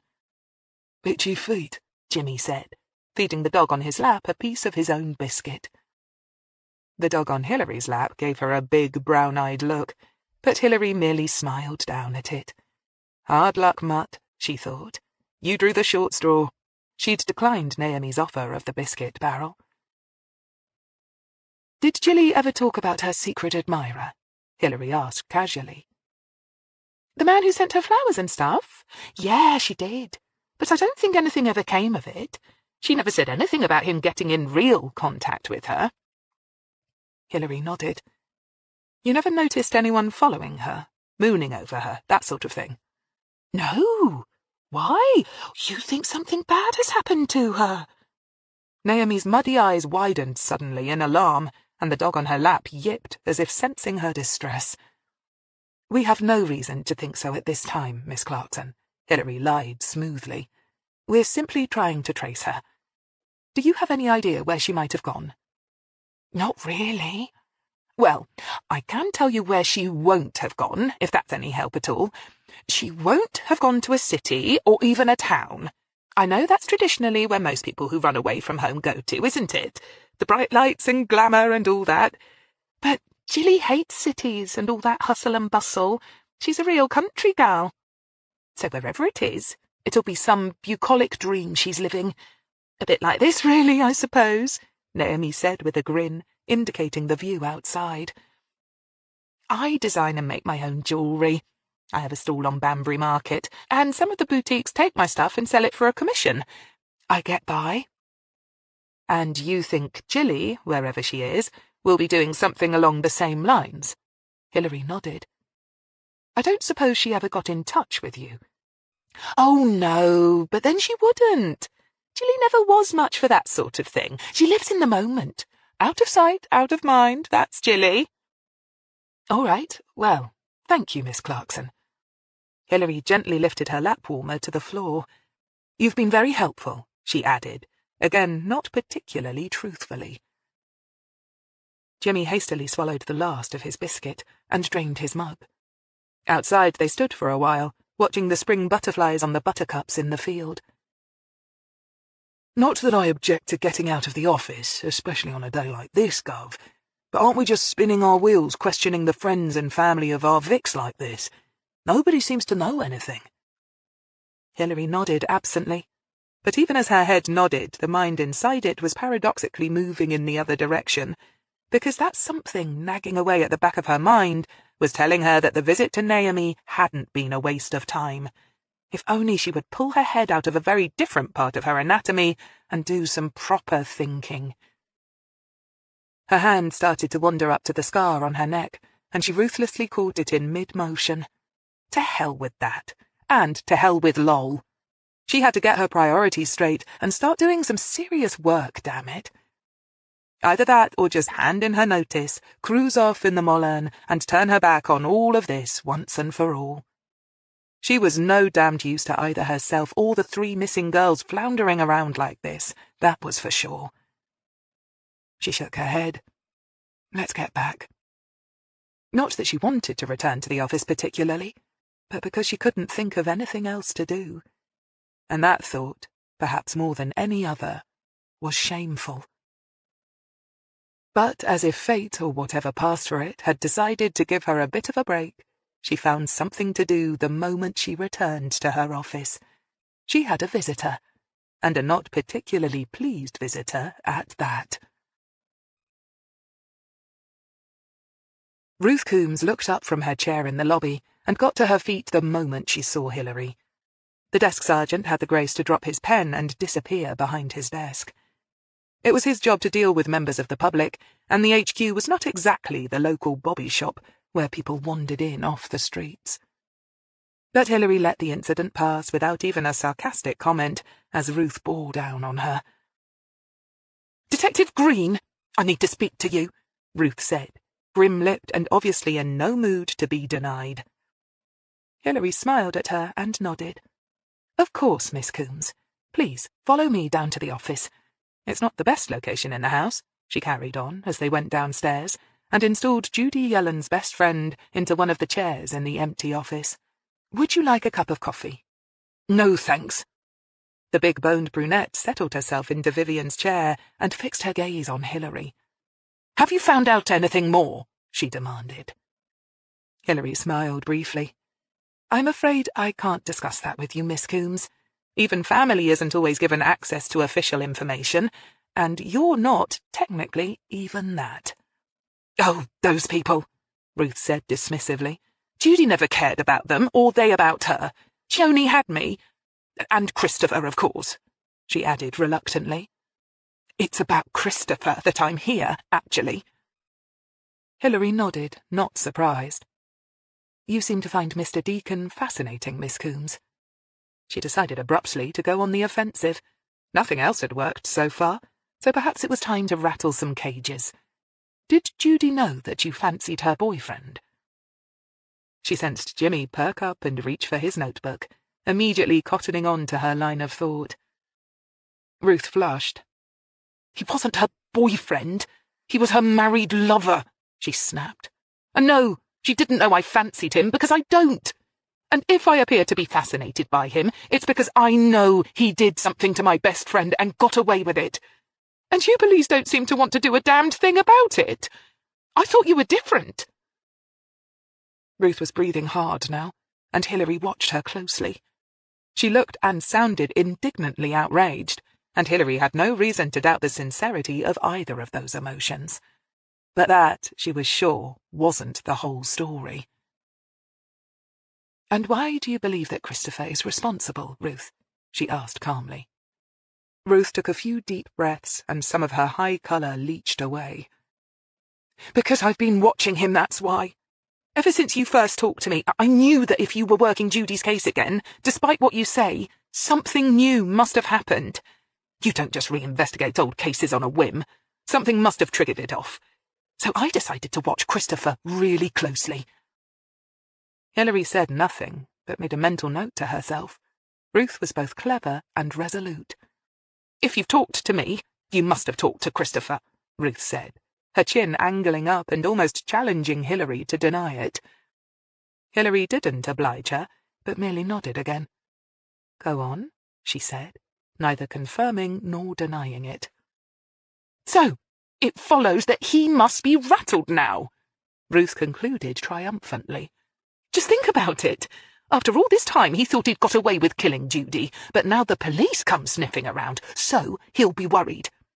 I hoped that he would be worried enough to give something away. I don't know, maybe even check up on Judy. Hillary blinked. Check up on her? Yes, go and check wherever it was he buried her. Make sure no wild animals had disturbed her grave or whatever. He must have buried her somewhere, right? And I've read up on the subject. It's not easy finding a place to bury a body where nobody can see you transport it or dig a hole. And even digging a grave is hard. Much harder than you might think. People see it happen all the time on television dramas and think it's easy, but it isn't. You have to find a place that's totally hidden, and that usually means woods. But you can't dig a deep hole in a wood because of all the roots. And besides, it's hard physical work to dig a proper grave, 6 feet deep and all that. Even most gravediggers nowadays do it with one of those yellow digger machines. And although Christopher is fit enough, I suppose, he's always worked behind a desk. So the most he would have been able to dig was a shallow grave somewhere. She paused and looked at Hillary defiantly. As I said, I read up about it. Serial killers and true crime stories and all that sort of thing. And a lot of them went on about how hard disposing of a body is. Hillary nodded. She was impressed. Disposing of a body was by far and away one of the hardest things to do, and it was usually bungling this, and being grassed up by those in the know, which led to the majority of killers being caught and convicted. You've done your homework, she acknowledged briefly. Right. So, ever since you came to me, I've been driving over to Chris's place and watching him. And did he drive to any remote woods? Hillary asked gently. Ruth flushed. Don't be so bloody superior. If he had, I'd have called you straight away and told you to bring some cadaver dogs. Hillary had to smile, just a little twitch of the lips. Yes, Miss Coombs, I'm sure you would. So, Mr. Deacon hasn't checked up on Judy. What has he done? Nothing much. The first night he went to one of his lock-up facilities, but that's only where he stores some filming equipment and the expensive cameras and stuff. It has good security. He's been working long hours, she added reluctantly. But he's acting oddly, she insisted defiantly. I can tell he's upset and worried. Hillary looked at Ruth for a long moment. Just what did this strange, obsessed woman regard as acting oddly, she wondered. Oh? He's losing weight. I mean, visibly, I can tell. And it's only been a few days. You don't lose weight that fast unless you're really stressing, do you? Ruth insisted. Hillary blinked. Just how closely was this woman watching Christopher Deacon that she noticed if he'd lost a few pounds? Is Mr. Deacon aware of your, activities, Miss Coombs? Ruth's eyes flashed. Of course not. Give me some credit. I keep my distance. But have a good pair of binoculars, I'll bet, Hillary added silently. I'm telling you, he's the one you want. You need to speak to him again, she said stubbornly. Hillary nodded. Very well, Miss Coombs. I'll be sure to do that. When? Ruth asked aggressively, and for once looked surprised, but then satisfied as Hillary got to her feet. Right now, in fact, Miss Coombs. Let's walk you out. I dare say you can tell me, is Mr. Deacon at work now, or at home? Oh, he'll be at work, Ruth said at once. He never knocks off early, even though it's a Friday afternoon. Hillary, Jimmy, and Ruth Coombs walked back through the CRT rabbit warren and back up the stairs into the warm May afternoon and out to the car park. There they saw her safely off and then headed for Hillary's old car. I'm glad that woman hasn't got her sights on me, Gov, Jimmy said with feeling as they drove out into the gathering rush-hour traffic. Unlike Mr. Deacon, apparently, a lot of other less conscientious workers had left work early, and they had to endure the usual stop-start fiasco of traffic jams all the way into the city. Since they should have been going in the opposite direction from the main flow, Hillary couldn't understand it for a moment, until she realised that most of the traffic was due to the school runs.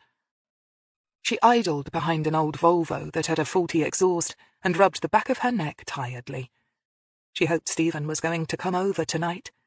She liked lying next to his long, comforting form in bed. To have him there to hold when it got to be 3 o'clock in the morning, and everything seemed that much darker. You think Deacon knows what she's been doing, Gov? Jimmy asked, coughing a bit on the Volvo's exhaust fumes and rolling up his window. Well, there's only one way to find out, Hillary said laconically. Christopher Deacon welcomed them into the same office they'd visited previously, and did indeed look a little more gaunt than he had before. Hillary could almost imagine the I told you so look on Ruth Coombs's face as she took the seat the television producer offered her. So, this is still about Judy, yes? He asked, looking from Hillary to Jimmy. Have you found out anything new? Hillary caught the uncertainty behind the question and felt her hackles rise.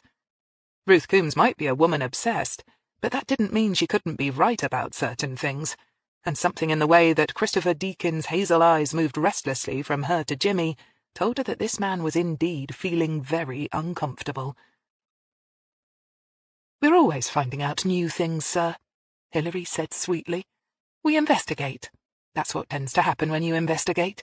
You find out things. Like if someone's been telling you lies. Or, shall we say, not being as totally forthcoming as they might have been? She allowed her voice to rise slightly at the end of the sentence, thus turning it into a query. It was an old trick, and she had used it often in the past. When dealing with someone who was trying to hide something, but you had no idea what, sometimes it paid off to simply bluff. If you hinted that you knew all about it, a suspect's dodgy conscience would often do the rest. That, plus the fact that most people have the subconscious desire to confess, simply because the relief when they did so was so great. So, she gazed calmly across at the other man, and saw Deacon's skinny frame slowly collapse, like air going out of a balloon. All right, so I didn't tell you about the money I loaned her, Christopher said with a credible stab at embarrassed nonchalance. I just didn't want you to get the wrong impression of Judy, that's all. Hillary nodded. What money? We know how much it was, sir, she said smoothly. Financial records in a serious criminal inquiry are never as private as the general public seem to think. Christopher nodded gloomily. Like I said, I didn't want you to run away with the idea that Judy was some sort of gold digger, or that she was the money-grabbing sort. She wasn't. I was happy to loan her the 10,000. 10,000, Hillary thought. An interesting sum, that. Not huge by today's standards, but not peanuts either. She glanced around the room, taking in the ergonomically designed chairs, the limited edition prints on the walls bearing famous names in the world of modern art, the arrangement of fresh lilies in a cut crystal vase on a good-quality 19th-century mahogany sideboard. Yes, he could well afford it. Probably. On the other hand, people didn't get rich and successful giving money away. But Judy hadn't been just anyone, had she? Hillary mused. She'd been his lover. So, was it blackmail or genuine affection? She tilted her head and looked at Christopher Deacon thoughtfully. You appear to have lost weight, sir, Hillary said, and saw him shoot her a totally flummoxed look. You're very lean, anyway, which is why I noticed. Since it's hardly likely that you're on a diet, I wondered if it might be due to stress. Have you been feeling particularly under pressure recently? She asked innocently. Christopher swallowed hard. No wonder Ruth Coombs thought he was acting strangely. Right here and now he was acting the classic guilty man found out. Oh, just work, he said, his voice slightly hoarse. Working in television is always very time-orientated, you see. The pressure is always on to get things done on schedule because production's overrunning are so expensive. And filming on one of our documentaries has hit a snag. Unforeseen circumstances and all that. And we haven't budgeted for it. That sort of thing. And then, as if aware he was rambling, he abruptly stopped talking. Hillary studied the good-looking blonde man and felt uneasy. She also experienced an odd little frisson of déjà vu. Let's get back to the money you loaned Judy. I take it you never got it back.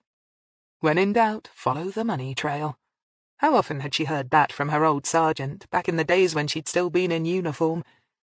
No, well, she, left, and so, of course, she didn't repay it.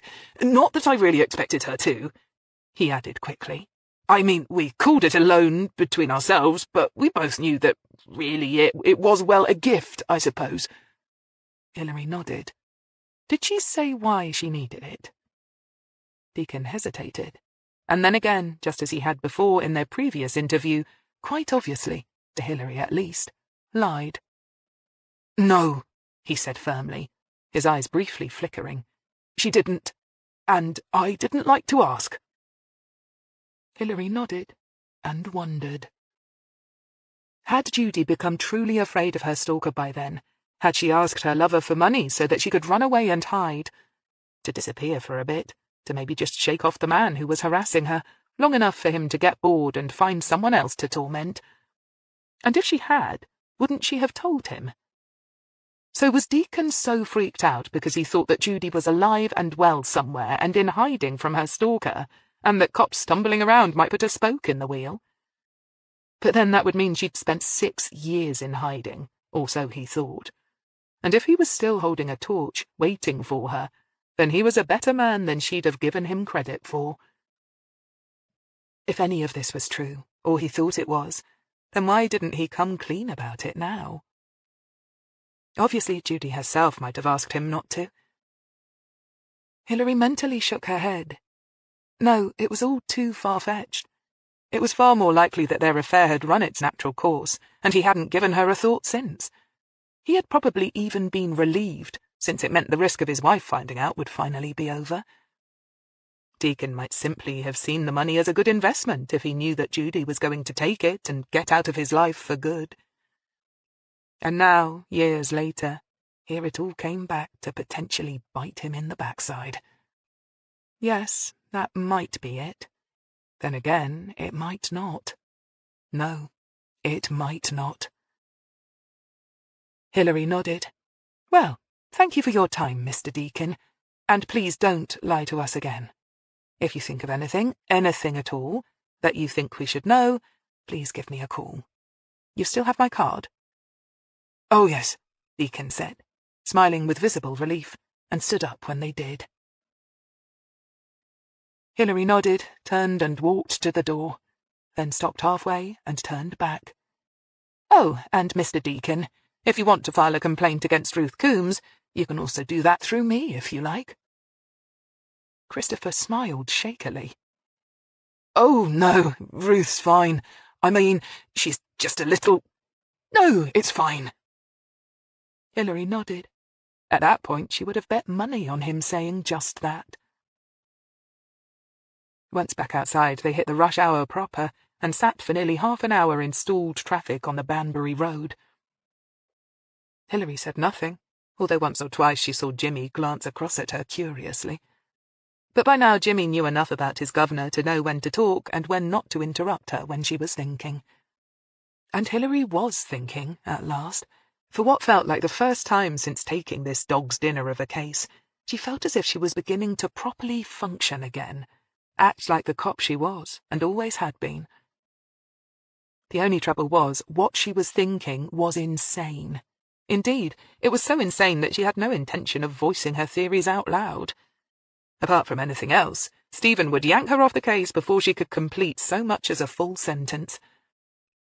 No, she needed to gather evidence, and the rock-solid, incontrovertible kind of evidence at that. If what she was beginning to suspect was even remotely true, then it was so far off the wall that only an airtight argument would do. Otherwise they really would be sending for the men in white coats to come and take her away. But where the hell should she start? Chapter 8. That Friday night, Tom checked his appearance in the mirror. He was wearing tight-fitting, good-quality denim jeans that showed off his powerful thigh muscles to perfection, and a plain white t-shirt, again stretched tight to show off his pecs. He slung a fashionably beaten-up leather jacket over his shoulders and smoothed back his hair. He was taking Vivian to a pub-cum-restaurant in the nearby village of Hampton Poyle, and he was feeling rather flat. Why couldn't it be Hillary that he was dressing to impress? He scowled at his image in the mirror, then smiled slowly as he turned and reached for the 3 envelopes on his desk. They were all brown padded envelopes, with computer-printed address labels on the front. They all had self-sealed tabs on them, and he'd used water to paste down the stamps. Each was addressed to Hillary Greene, and each had a small item inside that he'd been almost loath to part with. He'd enjoyed gloating over them over the years, imagining delicious scenarios concerning their original owners. It would be a shame to give them away. Still, it was for a good cause, and he had others safely locked away in his bedroom. He needed to up the game. Since he'd discovered she was being guarded and watched day and night by that bastard Stephen Crail's lackeys, he hadn't been able to do much. She might be wondering if he'd forgotten about her, or given up on their game, and he couldn't have that. He smiled when he thought of her getting his latest gift via the services of Her Majesty's Royal Mail, and what her reaction would be. She'd be intrigued and surely relieved to hear from them. He picked up the envelopes with a tuneless whistle, and pocketed his car keys, and then, still whistling, checked his mobile. He had a missed call, but he recognized the number and ignored it. He was due to meet a guy who had a caravan for sale, but it could wait. He probably only wanted to change the time when they'd agreed to meet so he could look it over, and he had more important things on his mind just now. Running down the stairs into the hall, he called a vague goodbye to his parents, whom he could hear listening to the telly in the living room, and went out to his car. He drove to the small village and decided to use the postbox there to mail his letters. He took a quick look around, and on finding the village lanes deserted, he mimed kissing the back of each envelope, imagining it was Hillary's lovely lips he was kissing, popped them into the iconic red box, and then took off his driving gloves and walked into the pub. Vivian was late, but then she nearly always was. Tom used the spare time to buy the drinks and think about how he was going to kill her. When she finally arrived, she was dressed in one of those summery flower print dresses that reminded you of your granny, but were now back in fashion. With her curled, long, dark hair and expertly made-up, pretty face, she instantly attracted the attention of every man in the room. But Tom took one look at the frilly Laura Ashley confection and knew that Hillary wouldn't be caught dead wearing it. He forced a smile. I was beginning to wonder if you'd stood me up. Nah, just busy.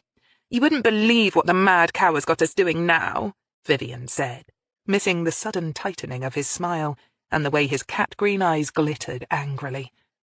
She's only got us sorting through any Costa cons that one of our missing girls might have got mixed up with.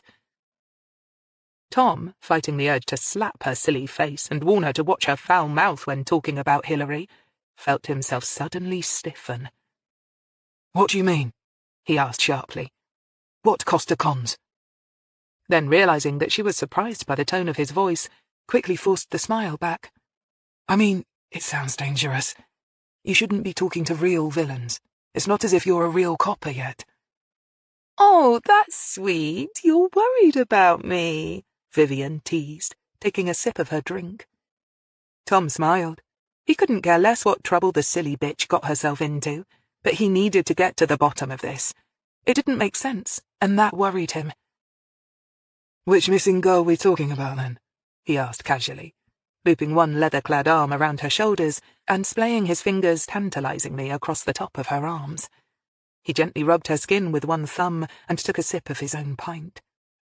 The one who worked in the posh solicitor's office, Vivian said, putting a hand on his thigh under the table. Bloody hell, it felt as if it were made of iron. Apparently, the outfit she worked for did a lot of the defense work for a load of expat villains. It's how they make a lot of their money, apparently.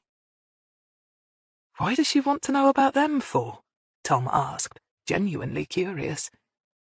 Vivian sighed and shrugged. Dunno. Who knows how her mind works? Still, I'm not complaining, not really. It gets me and the ginger minger out of the office and doing something a bit more interesting. Mind you, all we've been doing this afternoon is chatting to her workmates at the office and trying to find out who she was close to.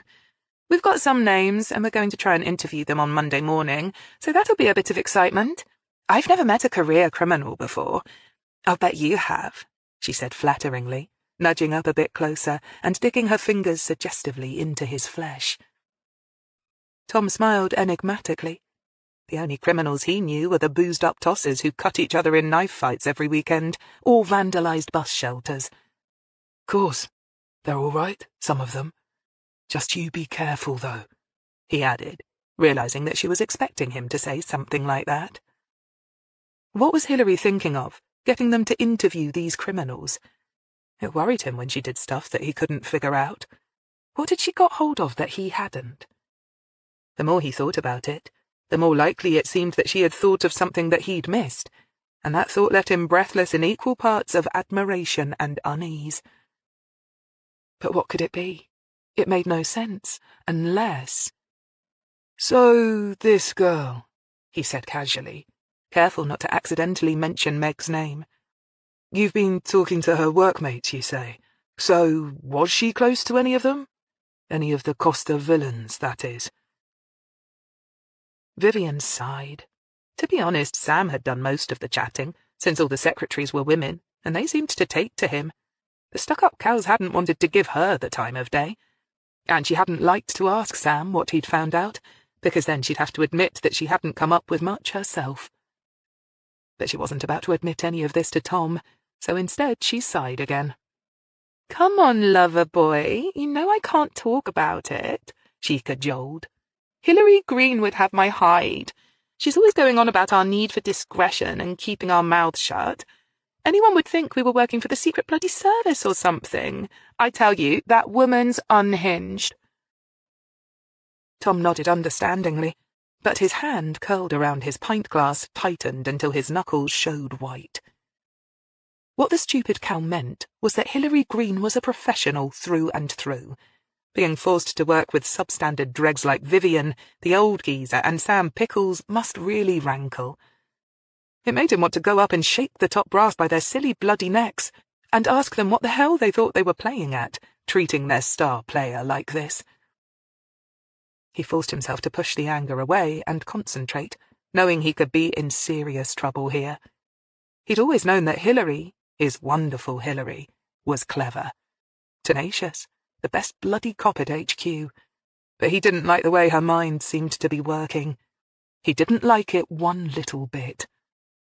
He only hoped the 3 envelopes would distract her. Otherwise he'd have to speed things up before it all got spoilt, and he couldn't let it get spoilt. "Have I told you I'm seeing a man about a caravan this weekend?" he said softly, turning to nibble on Vivian's earlobe. "Me and you are going to have to make plans to start spending some quality time alone together. All alone, in the woods somewhere." He let his voice lower softly. "Where no one can hear you scream," he added with a twinkle in his green eyes. Vivian smiled smugly. "Now you're talking." The weekend was one of those golden ones that mark the end of spring and the beginning of summer. The sun showed its true strength, and on the Mollern, Hillary and Stephen threw open all the windows and took to the outdoors. The ducklings were growing apace, and the swallows, all now arrived, were busy swooping along the khaki-coloured water of the Oxford Canal, scooping up beaks full of liquid to help them construct their mud nests. Lying on top of the roof on fluffy beach towels, they spent the days sipping chilled wine, reading, talking, sunbathing. Stephen had taken the whole weekend off, and Hillary appreciated the pampering. At night they wandered to the boat for their evening meal, then spent the nights together in her small bed. Sunday morning they went for a long walk northwards, passing the village of Kirtlington's 3 Pigeons Lock, the hamlet of Northbrook, and as far as the villages of Lower and Upper Hayford, before turning back. She taught him what cuckoo flowers looked like, and the difference between buttercups and celandines. He told her about his past marriage, his ambitions for the future, and how he loved the minuscule proportions of her ridiculous bed. It was one of those moments in life that should never have to come to an end. But when it did, and she followed him into work the following Monday morning, she knew that something fundamental had changed in her life. And she wasn't sure that she knew what to do about it. On the plus side, she'd not thought about the scar on her neck once. Before Vivian and Sam set off for the Smoke, where they were due to talk to 3 fairly low-level and now fully retired criminals about Meg Varney, Hillary gave them another task. Vivian, who was impatient, stood restlessly beside her desk, glancing tellingly at her watch and sighing elaborately. Hillary ignored her. Sam, however, listened carefully.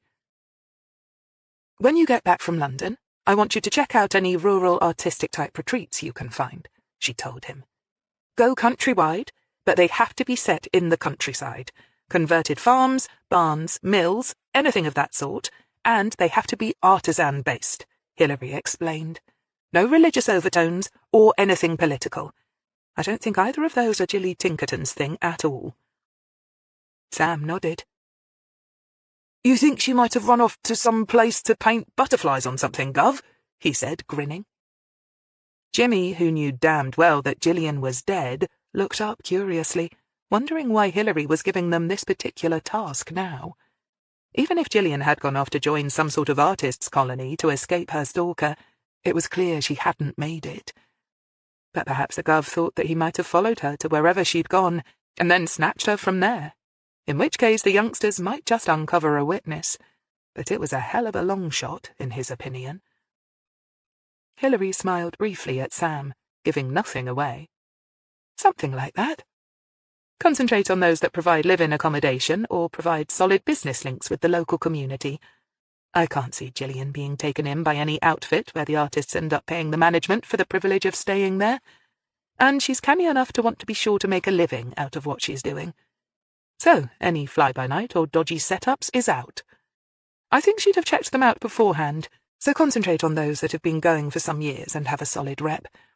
You can do most of it on the net, I expect, or by phone. I want a list of possibles on my desk as soon as you can. Right, Gov. Can we get going now? Vivian whined. Hillary smiled patiently and waved them away. Jimmy watched her leave the office and go on through down to her own small space. He didn't know how she could stand it in there. It would drive him mad. Still, she lived on a narrow boat, so obviously claustrophobia wasn't one of her problems. He frowned, wondering what she was up to. Usually he could follow her thinking and get some idea of where she thought the case was going, but not this time. So far she'd solved both of the cold case murders that the super had given her, and his confidence in her was only growing.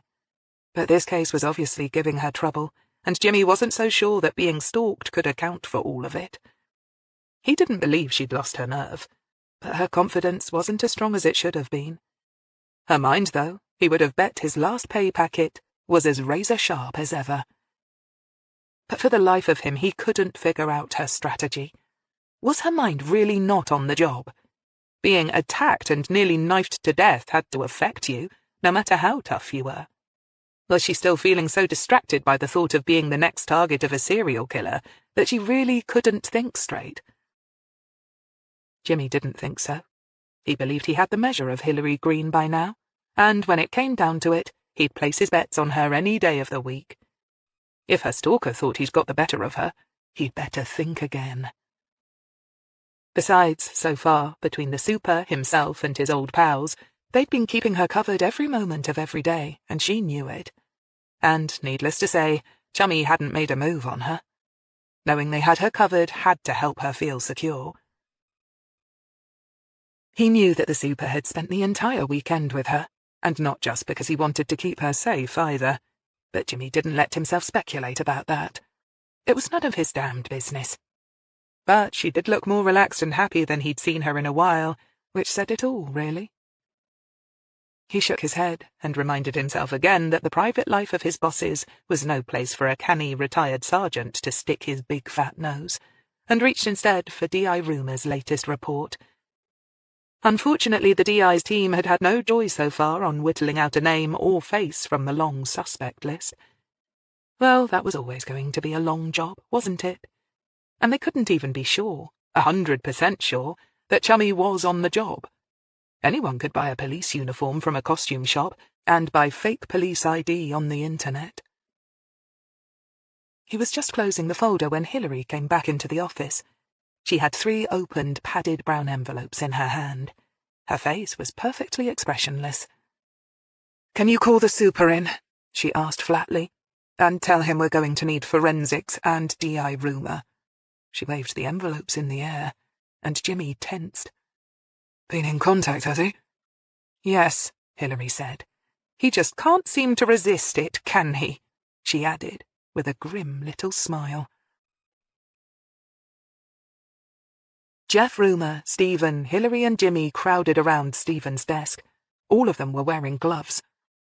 "Obviously, as soon as I saw them in the mail, I put mine on," Hillary said, indicating her white cotton-clad hands. "I knew I wasn't due any mail like this, and besides—" She shrugged and just let the sentence slide. She'd just known that they had been sent by Lowell. You developed an instinct about this sort of thing, and she could see by the way the others in the group were either nodding their heads or giving a rueful smile that they understood without needing to be told. She met Stephen's solemn, questioning brown eyes and gave a small smile in return, silently telling him that she was fine. But whether he believed her or not, she couldn't tell. She reached for the first envelope, which she had carefully unsealed, causing the least possible amount of interference for the forensics people to moan about later, and tipped out the contents. Onto the table fell an ugly, fluffy pink keyring with a troll's face. It was both comical and grotesque. The second envelope was thicker, and she carefully pulled out a multicoloured pair of striped leg warmers. The third envelope produced a necklace consisting of what looked like good-quality pearls, with the biggest and fattest in the middle, graduating to smaller ones the closer they got to the clasp, which was made of gold. For a moment they studied the items in question, none of them venturing the obvious observation, until Stephen obliged. "You think these come from the victims?" Hillary nodded. I think the troll keyring is probably Jilly's. It's the kind of whimsical, funky thing she'd use. The strand of pearls, I'm guessing, would be Meg's, simply because she was a class act and somewhat vain about her looks, and I can't see her covering up her legs at all, let alone with something like these. She nodded at the jaunty leg warmers, which, by process of elimination, I'm guessing belonged to Judy. No note with any of the items? Jeff Rumour asked without much hope. If there had been, they'd have been studying it by now. Hillary shook her head. But then there doesn't need to be, does there? She said. And for a while they stared down at the 3 items on the table. Each unique to their owners, their forlorn eloquence had no need of the written word. Stephen briskly shook off the gloom. Okay, Jeff, get these to forensics and see if you can find any trace of your man on them. I doubt you'll be lucky, especially if he is one of our lot, but you can never tell. Hillary. I know, I'll get on to the witnesses and see if we can confirm the ownership of these. For that, I'll need first-class photos of the items. I'll get that done first and get them to you, Jeff Rumour said briskly. Ruth Coombs very quickly identified the leg warmers as being Judy's. In the office at the back of the large shop, she looked at the photographs intently. Of course, I can't swear they're hers, she added cautiously, determined to be scrupulously fair. I dare say a lot of them were sold to a lot of people, but I remember Judy buying a pair just like these from Bicester Market, when we had one of those really cold winters, you know. She liked the colours. Hillary nodded. We were wondering if you might have kept anything of Judy's that might still have traces of her DNA on it. A hairbrush, maybe? Otherwise we'll have to take a DNA sample from her parents to compare it to any traces we might find on the leg warmers. But Ruth shrugged helplessly. Sorry, I can't help you. I packed up all her stuff after a year or so and asked her parents if they wanted it. I didn't particularly like doing it. I knew Judy never gave them the time of day anymore, and probably wouldn't have wanted me to either. But, well, I didn't really have any right to hold on to them, you see. Ruth held out her hands helplessly. And when push comes to shove, family is family, right? In the end they took it, not because they wanted it, but because it was the done thing. It would have looked odd if they'd refused, and that's all they cared about. Too busy worrying about what the neighbours might say, but not caring a damn about what might have happened to their own daughter, she added bitterly. Hillary said nothing to that, but thanked her quietly and left. Jeff Rumour had already confirmed that a lone uniformed PC had talked to Ruth shortly after Judy had been reported missing, and that Ruth had confirmed that he had been left alone for a short time. Which meant that he certainly could, therefore, have done a quick search of his victim's room, had he been of a mind to do so. And lifted more items than just the leg warmers. Hillary thought, on balance, that he probably had. Unfortunately, Ruth's description of him had been even more vague than that provided by Mrs. Tinkerton. Georgia Biggs looked at the photograph of the graduated strand of pearls thoughtfully, and then smiled somewhat ruefully. They were once again crowded into her small dental office, with the smell of antiseptic sharp in the air and posters of gum disease rampant. Unlike Ruth Coombs, Georgia Biggs hadn't been at the flat when the man in a police uniform had shown up making inquiries about the missing woman, but he had talked to the landlord of the premises into letting him take a look around. Unfortunately for Jeff Rumour and his team, the landlord was now deceased, leaving them with, quite literally, a dead end when it came to getting another independent description of the man they were looking for. I know Meg had a necklace quite like this, Georgia told them, then laughed softly. She was furious about it. Oh? Hillary asked, tensing just a little. Could the pearls have been a gift from the stalker? She could see why Meg Varney wouldn't have wanted anything to do with them if they had been. But if they had been one of his original gifts, why had he stolen them back? It turned out they weren't real. Oh, they were very good quality, cultured or whatever it is they are when they're not really natural. Worth a few £100, or so the jeweller told her, but not the thousands they would have been if they'd been the genuine article, Georgia explained, then sighed. I quite liked them personally. I would have worn them and been happy to, They had this pretty pinkish quality to them. But Meg just tossed them into the back of her jewellery case and never wore them. She gave the man who gave them to her the push as well. Well, that was Meg, really. She didn't like being messed about. He was an old boyfriend, was he? Hillary asked quickly, then felt her hopes drop as Georgia nodded. Yeah, she went out with him for a while. He was a company rep for some pharmaceutical company or something. Can't remember his name now. Can you remember what he looked like? Hillary persisted. It was possible the stalker had made contact, after all, and maybe even persuaded Meg to date him a few times. Really tall beanpole of a bloke, Georgia said. Really fair hair and pale skin. Almost an albino, you know. Hillary nodded glumly and gave a mental sigh. She had reached another one of those ever more frequent dead ends. Deirdre Tinkerton took one look at the photograph of the fluffy troll keyring and abruptly and rather heavily sat down on a chair. Oh, that ugly thing. Yes, Jilly had one just like it, but...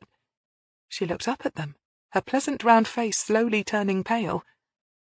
Why are you showing me a photograph of it now? Is there something you're not telling me? Is my Jilly... Her voice suddenly seemed to lose its strength, and she cleared her throat noisily. Is my little girl dead? She asked in a small voice. Hillary cursed herself for having to bring this to the poor woman's door, and cursed the stalker even more.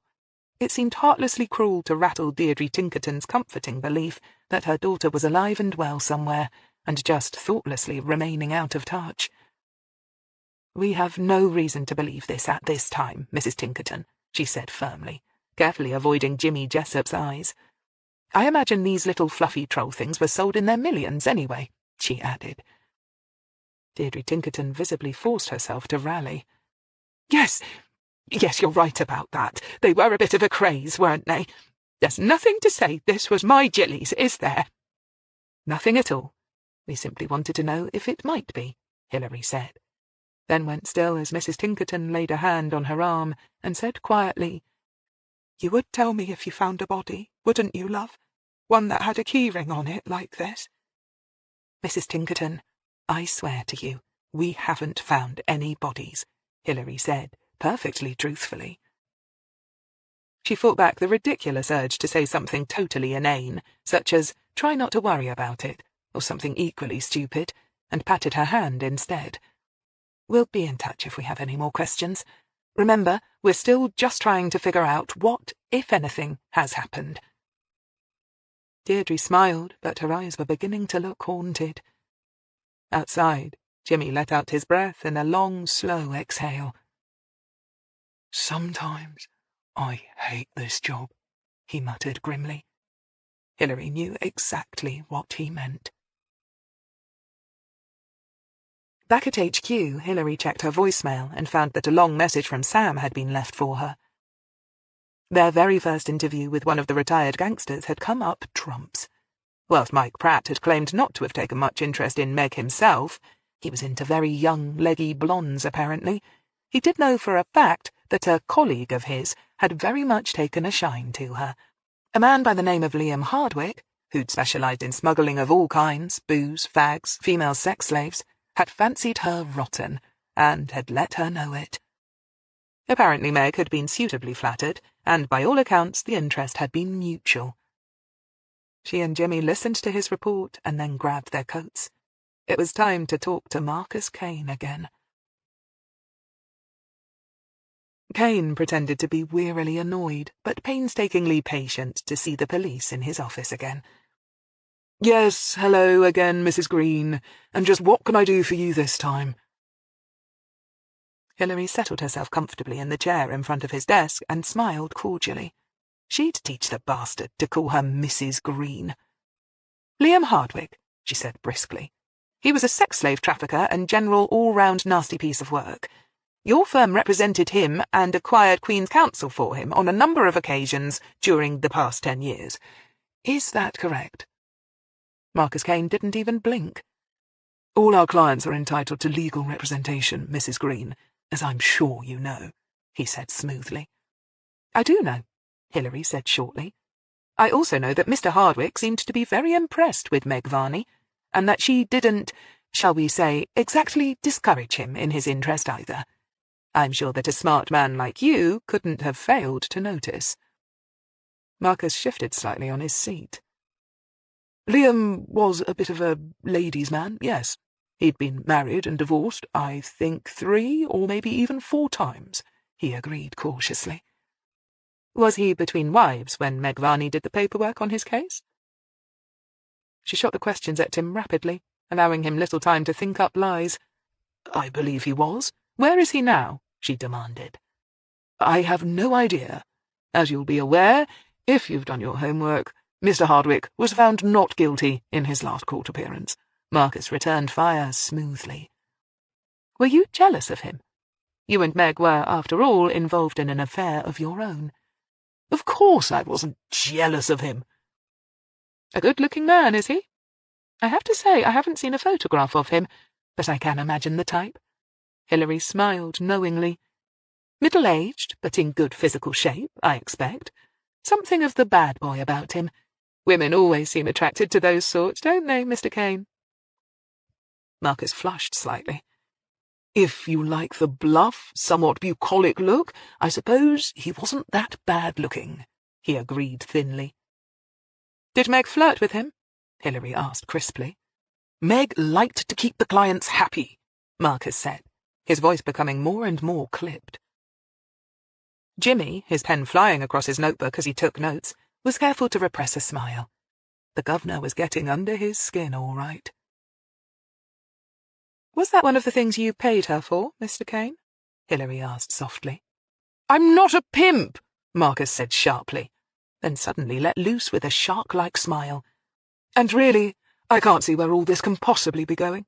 As far as I can remember, Liam Hardwick retired to Spain somewhere months before Meg went missing." Hillary nodded. "Well, thank you, Mr. Kane," she said, abruptly dismissing him. "That will be all for now." Then she appeared to change her mind, and added very casually, "Oh, by the way, you wouldn't happen to have a contact phone number for Mr. Hardwick, would you?" Marcus Gaze rose and smiled beatifically at her. "I'll ask my secretary to make sure you get it on your way out, Mrs. Greene." Liam Hardwick came to the telephone the moment Hillary Greene identified herself to his Spanish housekeeper. According to Kane's records, he was living on the south coast in one of the lesser-known resorts, but almost certainly in a sumptuous villa with a view of the Med. It made Hillary sick to think about it. But back at HQ, with Jimmy listening in to her end of the conversation, she forced herself to concentrate on the task in hand. She identified herself and her work at the CRT. "Mr. Hardwick, we're currently trying to trace the whereabouts of a missing person by the name of Margaret Varney. She was a secretary working for your solicitors back here in Oxford. I'm sure you remember her." The voice on the other end of the line was understandably cautious, but he agreed that he did. "Sure, a good-looking woman. Charming, too.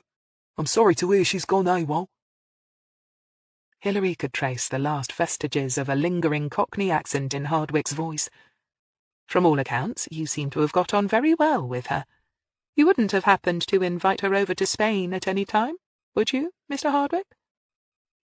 There was a moment of silence. Then, "Like I said, I got on fine with her. She had a good sense of humour and was a lovely lady and charming with it. But why should that mean that I would invite her over to Spain with me?" "Just trying to tie up any loose ends, sir," she said brightly. "After all, we don't want to waste our valuable time and resources trying to find her if she's simply relocated to Spain, do we?" "Has anyone told you she's over here?" Liam Hardwick asked jovially. "No, sir," Hillary said. "Like I said, we're just checking." "No harm in that, as my old man always said. Sorry I can't help you, love." "Yeah, I just bet you are," Hillary thought, as she put the phone down. "Well?" Jimmy asked curiously. Slippery as an eel. Jimmy shrugged. "I can't really see what it matters one way or the other, Gov, does it? Meg disappeared over here in Blighty, and we already know the who and the why of it, after all." Hillary nodded slowly. "Yes," she said thoughtfully. I believe we very well might. Jimmy shot her a quick, puzzled look, then shrugged. She continued to stare out of the window, her mind carefully and methodically looking for flaws in the growing intricacies of her theory, and not finding all that many. Chapter 9. At noon the next day, Tom Warrington was walking slowly around a fully roadworthy and quite spacious white camper van. It was in fairly good nick, with perhaps just a hint of rust around the wheel arches, and was about 10 years old, but came with a full service record and tax. Although it looked rather pedestrian inside, it was clean and serviceable. The price wasn't too bad, but on principle he spent half an hour haggling it down with the seller, a middle-aged turf accountant who was getting divorced and wanted to stash as much cash away on the QT as he could before his soon-to-be ex-wife's solicitor came sniffing around. Finally they shook hands on the deal, and Tom left, telling the gloomy old sod that he'd be around later that evening sometime to pick it up, with the first instalment in cash, and more bona fides to ensure that he'd get the rest of his money, though Tom rather thought that his police uniform was doing him more favours than his solid credit rating. It was rather touching how some members of the public still trusted the police. He was back late from lunch, and the dragon guarding the records office sniffed at him and looked at her watch with a significant roll of her watery eyes, but she at least had the good sense not to say anything. Tom gave her his best green-eyed, toothsome smile and turned to his computer. He played with the idea of calling up Hillary's personnel file, just so that he could feast on her past glories and moon over her ID photograph. But with the dragon already miffed and keeping an eye on him, he knew it wasn't a good idea. He contented himself with sending Vivian a text message instead. Then, with a sigh, he got down to work. Vivian read the text message in the office, a big smile lighting up her face. Sam was with her, and they were just finishing up the latest boring stuff Hillary had given them to do, whilst talking over their exciting day yesterday, when they'd actually got to talk to real-life gangsters. Needless to say, she'd been more impressed than he was by the big houses, the bling, and the glamour of the wives, although none of the men had looked much like Ronnie Briggs, or even Ray Winstone for that matter, which was a bit disappointing. But Tom's text cheered her up no end. He was picking up their little love nest later on, and he was anxious for her to come and try it out with him. Finally, Vivian thought smugly, saving the text and putting the mobile back into her bag. It was about time she got him between the sheets. And wasn't playing hard to get supposed to be a woman's prerogative anyway?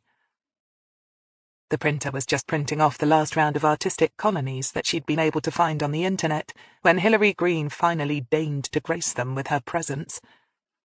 Vivian listened with genuine interest, however, as her boss updated them on her latest interview with Marcus Kane, but knew that she'd only been bothered to do so because it was their information and hard work that had turned up the lead for her in the first place. If lead was the right word. For the life of her, Vivian couldn't see where all this was supposed to be going. Then again, it was clear that she and Sam were still being kept out of the loop on the investigation. She had no idea what Hillary had been doing all morning, for example, except that she'd been closeted in Stephen's office with D.I. Rumour. She'd have loved to have been a fly on the wall in there, and found out what it was that was really going on. But she'd bet her wage packet that it wouldn't be long before they were back to doing more of the boring stuff. And, sure enough, once Hillary had finished telling them about Meg Varney's exploits, her next words made Vivian's heart sink. "Now," Hillary said, glancing down at her notebook, "I need a thorough background check run on Christopher Deakin's financial status.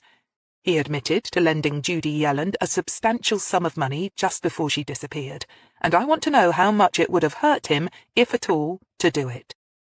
I know he's obviously doing well today, but I have a feeling that might not have been so much the case 6 years ago. The company was still relatively new.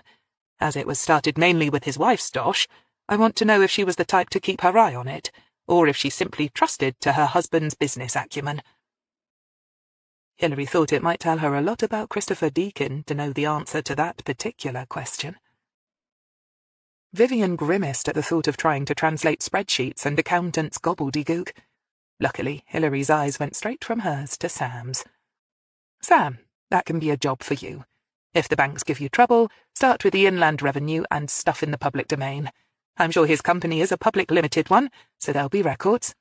His personal finances might be harder to trace, but it'll be good practice for you. Gov.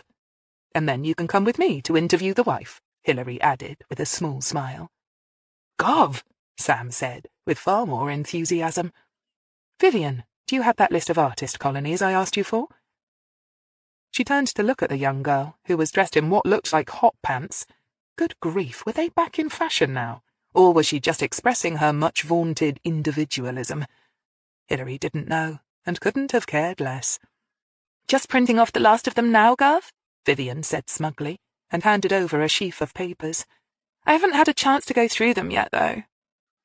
I've highlighted in yellow some of the more promising ones we did earlier, Gov, Sam said, with an apologetic glance at Vivian. The ones at the bottom of the pile. I was working on them while Vivian was doing the last of it. Vivian shot him a knowing smile. He was so anxious to earn brownie points, it was pathetic. Thanks, Sam. Right, you can get on with Deacon then. Vivian, you can type up the report on the Costacons. Vivian grimaced. Right, she said listlessly. Did she look like a bloody typist, or a secretary? Or you can always help Sam with the financial search, Hillary said archly. No, that's okay, Vivian said quickly, scooting back behind her computer screen. Over in his chair, Jimmy Jessup coughed tellingly into his cupped hands. Hillary gave him a wink as she sauntered out. Back in her office, she began to sort through the list of possible retreats that Gillian Tinkerton might have been interested in. There were surprisingly quite a few.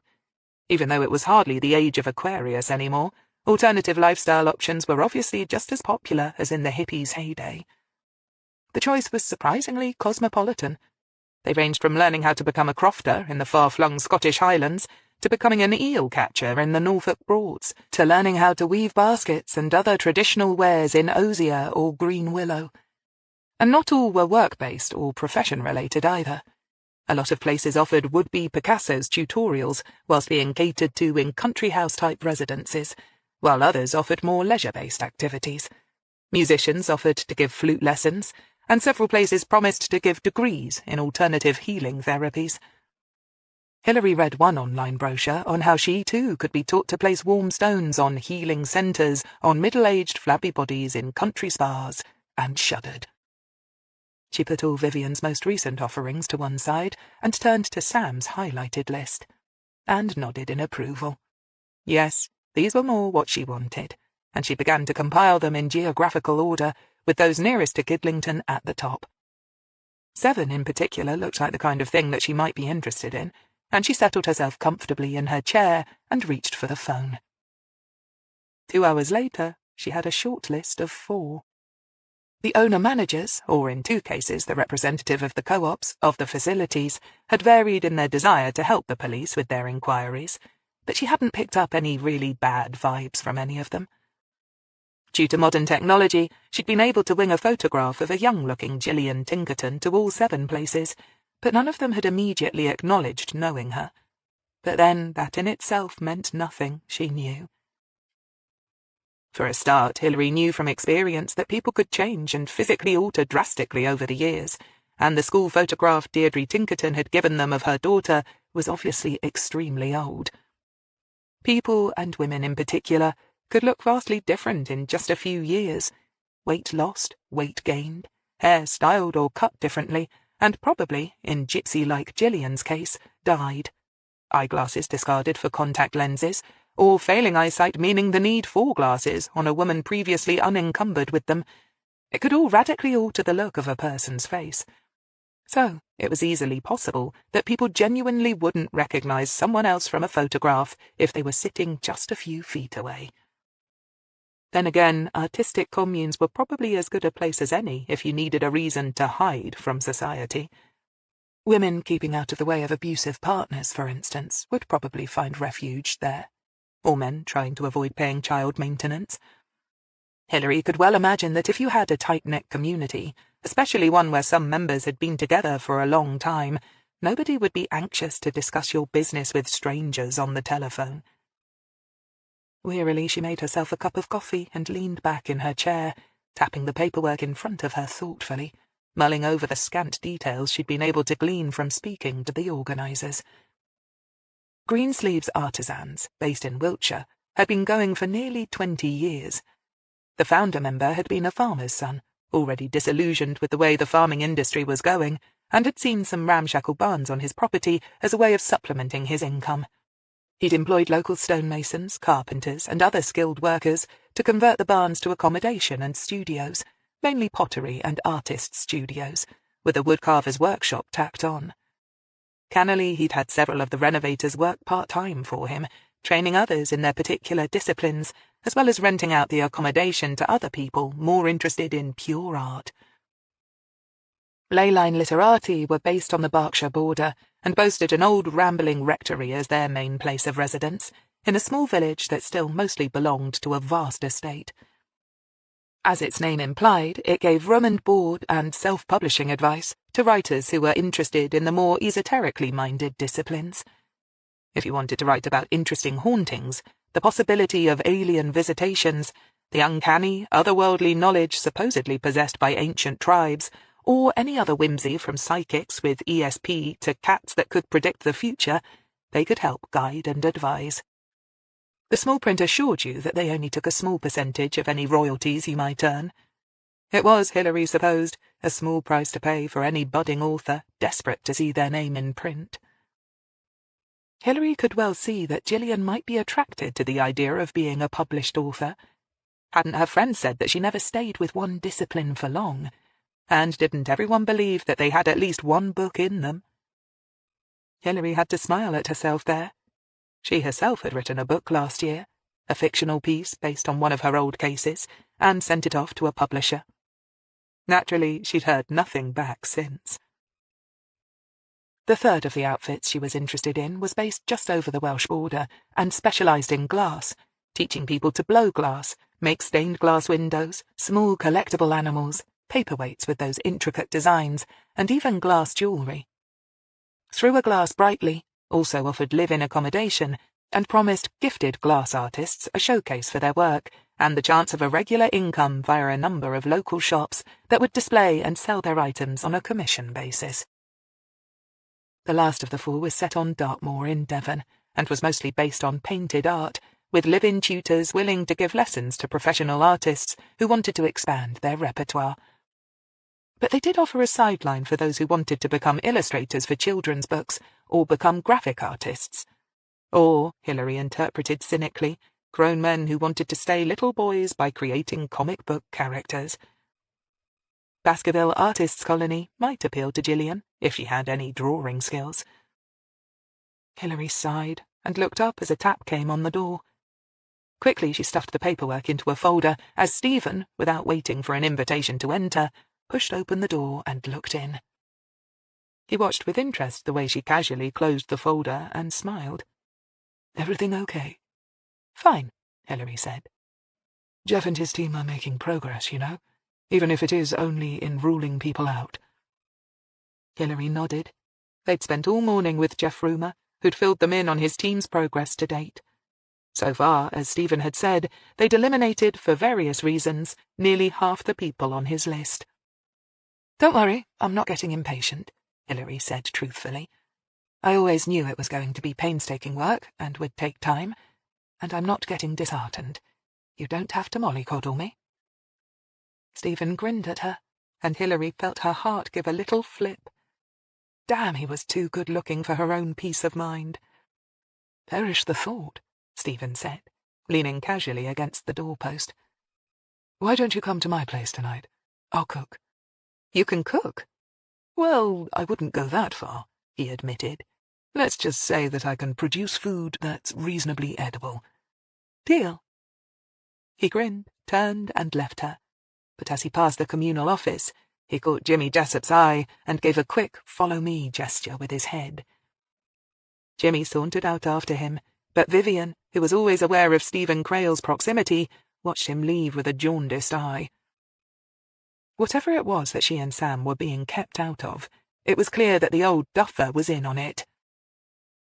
Jimmy followed the super into his office, then closed the door behind him. Stephen sat down behind his desk and looked at him levelly. Do you know what she's up to? Jimmy hesitated. Come on, Jimmy, she's hiding something from me, I can tell. What's she got up her sleeve? Jimmy shrugged, but gave him an accurate rundown on their activities so far. On the one hand, it felt vaguely disloyal to do so, but on the other, he knew that now was not the time to take sides. Stephen listened in silence and then frowned. I don't get it. I don't understand what she's thinking. No, Jimmy said grimly. I don't either. I don't either. I can't get a handle on her logic somehow. Stephen nodded. But she's definitely onto something. I can just feel it. Yeah, me too. And she's good, Cuff, Jimmy said thoughtfully. You know she is. So whatever it is, it'll be gold. You'll see, he predicted confidently. I agree. I thought at first that Don Levy might have been over-egging her skills, but now I know he wasn't. She's one of the best, all right. Jimmy smiled, but he didn't say what they were both thinking. Yes, Hillary Greene was good, but was she working at the top of her game on this particular case? Well, just keep an eye on her, Stephen said at last. And, Jimmy, you will tell me if you start to get worried about her. About anything to do with the case, I mean. Jimmy nodded. Yeah, Gov, I know what you mean, he said heavily. In her office, Hillary ringed the 4 names of the artist colonies and knew she'd have to visit them. But Jimmy would wonder why, and so would Stephen. And she couldn't yet give them a reasonable explanation. She sighed and massaged the back of her neck, which felt knotted and stiff with tension. Tomorrow she'd have to call in sick and visit the 2 nearest colonies in person. Perhaps then she'd have a better idea of whether or not she was on a wild goose chase, or seriously losing her marbles. Her hand began to wander up to the scar on her neck, and once more she caught the movement before it could finish its task. She glanced at her watch, and knew that if she called it a day, nobody would say anything about her leaving early. And she did feel tired. On the other hand, "Sod that," Hillary said, and reached for the phone. There was one last thing she could do before she headed back to the Mollern and gave a nod to whoever it was that was parked in the pub car park and assigned to watch over her. Hillary checked her organiser, opening the page at the letter T. She knew she should have an electronic version of the big notebook by now, but somehow had never managed to get around to it. She found the name of Richard Torridge and noted the address and phone number, pleased to see that her memory hadn't let her down. She only hoped he was still living in the same area of Spain. She rang the number, wondering if she'd get lucky and find it still current. "The Brit Bar!" a female voice sang cheerfully into her ear. "Hello, can I speak to Dick, please?" "Who's this, then?" the voice asked at once. It had a slight Geordie accent to it, and Hillary suddenly remembered that former Sergeant Richard Torridge had married for a 3rd time to some lass from Newcastle way, shortly before retiring and heading to Spain to run that perennial ex-copper's dream, a pub. "I'm D.I. Hillary Greene," Hillary said, purloining her old title in an attempt to head off the suspicion that she could hear bristling in the other woman's voice. Mind you, from what she remembered of Dirty Dick's reputation with women, she wouldn't be surprised if the poor woman had good reason to be perpetually jealous. "I was an old governor of his. I just need him to do a quick favour for me." "Oh, I? Better call him then, hadn't I, pet?" Hillary heard her squawk her husband's name and the clattering noise as she put the telephone down onto a hard surface. Over the line came the sound of glasses clinking, games machines pinging, and a babble of voices, mostly in English, but with some Spanish thrown in. But then, with a name as unoriginal as the Brit Bar, Hillary suspected that Dirty Dick had probably cashed in on the expat's need for proper British beer, and that most of his customers came from the homeland. She heard his wife mutter something dire at him a moment before he came on the line. "Hillary! Is that really you? Bloody hell! Hillary Greene! After all these years, as I live and bloody breathe! You still on the force, then?" "Yes," Hillary said, not wanting to go into her retirement and her subsequent return to CRT. "How are you doing, Sergeant?" In the old days she'd been responsible for the feckless git on many a case. She remembered him as being big, humorous, and surprisingly canny. At first he hadn't liked having a female boss, but once she'd knocked that out of him, they'd got on surprisingly well, and had put away a goodly amount of villains between them. She had tried to talk him out of going off to Spain, knowing that the force could ill afford to lose such a useful thief-taker, but he'd been adamant that he'd had enough, and ultimately there was no arguing with that. "Can't complain, Gov. Business is good. The women are gorgeous." He lowered his voice as he said the last bit, so that the Geordie woman, who was no doubt hovering within earshot, wouldn't catch it. Hillary grinned, picturing him in her mind's eye. Never sartorially blessed, he was probably sitting at his bar dressed in baggy shorts and a colourful shirt, probably red as a beet and sweating but bright-eyed and alert. "So, what can I do for you, Gov?" "You in a mood to do an old mate a favour?" she asked cautiously. "For you, Gov, always. What's up?" "A con by the name of Liam Hardwick. Heard of him?" "Yeah, of course I bloody well have. He's got a villa not far away from—" "Oh, I see. And what's he done to appear on your radar then, Gov?" "The scuttlebutt here is that he's definitely retired, made his fortune and scarpered, and is now happy to leave all the wheeling and dealing to his competitors. Don't tell me he's got tired of all that sun and sangria and gone all nostalgic for the bad old days." "I've got no reason to think so, Dick," Hillary said, honestly enough. "But do you see him around? He's pretty local to where you are, right?" "I don't see him around the same time as where I've got the bar, if that's what you mean. It's too down market for the likes of him. But the next big place just up the coast, a few miles, is a bit more classy-like. Me and the missus go there sometimes to kick up our heels and have a good time. He's mostly to be found in the top nightclubs or the fancy eateries, mind, which is out of our bracket. But you can see him driving around in his roller sometimes, or occasionally walking around the designer shops." "Right. So you'd know him if you saw him," Hillary said gratefully. "Do you still have your cameras with you?" she asked.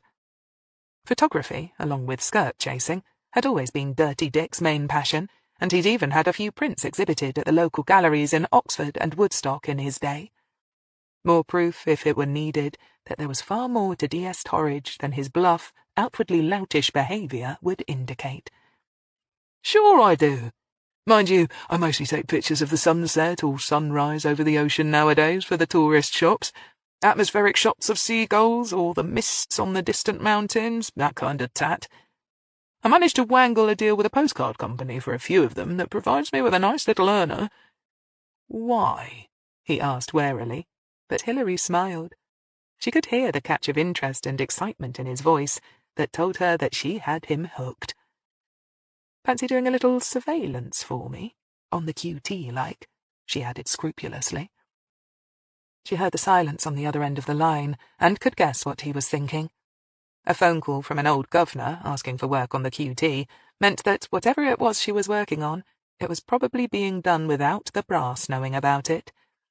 Not that that in itself would worry Dirty Dick much. He'd circumnavigated the top brass often enough himself back in the old days. "Normally, I'd say yes like a shot, Gov," Dick said cautiously. "But I've got the missus to think about now. And I ain't got no backup out here. I'm a long way from home and me mates. Getting on the wrong side of someone like Hardwick wouldn't be no picnic. If I'm rumbled, he's not going to be happy about me nosing around taking pictures of dodgy geezers doing business with him, and I'll likely end up with broken legs, if I'm lucky." But Hillary was already way ahead of him. "Quite right too, Dick. And you should know me well enough by now to know that I wouldn't ask it of you, so relax. I'm not interested in any likely-looking men visiting his villa in the early hours of the morning, or whose hand is in whose sticky little pockets. Like I said, I've no reason to suppose that anything like that would still be going on." Over the line, she heard a faint sigh of relief. "No, this is much more up your street," she said with a grin. "I want you to get on film any of the birds he's hanging out with, and you can do that in broad daylight whilst pretending to be doing your usual stuff, if you like. Follow them to the beach, or when they go shopping. I'm not asking you to stake out his villa and risk catching the eye of any muscle he's still got working for him." "Now that sounds more like it," Dirty Dick said with glee. A man like that is bound to have some really glamorous types hanging around, I'll bet. His villa is probably a Hugh Hefner pad by any other name, Hillary agreed with a laugh. Then again, he may just have the one permanent one in residence. If so, I especially want photos of her, as clear and as close up as you can get. With the zoom lenses I've got, you'll think she was sitting in your lap, Gov. Trust me, you'll be able to count the pores on her nose. I'll get to it right away. Give me a day to suss out the lie of the land, and I should be able to email you something within the week. He paused, then sighed. Mind you, I don't know what I'm going to tell the missus, he added mournfully. Hillary thought of the woman behind that suspicious Geordie voice, and laughed. Me neither, Dick, but that's your problem, mate. Dirty Dick snorted. Here, I was forgetting, you're all heart. Hillary was still laughing when she hung up. Tom felt Vivian slip her hand around his waist and forced a smile to his face. Beside him, the old reprobate selling the camper van beamed at him enviously. You like it, then? Tom asked her, discreetly handing over a rolled-up wad of cash to the other man, which the turf accountant quickly made disappear, as if by magic. She's great. She is roadworthy, isn't she? Vivian asked uncertainly. Tom, with a raised eyebrow, passed the question over to the former owner, who nodded reassuringly. Passed her MOT with flying colours, got half a tank of petrol. She's hot to trot. He made a great ceremony of handing over the keys, which Tom accepted, before gallantly helping Vivian to climb up into the passenger seat. After collecting the documentation, he got in beside her and headed out of the drive. For now, I'm going to park it at Mum and Dad's place, Tom said, as he drove carefully into the traffic, trying to get the hang of the way the large cumbersome vehicle moved. But I've got a nice rural spot out in the woods already lined up. Vivian nodded enthusiastically. I can't wait. But let's go to the pub, yeah? After the day I've had, I need a drink. What? More gangsters? He mocked, trying to judge the clearance of a tight corner. Nah, I wish. It's just more of the same, more bloody computer scutwork, Vivian moaned. If I had to read any more guff about creating beautiful calligraphy, whatever the hell that is, or how to design your own jewellery from dried beans, or how to make fabulous works of art from found items, or sweet wrappers, I'll go balmy. You what? He asked with half a laugh. I'm serious. I've only been looking up all these weird artist colony places that Gillian Tinkerton might have visited. For some reason, the mad cow thinks it's relevant. Gillian Tinkerton? Art colonies? Tom felt a cold prickle on the back of his neck, and feverishly, his mind began to work. It didn't take him long to see the way Hillary's own mind had to be working. Could she be right? The thought of it brought him out in a cold sweat. He wouldn't want to bet on her being wrong. Oh, Hillary, he thought, with a rush of pride and painful despair.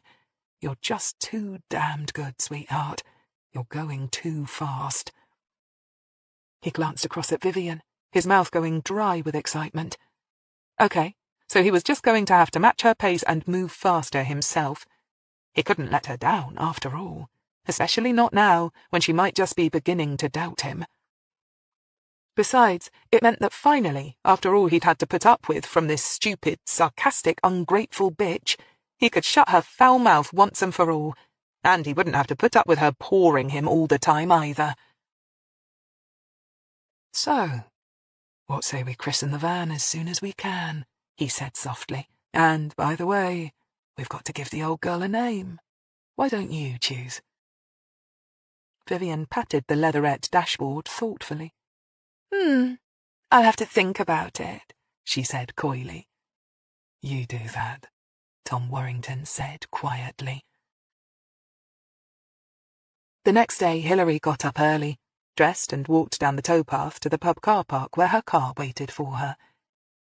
In passing, she nodded casually at one of Jimmy's retired mates, who was sitting in an old van and drinking from a thermos.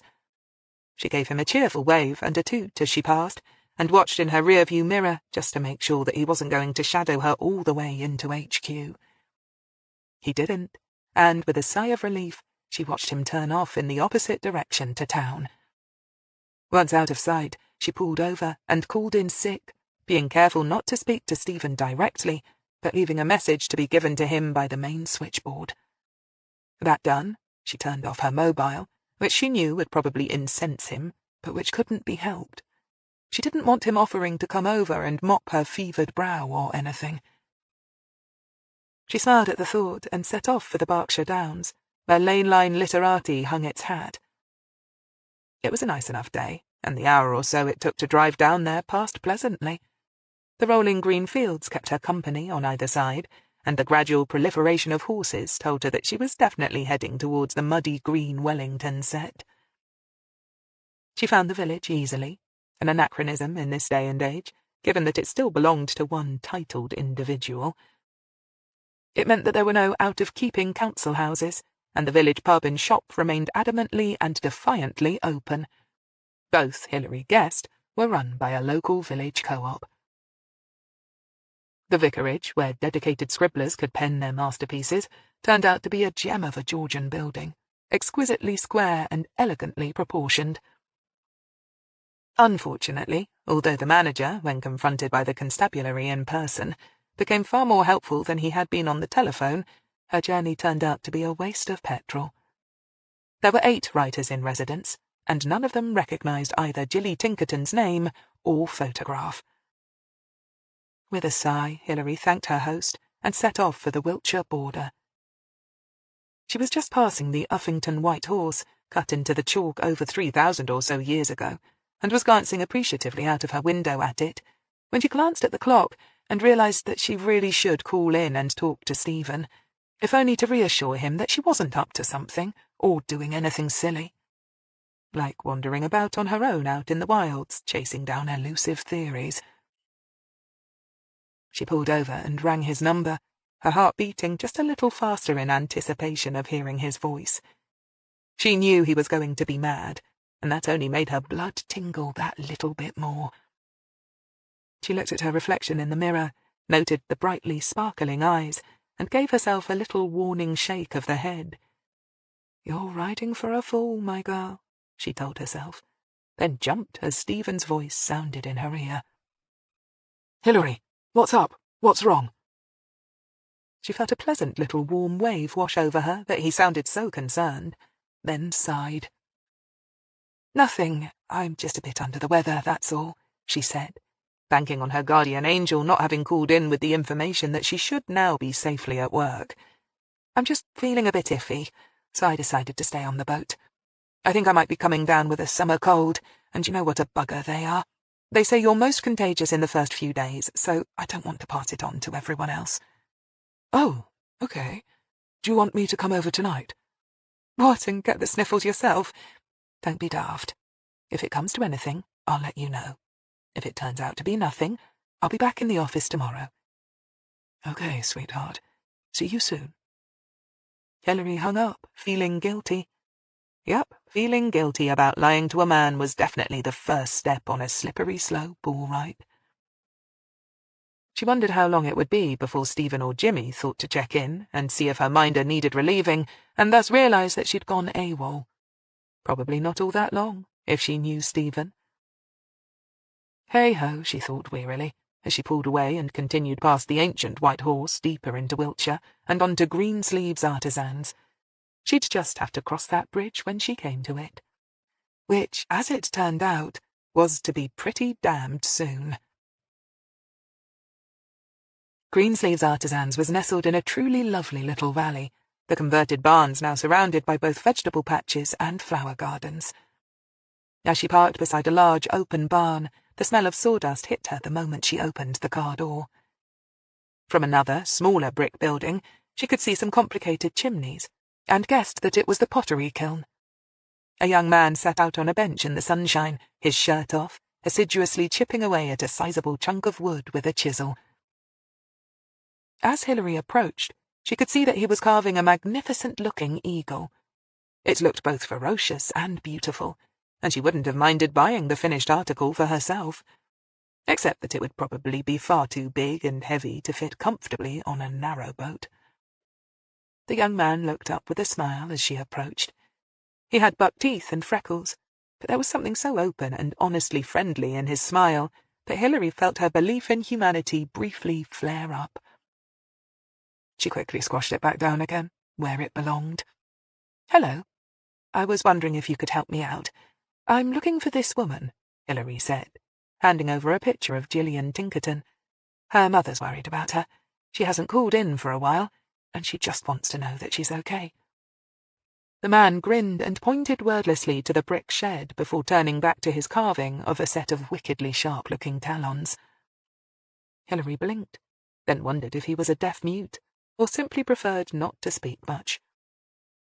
She thanked him and walked to the pottery kilns, wondering why he thought that anyone inside might be more able to help her. Perhaps the boss was in here, or someone who dealt with the admin or members of the public. She pushed her way into the shed and saw that it was occupied by a solitary figure sitting at a potter's wheel.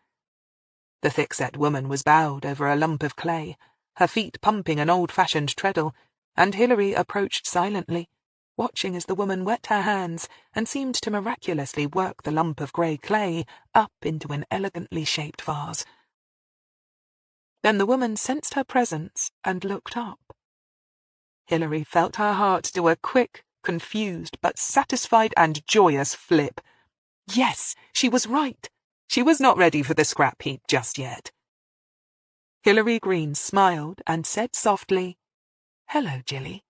I'm really glad to see you." Gilly Tinkerton half frowned in puzzlement. "Sorry, do I know you?" she asked. Chapter 10. Hillary smiled somewhat ironically. "No, Gillian, you don't know me, but I feel as if I've come to know you quite well. My name's Hillary Greene. I work for the crime review team out of Thames Valley." "Police?" Gillian asked, wide-eyed, then quickly looked down at the wet clay between her hands. "Just a mo. Let me get this finished, and then we can chat." Hillary watched, her mind racing, as the younger woman finished shaping the pot, then used what looked like a large cheese wire to scrape across the base and remove it from the wheel. "I just need to put this in the drying room," Gilly explained over her shoulder as she transferred the still wet clay vessel onto a thin wooden platter. She then walked with it into a little room at the back of the shed, which radiated warmth when she opened the door. She came back a moment later and went to a sink where she thoroughly washed her hands. She was still a very large girl, and her hair was now much longer and dyed a vivid black. She was wearing ragged jeans and a large, warm-looking sweatshirt with the name of a football team emblazoned across it. Or was it a rugby team? Hillary wasn't much of a sports fan. Hillary felt as if she had to keep watching her just to make sure that she was actually there. She was still feeling slightly shell-shocked by her discovery of the younger woman, even though she'd been half expecting it. "Okay, so what's it all about?" Gillian finally asked, and Hillary realised that all the activity Gillian had indulged in since Hillary had introduced herself had just been a way of putting off asking the question, and there was probably only one reason for that. "No, don't worry. Your mum and dad are fine. All your family are." Hillary was quick to reassure her. "I'm not here to deliver bad news." Gillian slowly let out a long, relieved sigh. "Bloody hell! You had me worried." Hillary, on hearing those words, snapped her fingers and reached for her phone. "That reminds me, before we do anything else." She called up the contact list and pressed for Deirdre Tinkerton's home phone number. "Gillian, you really need to speak to your mother." "It's Gilly," Gilly corrected absently, then frowned. "Why? Is she in trouble? You haven't arrested her for anything, have you?" Her voice rose to a disconcerted, disbelieving squawk. "Of course not," Hillary said, beginning to feel faintly annoyed now. Things already seemed to be getting out of hand with this interview, and she wondered if Gilly's scatterbrained approach to life could be catching. Right now she had 1,000,001 questions for her, and here she was, playing the role of fairy godmother.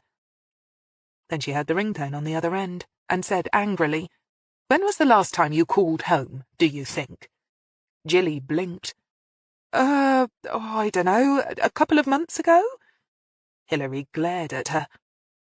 Jilly shuffled her large frame from one foot to the other.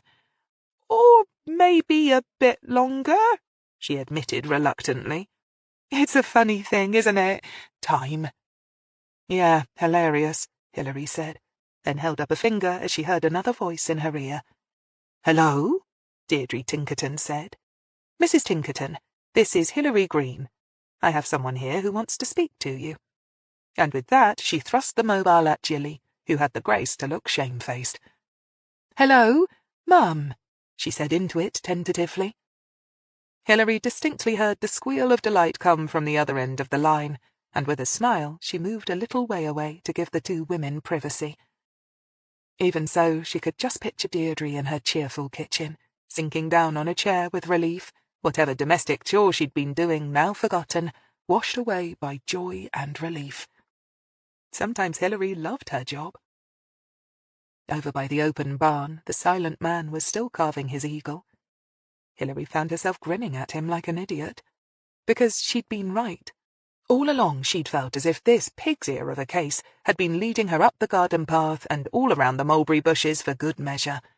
And it had only been by taking a step back and starting totally anew, making no assumptions at all and taking nothing for granted, that she'd finally been able to see some sort of path through the maze.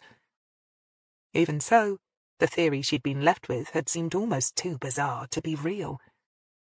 Coincidences that defied logic had mated with a sick mind to produce a case so convoluted that it became almost surreal. And yet... She turned around and watched Jilly Tinkerton talking to her mother, at first apologizing, and then beginning to sob a little, as she realized just how much her thoughtlessness had cost her family. And Hillary realized that, bizarre or not, she had got it right at last. Or maybe not quite all the way right just yet. The thought of Judy Yelland still worried her. It was all well and good giving herself a massive pat on the back and feeling chuffed to bits at herself for finding Gillian Tinkerton, but there was still a long way to go. "Here, she wants to speak to you." Jilly, suddenly appearing at her side, cut off her somewhat sombre train of thought, and she took the phone back absently. "Hello, Mrs. Tinkerton?" "Bless you, you found her. I was getting scared. I can't thank you enough. What can I say?" Hillary smiled as the breathless, delighted short sentences overflowed into her ear. "I'm just glad that you can stop worrying now," Hillary said, and finally began to put the case first, instead of getting caught up in the Tinkerton family saga. "I'm going to ask Jilly to come back to HQ with me. We're going to need a statement from her, so I expect you'll be seeing her later on today." "That's fine.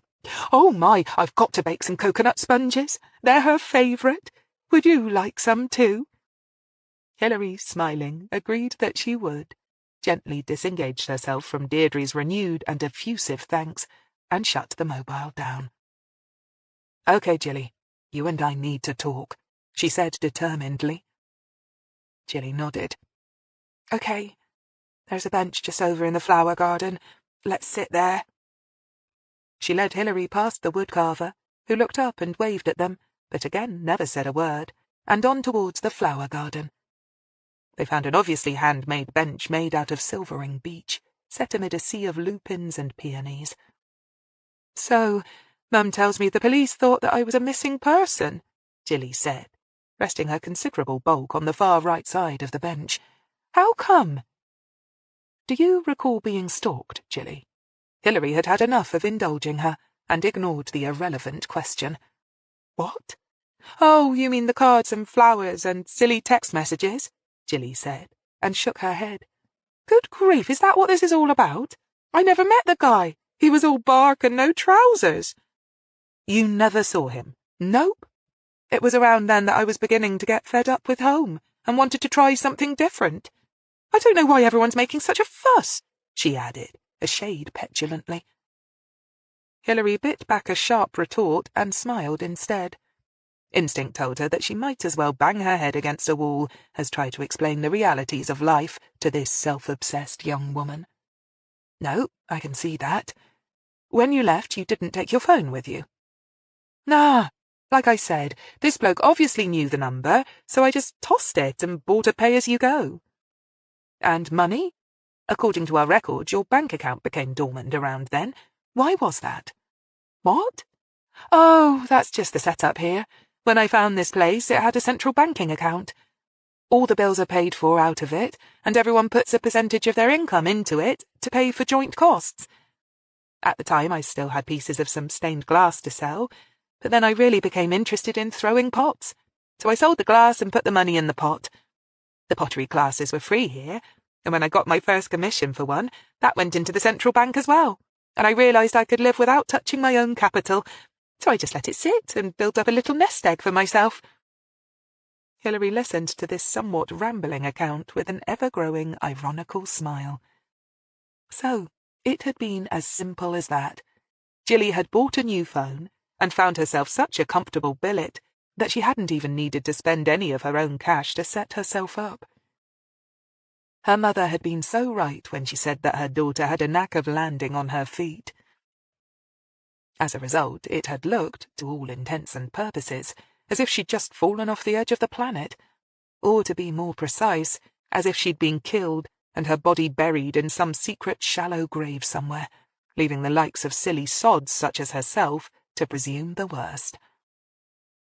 It was just one more way this bloody case had tripped her up and wrong-footed her, right from the beginning. With a lot of help from a sick, twisted bastard, of course.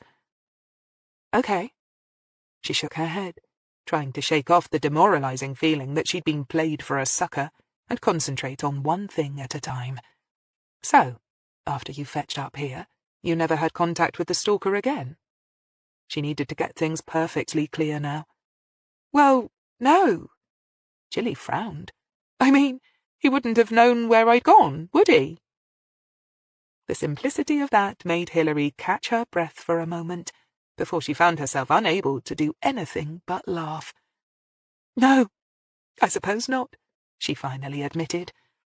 And the same would hold true if Meg Varney had indeed run off to the Costa del Sol with Hardwick. Although there still remained some questions, such as why had Meg deliberately made it look so suspicious by not telling anyone her plans, and why hadn't she accessed her accounts? True, there hadn't been much money to leave behind, since she tended to live right up to her income, but even so, she seemed to have gone out of her way to make her disappearance look iffy. Why not hand in and work out her notice? Why not do things properly? Hillary had a theory about that, too, but it could wait. So, are we going back to Oxford, then? Jilly again interrupted her train of thought. Only, I need to pack a few things if we are. Yes, you go and do that. I'll wait by the car. It's the disreputable Volkswagen Golf, I'm afraid. Oh, that's okay. I'll drive my own, thanks. You can get going if you like, and I'll meet you there. Hillary was about to object to the two-car idea, but realised that she wasn't being reasonable. Jilly would need her own transport to get back again, once she'd been ticked off and treated to the fatted calf by her relieved family. Still, having gone to all this trouble of finding her, she was reluctant to let the young madam out of her sight. I'll wait. You can follow me back to Kidlington. I need you to make and sign a statement, she added firmly, as Jilly Tinkerton opened her mouth to object. You have been officially on the missing persons list for some time, and that means paperwork. Besides, is your car legal? We have no recent record of you applying for a driver's license. Gillian flushed guiltily and said that perhaps her friend Greg would drive her. We won't be long then, she said hastily. And she wasn't. She moved off towards one of the converted barns and came back a scant 5 minutes later, toting a heavy-looking backpack and a curious ponytailed friend. Hillary glanced at her watch. It was nearly 3. Say, an hour to get back, if they didn't run into too much traffic. Yeah, there'd be time for a good debriefing. She nodded to Jilly and her friend and followed them part way to another large barn, where a row of various vehicles, some of them in an even worse state than Puff, were lined up. Jilly made her way to a sporty little Mini that had to be 20 years old, but still looked good. Jimbo's our resident mechanic and car buff. He loves waxing the old girl and treating her, Jilly said, patting the hood of the car affectionately. He says he's going to give her a racing stripe one day. Hillary nodded, marvelling yet again at how the Gillians of the world seemed to get all the luck, and watched her and her friend climb in. She called curtly, "Follow me closely all the way back, yeah? I'll fix a parking space for you at HQ if need be." Jilly nodded dutifully, and her friend, though clearly puzzled, grinned good-naturedly in response. Hillary walked back to the Volkswagen and sighed at it in passing. "Don't suppose you fancy a racing stripe, do you?" she asked sardonically. The car started at the very first attempt, as if wanting to court her favour. Perhaps it really did fancy a racing stripe at that. Dream on, Rust Bucket, Hillary thought. On the way back, she was careful to wait until she was stuck in a line of traffic before using her mobile. The last thing she needed was to get done by a conscientious traffic cop. She called Stephen's office direct. "Hello? Look, it's me," she said the moment he answered. "I need you to find and round up Jeff wherever he is and get him into the office. I've just got a massive break in the case, and I'm bringing in a crucial witness," she said, her eyes on the car ahead, which luckily still showed no sign of moving. "And you're never going to guess who it is." She couldn't resist crowing, just a little bit. There was a moment of ominous silence on the other end of the line, and then Superintendent Stephen Crail said coldly, "You managed to break the case and find a witness, huh? Many of them about, are there? In your sickbed, back on the boat?" Ah, Hillary thought. Oh yeah. Shit. I suddenly felt better, she offered. Hillary braced herself as she knocked on Stephen's door and walked in at his curt summons. Seated opposite his desk was D.I. Jeff Rumer, and in a corner, trying to look invisible, was Jimmy Jessup, who shot her a "boy are you for it" look in warning. Hillary smiled brightly, stepped to one side, and ushered in Jilly. Out in the car park, whilst her ponytailed friend settled down to wait patiently, Hillary had asked her if she had a hat or a cap that she could wear. Though clearly puzzled by the request, Jilly had obligingly rummaged about in her backpack and found a bright green golfing cap and put it on. This she now took off as she walked past Hillary and glanced around. Hillary could tell at a glance that none of the men in the room had recognized her. "Jilly, this is Superintendent Crail, D.I. Rumer, and former Sergeant Jessup. Gentlemen, meet Gillian Tinkerton." There was a moment of profound silence. "Hello," Jilly ventured, sensing the odd atmosphere. "Gosh, are all you important people really here because of me?" she asked with a decidedly nervous laugh. Jimmy Jessup, suddenly aware that he was doing a stunned mullet impersonation of great breadth and scope, abruptly snapped shut his gaping jaw. Jeff Rumer half rose, then subsided again. Stephen Crail studied Hillary with those dark, damned, sexy eyes of his. They promised retribution later, and the thought made her shiver. She held his gaze with a bland smile of her own. "I found Jilly living at one of the artists' communities that Sammy and Vivian found for me, sir.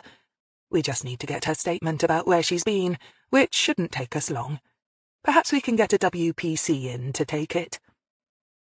Stephen, still keeping his smouldering eyes on Hillary, reached for his intercom and summoned a WPC, who took a slightly bewildered Jilly away after Hillary had fully briefed her on what was needed. "And don't enter her name into the system just yet," Hillary told the WPC as she was leaving. "For the moment, this is strictly hush-hush. When you've done the paperwork, don't file it anywhere, but bring everything back down here to me. Oh, and Constable, you don't talk about this to anyone, not even your governor. Got it?" The WPC nodded, obviously impressed by the seriousness of Hillary's voice, and left. When the door closed behind her, Jeff Rumer said helplessly, "I don't get it." And that, he thought, as far as understatements went, was up there with the best. "What the hell's going on, Gov?" Jimmy agreed. Hillary slowly took the seat next to Jeff and looked across at Stephen. "First of all, sorry about going off on my own. I just had an off-the-wall hunch that probably wouldn't pan out, and if it hadn't, I didn't want any witnesses to it, that's all. Stephen nodded slowly. We'll discuss that later, he said, with a slight twist to his lips that had Hillary's eyes briefly flaring in response. Right now, let's just have it, from the beginning. Hillary nodded. Okay, here goes. Right from the start, when I began looking into these 3 girls' disappearances, things didn't seem to fit quite right. Little things didn't make sense or add up. I couldn't seem to get a purchase, a grip on anything solid. And I finally realized that it was because I already had the solution. Or I thought I did. And that I was just trying to find the facts to fit the theory, namely that a stalker had killed all 3 girls, when normally what I would have been doing at the start of a case is trying to find the facts first, and then see what theory fitted them. So, I decided to put aside everything we thought we knew, and approach it as I would any other cold case, or any other potential murder case, come to that. And the more I investigated, the odder it became. She paused, and tried to marshal her sometimes chaotic thoughts into a coherent whole. Let's take Jilly first. She didn't fit in with the other 2 girls, because A, she'd disappeared before, and B, she'd packed some things. So, taking Lol out of the picture, what would I normally have thought would be the most likely thing to have happened to her? Hillary turned to Jimmy here and raised an eyebrow. The obvious, right? That she'd simply gone off somewhere like her family all thought. Jimmy nodded. Right, Gov. If those were the only facts that they'd had, that would have been just what was assumed. Okay, now let's move on to Meg Varney, Hillary said. She was a totally different kettle of fish from Jilly. She was vain about her looks, and was known to use men to get what she wanted from life. She liked money, and the good life, and she had an affair with her married boss that went sour. When I began to look into her case, lo and behold, we come across a Costa Con, a man loaded with money who'd been known to be interested in Meg. Now, what would you think, Jimmy, if Meg suddenly upped and left? That she'd run off and shacked up with the con, and was living la dolce vita somewhere warm, Gov, Jimmy said at once, nodding. Wait a minute, though, Jeff Rumour put in. She didn't just give her married lover the heave-ho and go, though, did she? She disappeared. She didn't pack any clothes, didn't clear out her bank accounts, nor did she work out her notice or tell anyone where she was going. Quite right, Hillary agreed promptly. No, for Meg everything seemed to point to her being the victim of foul play, Hillary agreed, making both Jeff and Jimmy frown. This time it was Jimmy who said simply, I don't get it, Gov. No, neither did I, Jimmy, Hillary said. Not at first. At least not until I began to think about Meg Varney's personality. Right from the start, do you remember? Georgia Biggs seemed sure that Marcus Kane had something to do with her disappearance. Yes, she did, Jimmy agreed. But why? Unlike Ruth Coombs, who was convinced that her friend Judy Yellen's lover was behind her friend's disappearance, Georgia had no interest in Kane. She hadn't even met the man. She admitted to us that her impression came only from what Meg had told her. I get it, he said, and when Hillary turned to nod at him, he smiled. You think that Meg wanted people to worry about her, to report her missing, to... He nodded slowly. Of course, in order to give Marcus Kane a hard time. Yes, Hillary said. Remember, Meg Varney was used to twisting men around her little finger. She married her first husband for money, and when his business crashed, got rid of him quickly enough. And she soon found Marcus to be husband number 2. Only he wasn't playing ball, Jimmy put in. No, he was too comfortably married to a rich woman of his own. Moreover, one with a powerful daddy. When Meg finally realized that he wasn't going to divorce her, she looked around for another meal ticket, and found him. But Meg is vain and spiteful, and she wanted to stir up trouble for her ex-lover. She definitely wasn't the forgive and forget kind. So, when she left, she made damned sure that she was leaving a giant headache for him behind her, and she succeeded. I bet right now Kane is ruining the day he ever hired her. Anyway, She carefully planted seeds of doubt in Georgia Biggs's mind about her relationship with Kane, so that when she vanished, Georgia would report her missing. She carefully packed no clothes and told no one that she was going. It probably irked her to have to leave her money behind, but then again, she didn't really have that much in her accounts. And besides, Hardwick was loaded.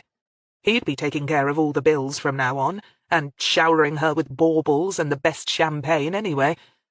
All she needed was to get abroad without the use of her passport.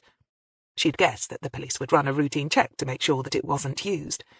But then, to a man like Hardwick, setting her up with a fake passport would be a cinch. I've got a friend over in Spain now who's taking some photos of Hardwick and his household. Until they come in, we can't be 100% sure, but, she shrugged graphically, I'm willing to bet a year's wages that when they do, we'll have some good snapshots of Meg Varney, alive and well, and sunning herself by the pool. Jeff Rumer shifted in his seat, shaking his head. Bloody hell, if I hadn't seen Gillian Tinkerton with my own eyes. You'd be thinking I was going off my rocker, Hillary finished for him without rancour. Yes, and I wouldn't blame you. I've been wondering the same thing myself lately. When I first thought all this out, I kept thinking I must have got it wrong somehow. It just seemed so unbelievable. So you can see why I couldn't bring any of you in on what I was after until I had some solid proof. Jimmy's lips twisted. They don't come more solid than Gillian, Gov. Hillary laughed. No. She is a big lass, Jeff Rumer said, with a chortle of his own. And Judy Yelland? Stephen said, breaking into the slightly hysterical atmosphere with a sharp question. Instantly, Hillary's smile fled. Yes, she said quietly, and met Stephen's eyes levelly. Judy. You think she's dead, don't you? Stephen said, instantly catching her mood. Hillary sighed. Yes, I do. Right from the start, the atmosphere around Judy felt different from the others.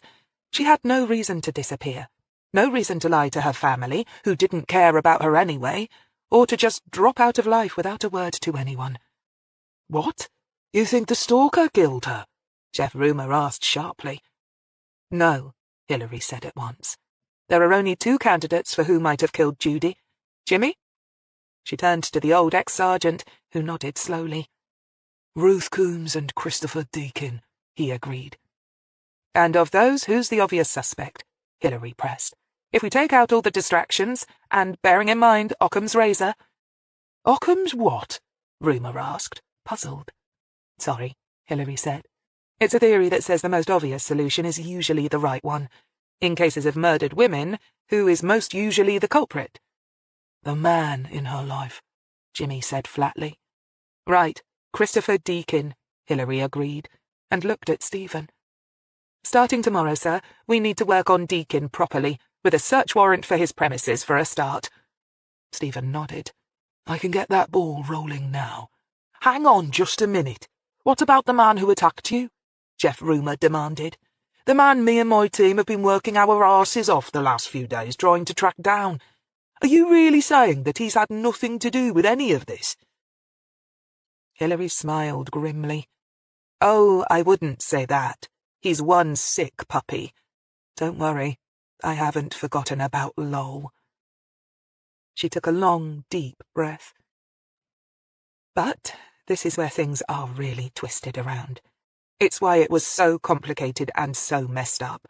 Why I couldn't see my way clearly for quite some time. Gov, I'm with D.I. Rumer here. Jimmy felt compelled to interrupt her. After Hillary had produced a rabbit such as Gillian Tinkerton out of her hat, he'd been following her reasoning and logic closely, and was perfectly willing to place his bets on her being right.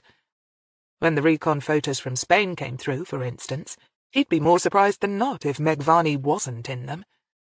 And he'd always felt something was off about the way Deakin had been acting whenever they'd talked to him.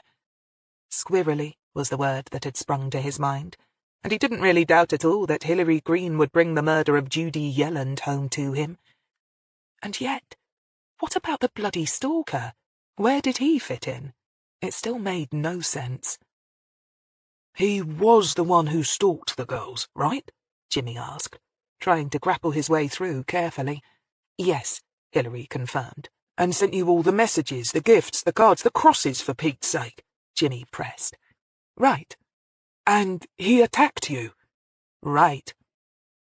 But still, he had nothing to do with any of the girls going missing. His voice rose incredulously. I just don't see how that can be, Gov. No, I know how you feel, Hillary said, with genuine sympathy. It shouldn't have happened that way, but it did. It must have. Hillary looked from the scowling, somewhat sceptical rumour to Stephen's thoughtful face. Just lay it all out for us, Hillary, he advised quietly. How do you think it played out? Hillary nodded. OK, let's try and get into Lowell's sick little mind for a while, she said with genuine distaste. We know from the vague descriptions we have of him that he's youngish, well-built, and probably good-looking. We think he's in the job, too, so he's in uniform, which I'm reliably informed some people find sexy and irresistible. All the men smiled, but wisely made no comment. So, women should be a doddle for him, attracting them, sleeping with them, forming some sort of bond. But we know that it isn't. According to the shrink, he's almost certainly a loner, and women probably instinctively avoid him or mistrust him. So, he starts watching them, stalking them, getting more and more enraged and alienated. I'm with you so far, Stephen agreed. Hillary nodded. He fantasizes about women, starts following them, sending them presents, and making a generally mild nuisance of himself. And if that was all, then it wouldn't much matter, not in the grand scheme of things. But fate, or bad luck, or the devil, or whatever you want to call it, plays a hand, and something drastically alters for our Lowell. Hillary sighed heavily. Judy Yelland, the first of them, disappears. Worse still, a while later, so does Meg. And then, lo and behold, so does Jilly. That's just too much of a coincidence to swallow, Jeff said agitatedly. Sorry, Hillary, but I just can't see that. The 3 women he chooses to stalk all disappear. No way! He shook his head vehemently. Hillary sighed patiently and said quietly, Who says there were only 3, Jeff? Stephen slowly leaned forward in his chair. You're right. There must have been more. Maybe a lot more. Look at his M.O. Text messages, cards, flowers, gifts, worshipping from afar. He could have been fixated on any number of women, dozens of them over the years, and probably more than one at a time. I think there were. Gillian said of him that he was all bark and no trousers, Hillary agreed. Up to a point, she was right. I think Lowell probably fantasized and stalked lots of women without any major incident before Judy Yelland came on the scene. But when Judy went missing, I think everything changed for him, Hillary said, her voice becoming grim now. Just think about it for a while. Reason it out. Here we have an inadequate man, obsessed with bodybuilding and women, women who rejected him, women who were making his life miserable. And then Judy Yelland, his latest infatuation, is reported as a missing person. What does he think? That she's scarpered to avoid him? Jimmy ventured. Yes, maybe at first that's all it was, Hillary agreed. And it would have made him feel good, right? Here she was, a woman at last showing him the proper respect, giving him the kudos he deserved by being afraid enough of him to run away. It would have given his ego a tremendous boost. But then, less than 2 years later, another of the many women he'd singled out for his special attention also goes missing, Meg Varney. Now what does he think? Stephen frowned. I'm not sure I like where this is going, he said quietly. Hillary smiled faintly. Welcome to my world. He's a sick fantasist, remember? A woman-hater. An inadequate nobody who yearns to be somebody. Someone to be feared and respected. Just think what it did to his psyche to have another young woman, and a beautiful, kick-ass aggressive woman like Meg Varney, no less, suddenly go missing as well. What does he start to imagine is happening? What fantasy can he start to build up with the evidence at hand? Oh, bloody hell, Jimmy Jessup said, finally catching on. What? Jeff Rumour barked, realising he was the only one still not in the loop and not liking it. He begins to fantasise that he really has killed them, Judy and Meg, Stephen said, his wondering voice making it both a question and a statement. Right, Hillary said firmly. You get wannabe pop stars who, to fulfill their dreams, try to get onto television talent programmes and make it that way. You get wannabe football players who play for a local five-a-side team and dream of Wembley. You get wannabes who are anything you care to mention. Steam train drivers, plastic surgeons. So, why not a wannabe serial killer? Hillary asked. Whoa, Jeff Rumour yelped. Isn't that taking it a bit far? Hillary nodded. Yes, that's exactly what I was thinking a few days ago. But the more I thought about it, the more it made sense. Don't forget, Lowell is on the job. He's a policeman. He's fascinated by crime.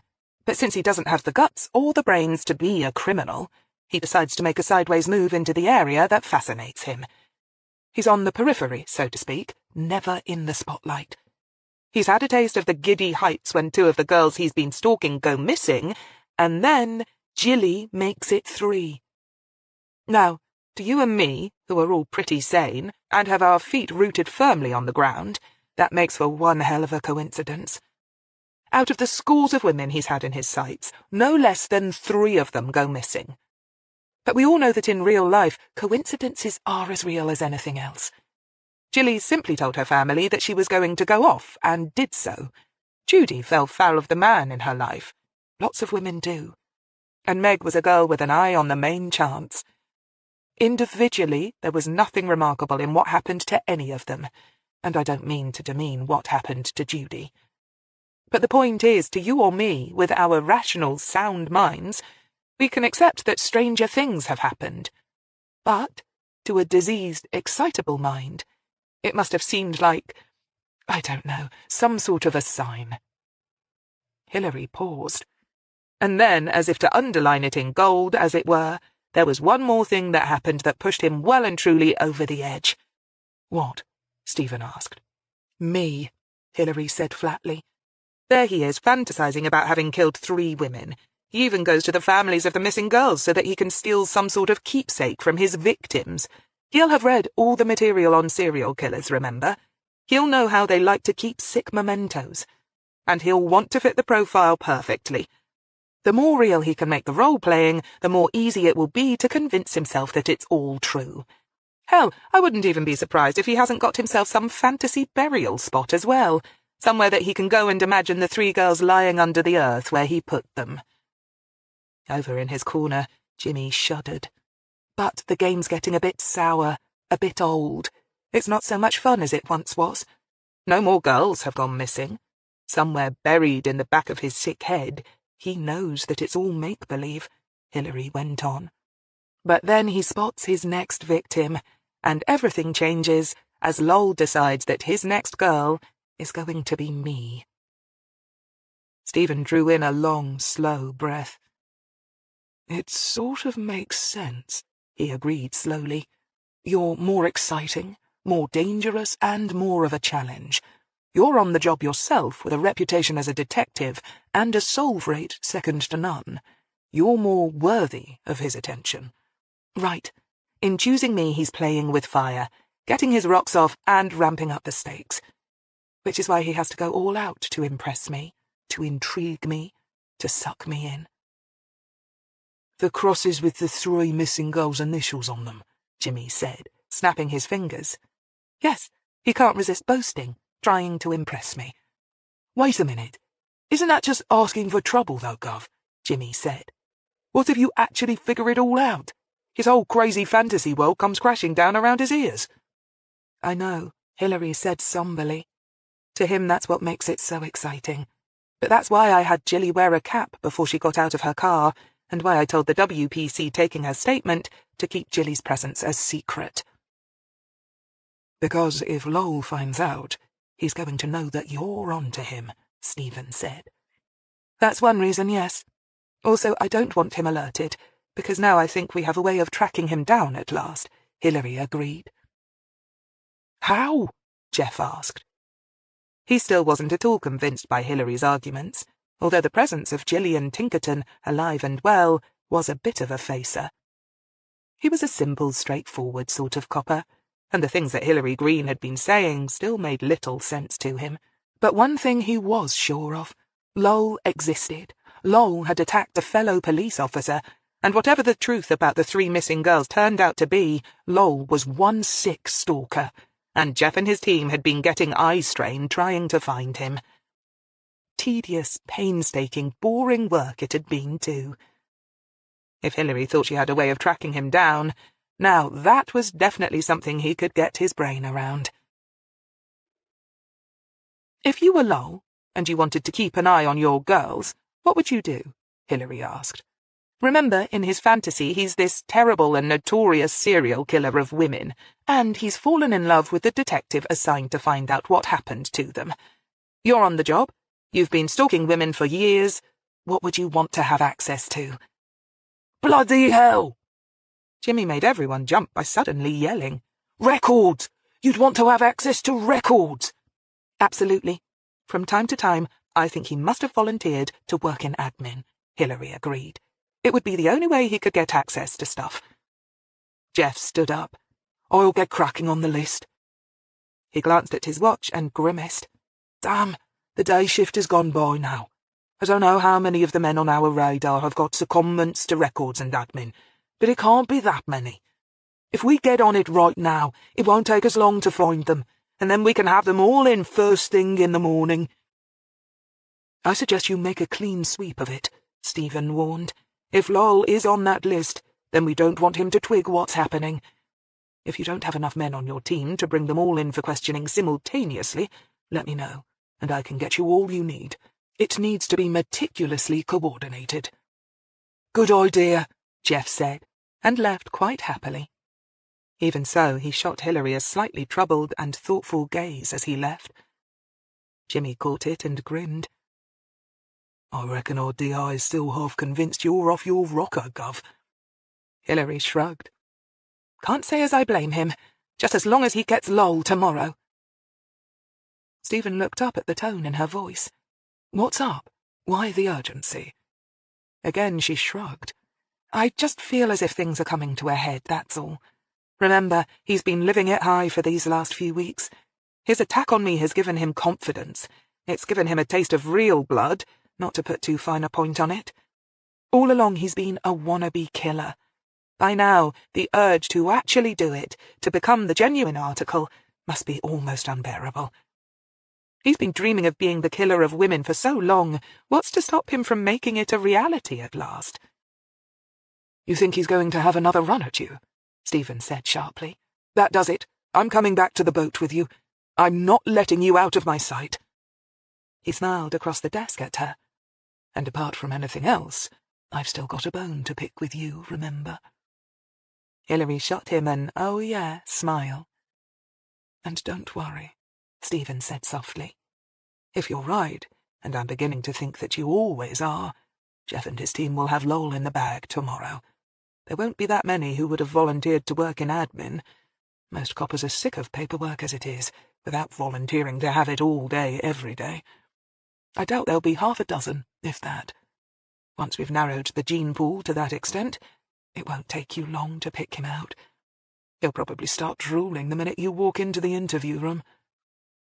Hillary nodded, ignoring the unsavoury imagery his words provoked. "I suppose you're right," she agreed. So why didn't she feel quite as sanguine as she should? That evening, Vivian Tyrrell had just got in from work when she received Tom's latest text, and she grinned as she read the message. "Taken tomorrow off. Found just the right romantic spot for the van, and am parked under the stars and away from prying eyes. Fancy me coming over and picking you up? I've got the wine on ice, but everything else is warm." Quickly, happily, Vivian texted back, "Come and get me, lover." Chapter 11. The next day, when it was only just beginning to get light, Hillary drove into work, checking every now and then in her rearview mirror to make sure that Stephen was still behind her in his car. Naturally, he was. He had spent the night, as promised, on the Mollern, and she'd begun to feel as if his presence there was becoming definitely significant. Not only were some of his clothes beginning to take up a little of her limited wardrobe space, and his spare razor sitting on the shelf of her tiny bathroom, but he seemed to be moving into her world in ways far less demonstrable, and yet no less real. She knew at some point that they were going to have to address the issue head-on, but now hardly seemed the right time to start discussing where their relationship was heading. Down in CRT, she went first to her own office to check her messages, and was surprised to find so soon an email with an attachment from Dirty Dick over in Spain. He'd obviously worked quickly, and she was grateful as she printed off the attachments and took them through to Stephen's office. There, Jeff Rumer and Jimmy were already waiting. "Before we start, these are through," she began, and handed Stephen the photographs from Spain, and then Meg Varney's case file.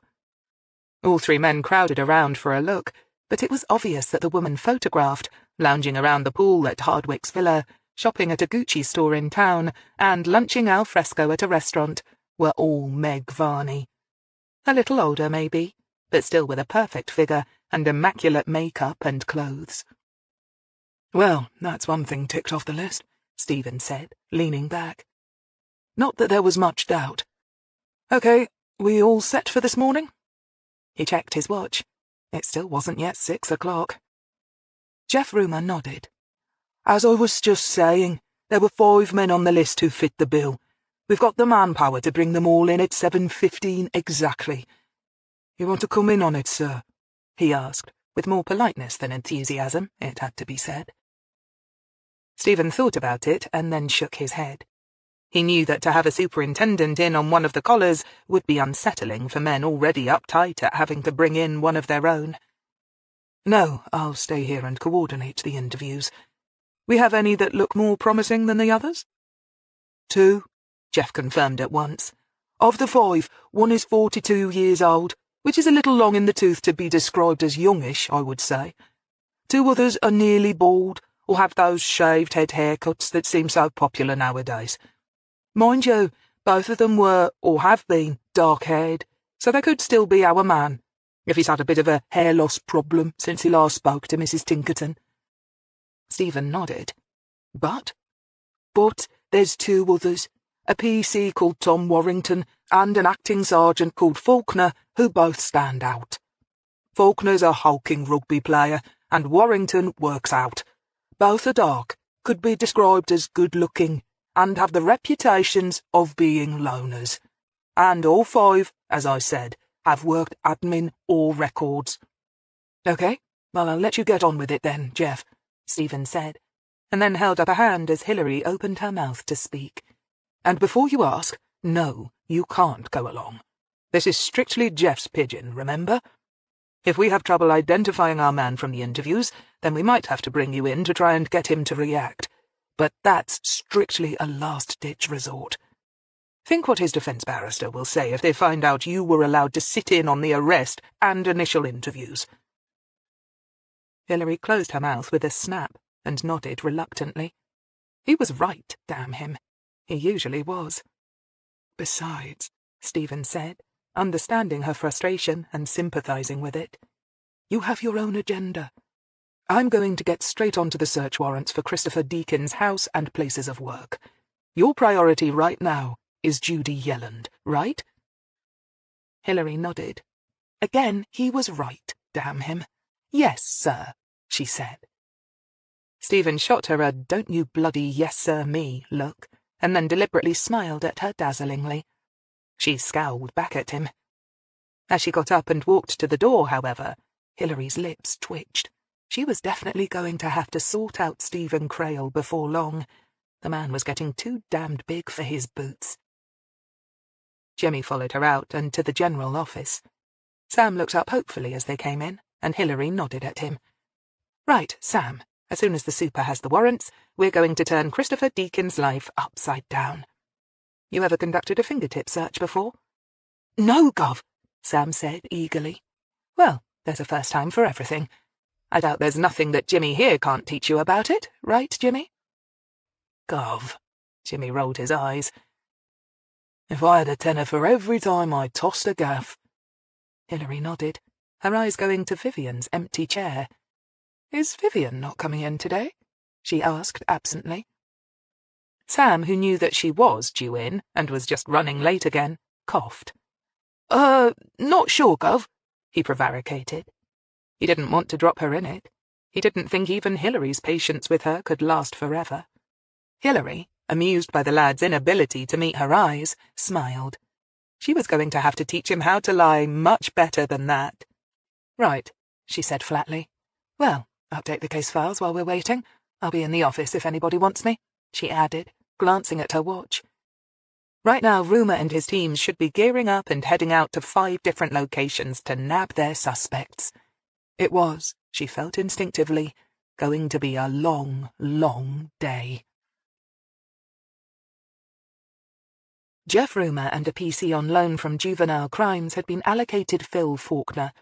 He'd chosen Faulkner personally, because he and Tom Warrington had to be prime contenders for being their stalker, and he wanted at least a 50-50 chance of being the one to bring him in. Although Rumour and his team had had the job that had been the least rewarding, in that it consisted mainly of computer work, interpreting statistics, and using a painstaking process of elimination, the payoff came in moments like this. And he wouldn't have been human if he had not wanted to nab one of the plum rolls for himself. Feeling a little buzz of adrenaline-induced excitement, he made sure his voice was calm as he directed Robert White to Faulkner's address on the outskirts of Kidlington. White, Jeff was glad to see, was a beefy young lad, and he made sure that they were both equipped with pepper spray and a taser when they walked up to Faulkner's door. He was well aware that the stalker was known to be young, fit, and muscular, and if it was indeed Faulkner, and he did try and make a run for it when he realized the game was up, Jeff had no intention of being caught unprepared. Besides, he was too damned old and too damned wily to get a fist in the gut, or any of his precious remaining teeth knocked out. He checked his watch, made sure it was 7:15 exactly, and then let PC White take the lead and knock on the door.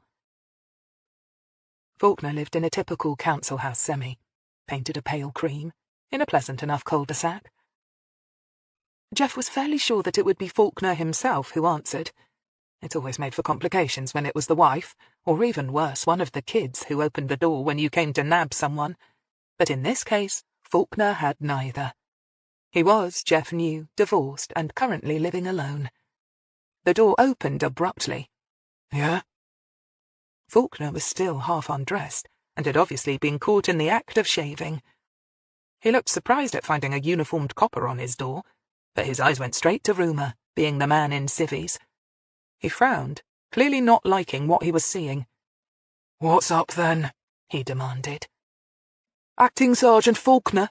Jeff asked pleasantly, fingering the pepper spray in his pocket. Yes. I'm D.I. Rumour. This is PC White, Jeff said, using his left hand to show his ID. We have just a few things that need clearing up back at the station. Could we come in? You need to finish shaving and get dressed. Faulkner's dark eyes narrowed slightly, then he shrugged. Like all coppers, he didn't feel comfortable being on the receiving end of having his collar felt, and was clearly unhappy about it. But he stepped back from the door and let them inside.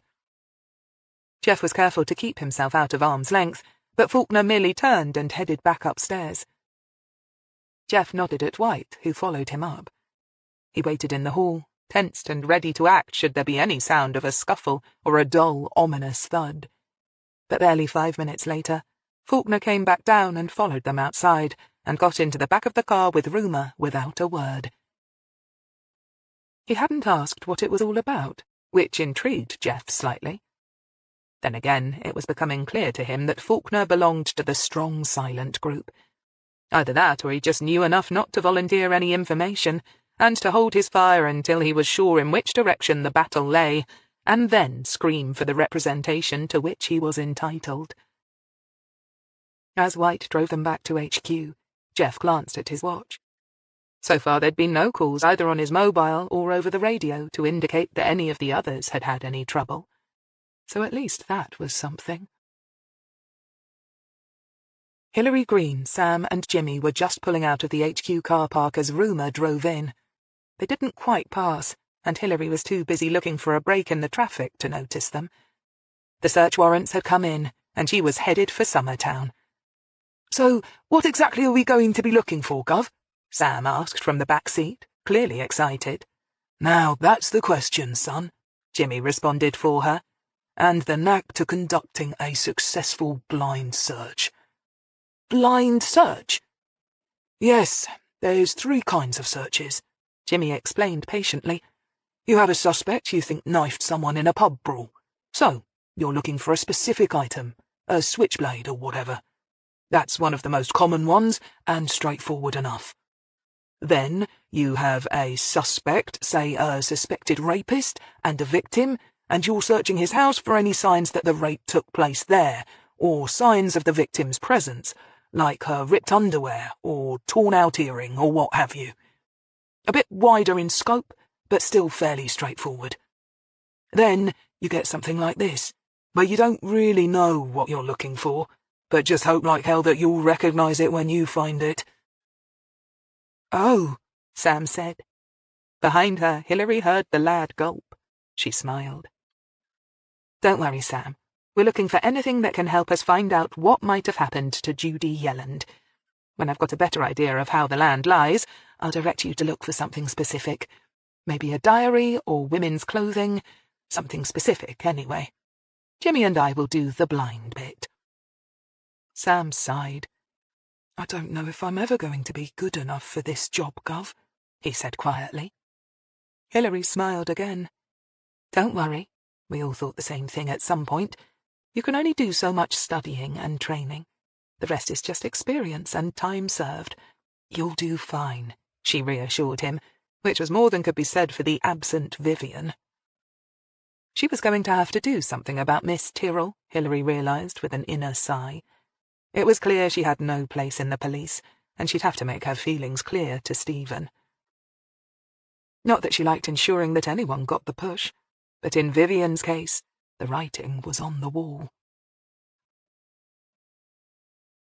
Back at HQ, Jeff Rumour and Stephen Crail had a problem. All the teams had returned to HQ, and only one of them had come back empty-handed. The team assigned to pick up PC Tom Warrington from his parents' house had to report that Warrington had not returned to the family home the night before. His parents, however, weren't either worried or particularly surprised, since their son had recently purchased a camper van and had left last night to set up a site for it. Unfortunately, they had no idea where that might be. The team had considered calling Warrington's mobile, but didn't want to alert him, so they'd asked someone back at HQ to trace it for a location. It was switched off. Hillary paused at the Summertown roundabout and tapped her fingers on the steering wheel. "You remember what Ruth Coombs said, Jimmy, about her following Christopher the day that she knew the case had been reopened?" "Yeah." "Didn't she mention him going to one of his storage places or something?" Jimmy grunted and twisted around to get the file off the back seat. Sam quickly passed it over.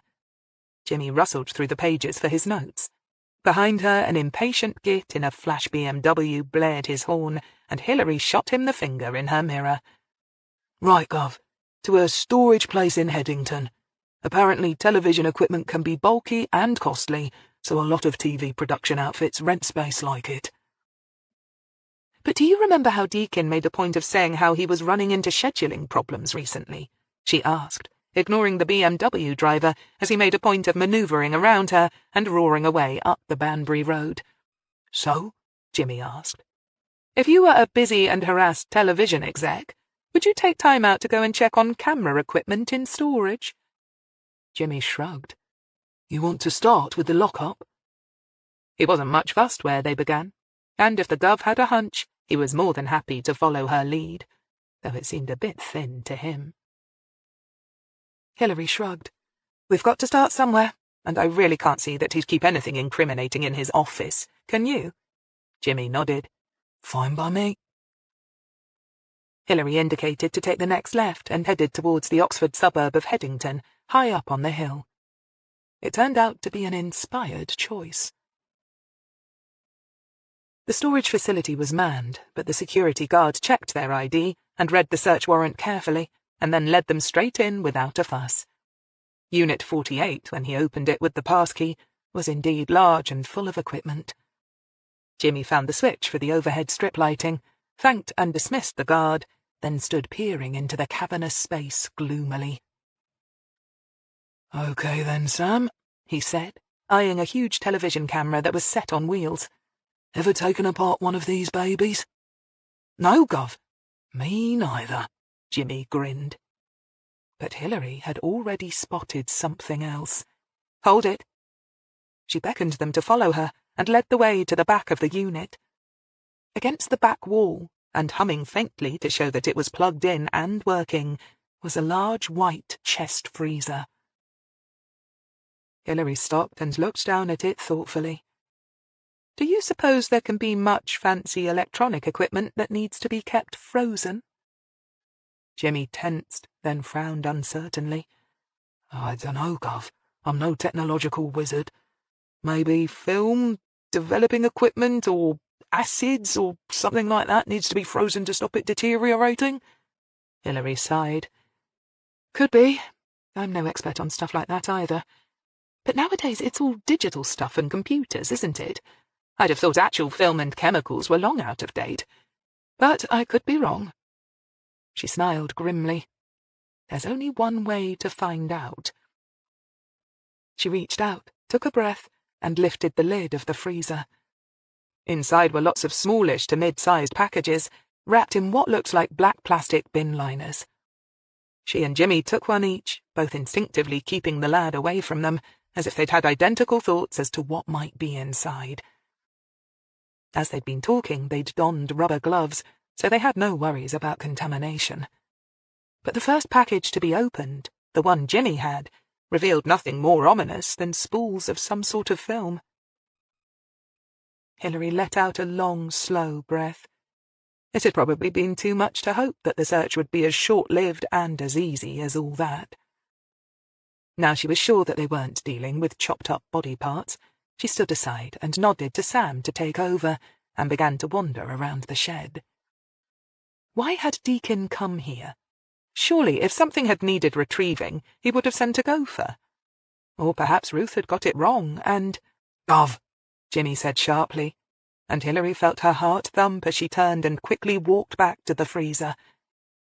She peered inside to see what had caused the hint of anxiety in Jimmy's voice, and quickly understood.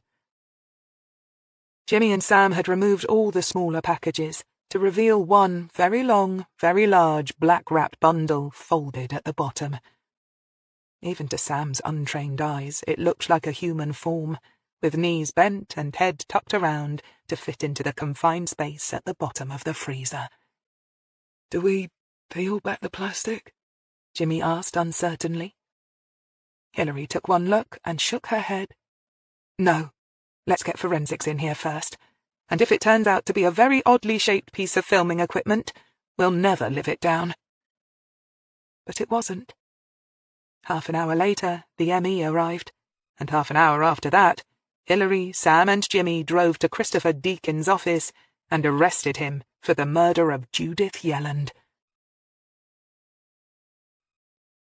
At HQ, a curious Jeff Rumer, Sam, and Jimmy stood in the observation room as Hillary and Stephen Crail sat at the table opposite Deacon in interview room 8. The television executive was pale and shaking. A solicitor sat impassive-faced beside him.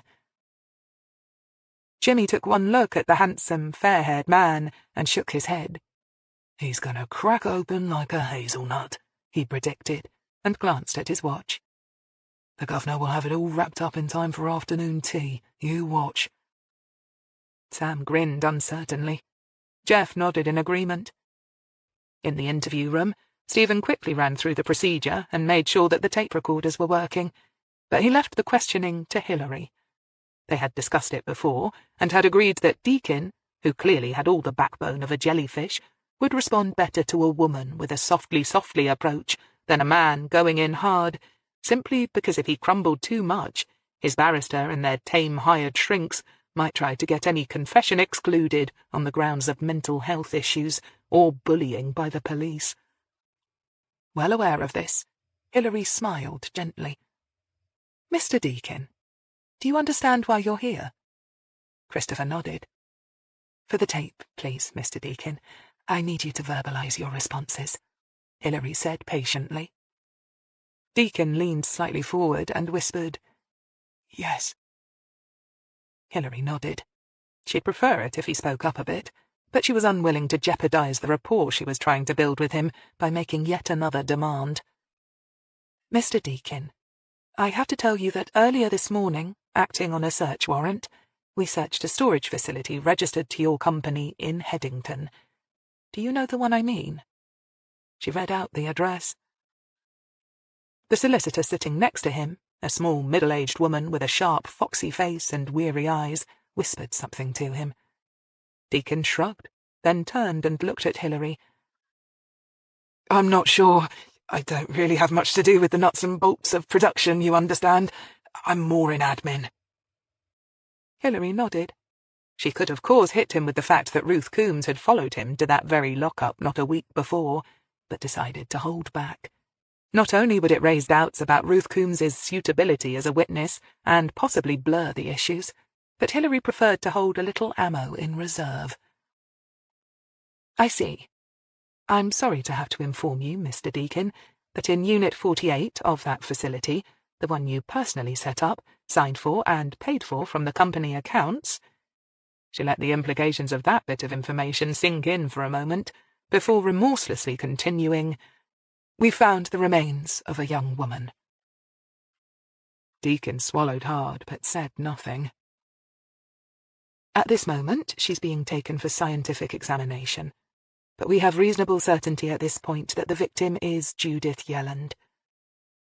Apart from being frozen, there's been very little decomposition, and her facial features are quite recognisable, and I am sure that DNA will prove her identity beyond any doubt. The solicitor looked about to speak, then obviously decided not to. Deakin paled even more. Hillary leaned forward slightly. I have to say that she looked a bit like an angel, Christopher, when we saw her, frozen like that, like a princess in a fairy tale. She was very beautiful, wasn't she?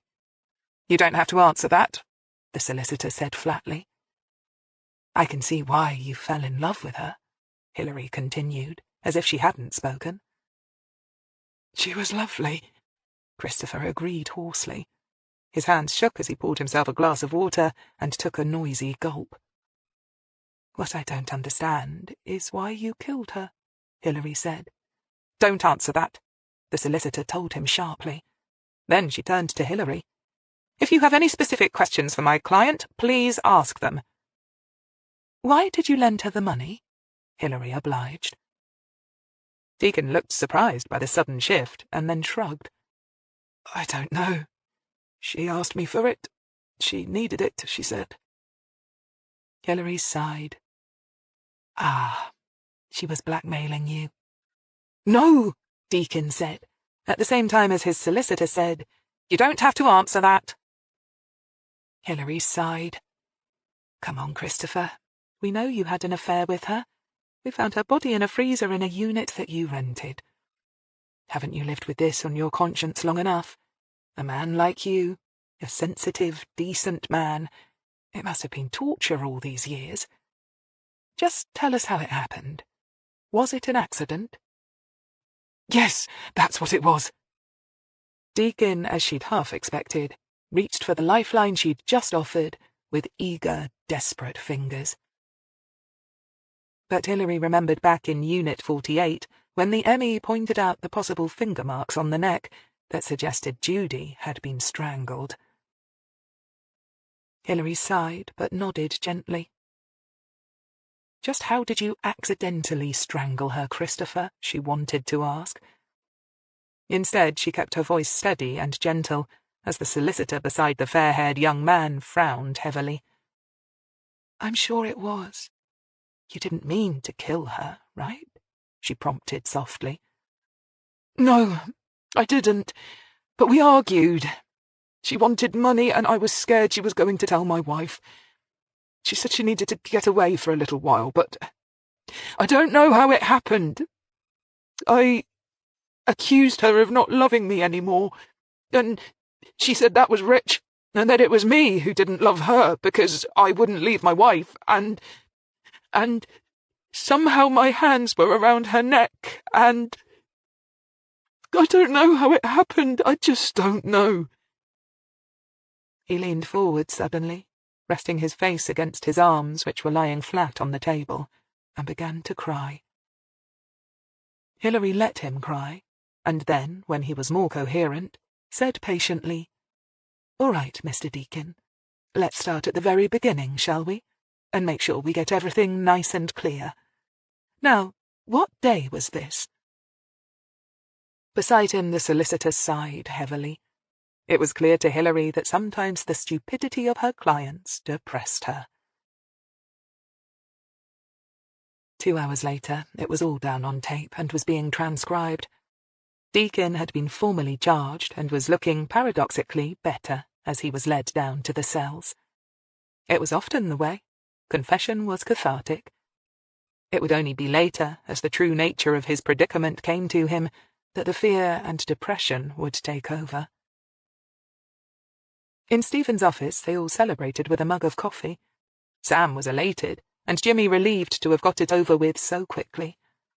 It wasn't often it happened as sweetly as that, and he, for one, could appreciate a quick, clean confession. Jeff Rumer glanced uneasily at Stephen, who nodded and sighed. Hillary, we've hit a snag, Stephen began. One of our suspects wasn't in his place of residence, and he hasn't turned up for his shift either, he added grimly. Hillary's head shot up. Who? Jeff hesitated for a moment and then tossed her a folder. Hillary opened it up and stared down at the photograph inside. His name's Thomas Warrington, Stephen said, and explained the circumstances surrounding his newly bought caravan and why he hadn't slept that night in his parents' place. Hillary stared down at the PC in uniform, noting the cat-green eyes, the square-chinned, handsome face. We're not sure it's him yet, Jeff carried on. We're still interrogating the other 4, but, well, to be honest, none of them are looking good for it. One has an alibi for the time of the attack on you. One had a bout of illness and was hospitalised around the time that Gillian Tinkerton was being stalked, and the other 2 just don't smell right to me. Hillary nodded. "Okay," she said flatly. "We'll keep looking for him and bring him in the moment he surfaces," Stephen added. "Okay," she said again, and handed the file back. "We have no reason to suppose that he knows we're on to him," Jeff added. "No. He'll probably just walk in here for his next shift, and we'll be waiting with open arms," he tried again. "Okay." Stephen shifted in his seat. "Are you all right?" Hillary smiled. "I'm fine," she said dismissively. "And right now we've got a pile of paperwork on Deacon to follow up on." She finished her coffee and rose. Jimmy and Sam hastily followed suit. The 2 senior officers watched them depart, and Jeff sighed. "She doesn't say much, does she?" he asked ironically. "I'd feel happier if she bawled us out a bit.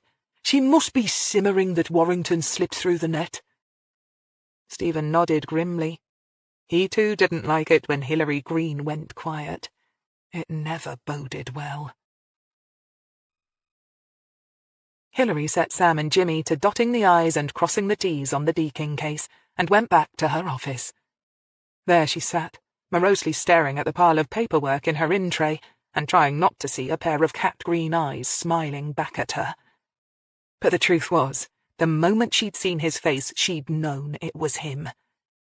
She could feel once more the weight of his arm draped around her shoulders, and the touch of cold steel against her neck. His breath warm against her neck. She shuddered. He was still out there. Maybe he knew about the pickup of the other 4 officers, maybe not. Maybe he hadn't turned up at work because he was too absorbed in his new toy. Then again, maybe, like most predators, he'd sensed something in the wind and had gone to ground. Either way, sitting and brooding about it wouldn't do her a damned bit of good. She needed to get her mind firmly back onto other things. She reached for a random file. It was the one that dealt with the crosses that had been sent to her during her last investigation. She studied the photographs of them. All crude, obviously handmade wooden crosses, with the initials of the 3 missing girls burned into them. Of course, none of them was missing any longer, though, she thought, with a triumphant smile of satisfaction. Jilly was with her parents right now, probably being stuffed full of coconut cake, and Meg Varney was living at large in Spain. And, at some point, she'd have to inform Judy Yellen's parents about her fate, and the thought of returning to that cold, loveless house depressed her. Then she remembered Mrs. Yellen's plea for information, and knew she had to go back there soon. But not right now. She was simply feeling too drained. Besides, it was better to wait for official confirmation of ID. Her eyes rested on the last photograph, the last cross to be delivered to her. She'd found it waiting for her on the doorstep of a witness she'd gone back to question, unlike the other 2, which had been delivered. Her thoughts suddenly came to a screeching halt. The cross had been waiting for her on the doorstep of the witness. She hadn't found it after she'd interviewed her witness, so Tom Warrington hadn't been following her, or watched her go into a house and then left the cross on the doorstep for when she'd come out. No, the cross had been waiting for her before she'd entered the house. It could mean only one thing. Bloody hell! Hillary yelped, and, grabbing the photo, shot through into the other office. Jimmy looked up, took one look at her taut face and blazing eyes, and froze. Hillary stared at him and shook her head. Then she looked across at Sam. "Sam," she said, her voice whipping across the room as hard as diamonds. Jimmy wasn't surprised to see the lad go suddenly pale. "On our last case, did you tell anyone about our movements?" "Gov?" Sam gulped. "Did you discuss it with any of your mates?" she demanded impatiently. "Do you have any friends here on the force?" "Some, Gov," Sam said, clearly bewildered. "But I never discuss our cases with them. You told me not to." Hillary took a deep, shaking breath. Yes, she had told him that. And he would have obeyed her. He was a good lad. Jimmy wouldn't have talked, and she knew damned well she hadn't, and that Stephen hadn't. Besides, Tom Warrington was a ladies' man, or thought of himself as such, and so... Hillary went suddenly cold. She was aware that Jimmy had come to stand beside her, and had taken the photograph from her hand. Its significance made no sense to him, but standing beside her he could tell she was as tense as a drawn bowstring. She was almost vibrating with it. "What's up, Gov?" But Hillary was staring, wide-eyed and white as milk, at Vivian's still empty seat. "Where the hell," she finally croaked, "is Vivian?" Chapter 12. "She's probably just running late," Sam said, then blushed as he realized how stupid that sounded. If true, she'd be running almost a whole day late. "Or perhaps she's not well and isn't coming in today," he corrected. "Did she seem unwell yesterday?" Hillary demanded, her voice still incredibly tight. Something in her eye made the young lad pale. "Not really," he admitted softly. Hillary turned on her heel and headed for Stephen's office, Jimmy right behind her. She knocked but went straight in. Stephen was on the phone, but after one surprised look at her taut white face, quickly ended the conversation and hung up. "I think we have a problem. With Vivian," she said. Stephen blinked. Of course they had a problem with the girl, he thought. She was totally unsuitable, but now hardly seemed to be the time to deal with it. Jeff Rumer and his team were currently tracking down a hot lead on where Tom Warrington might have parked his new camper van, and they still had Deakin to process. As if reading his thoughts, Hillary shook her head impatiently. "No, I mean a real problem. She hasn't shown up today. I think she's been feeding Tom Warrington information on my cases." Behind her, Jimmy muttered something, and Stephen got to his feet. "Think or no?" he asked firmly. He knew Hillary wasn't the sort to throw around unsubstantiated accusations. "I should have realized it before. She's got a new fella. She's been hinting and more or less bragging about him for a bit, but I haven't been taking any notice. If I had, I might have wondered why, if he was so hot, she hadn't found a way to introduce him to us and show him off. Stephen shrugged. That's hardly proof she's been seeing Warrington, he pointed out. Of course it isn't, Hillary said irritably. She was feeling sick to her stomach and knew she had to get it together fast. It was the last of the crosses that did it. I should have realised before. You remember, the one that was waiting for me on the doorstep of the witness in our last case? I went to interview her, and it was waiting for me. Right. So? It was waiting for me when I arrived, Hillary repeated. And when both Stephen and Jimmy looked at her puzzled, she stressed again, it was waiting for me on the doorstep. So how did Warrington know where I was going in order to get there ahead of me and plant it? Jimmy swore and instantly twigged. Someone must have told him. I didn't, Hillary snapped. Did you? Hell no, and not the lad either, Jimmy said. He glanced at Stephen and then swore again. It had to have been Vivian. What do we know about our stalker? About Warrington, Hillary pressed, and this time it was Stephen who answered. He likes the ladies. If he were looking for a weak link in your team, he'd go for a woman first. A young and pretty one like Vivian would be bound to catch his eye. And Warrington's good-looking, fit, and on the job. Vivian would have been easy prey.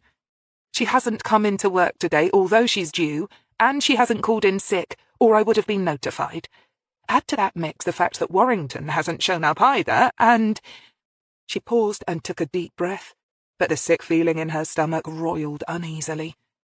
She didn't say it, but then she didn't need to. Everyone in the room was thinking the same thing.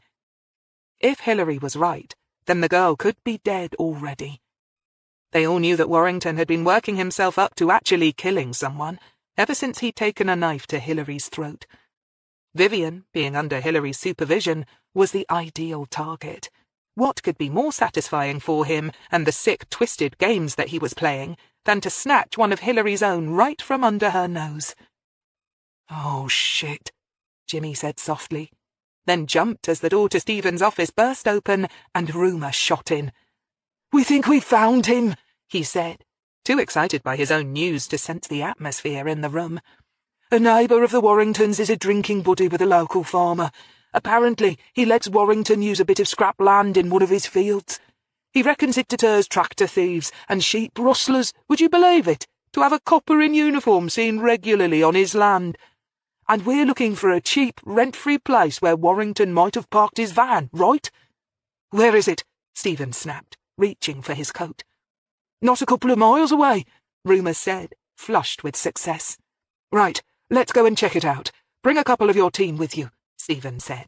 Grab some field glasses. We're going in softly. First, we need to see if a van is there, and if it is, if it's occupied. We might have a hostage situation, he added, as Jeff opened his mouth to ask why they just didn't go in mob-handed and nab him, as he'd been expecting Stephen to suggest. What? Who? He spluttered. Stephen turned and put a hand out towards Hillary and Jimmy, who were both set to follow him. No way, Stephen said flatly. You two stay here. He turned and hurried out, Rumour still shooting questions at him as he did so. Hillary stood silently, counting to 10. Beside her, Jimmy shifted restlessly. When she'd finished counting, she said, "Right then, Jimmy, let's go. We'll take your car. Stephen knows mine." Jimmy gulped. "We're going to follow them then, Gov," he said needlessly. "Course we are. Or rather, I am," she qualified, turning to give him a small smile. "I wouldn't blame you if you decided to stay here." Jimmy gave her a small smile back. "Yeah, right, Gov," he said, and then muttered, "What's the super gonna do? Fire me? I'm already retired, right?" But Hillary had already gone, and Jimmy swore again as he hurried after her. "We'd better not turn off up the farm track, Gov," Jimmy said, 10 minutes later as he pulled off to the side of a narrow lane. They'd followed the superintendent's car down ever more isolated country roads until they'd seen Rumour get out and open a 5-barred gate, where a stone track led through a field just turning green with wheat. Hillary agreed. Stephen would be bound to spot them if they stayed in the vehicle. "How do you feel about a nice country walk in the sunshine, then?" she asked with forced cheer. Jimmy grunted, about as good as he felt about disobeying a super's direct orders, indulging in an unauthorized pursuit, and then sneaking up on a possibly armed subject with a possible hostage, all without backup. "Always was a nature lover me, Gov," he forced himself to say, just as cheerfully. There was, after all, no way he could let her go alone, as he knew she would.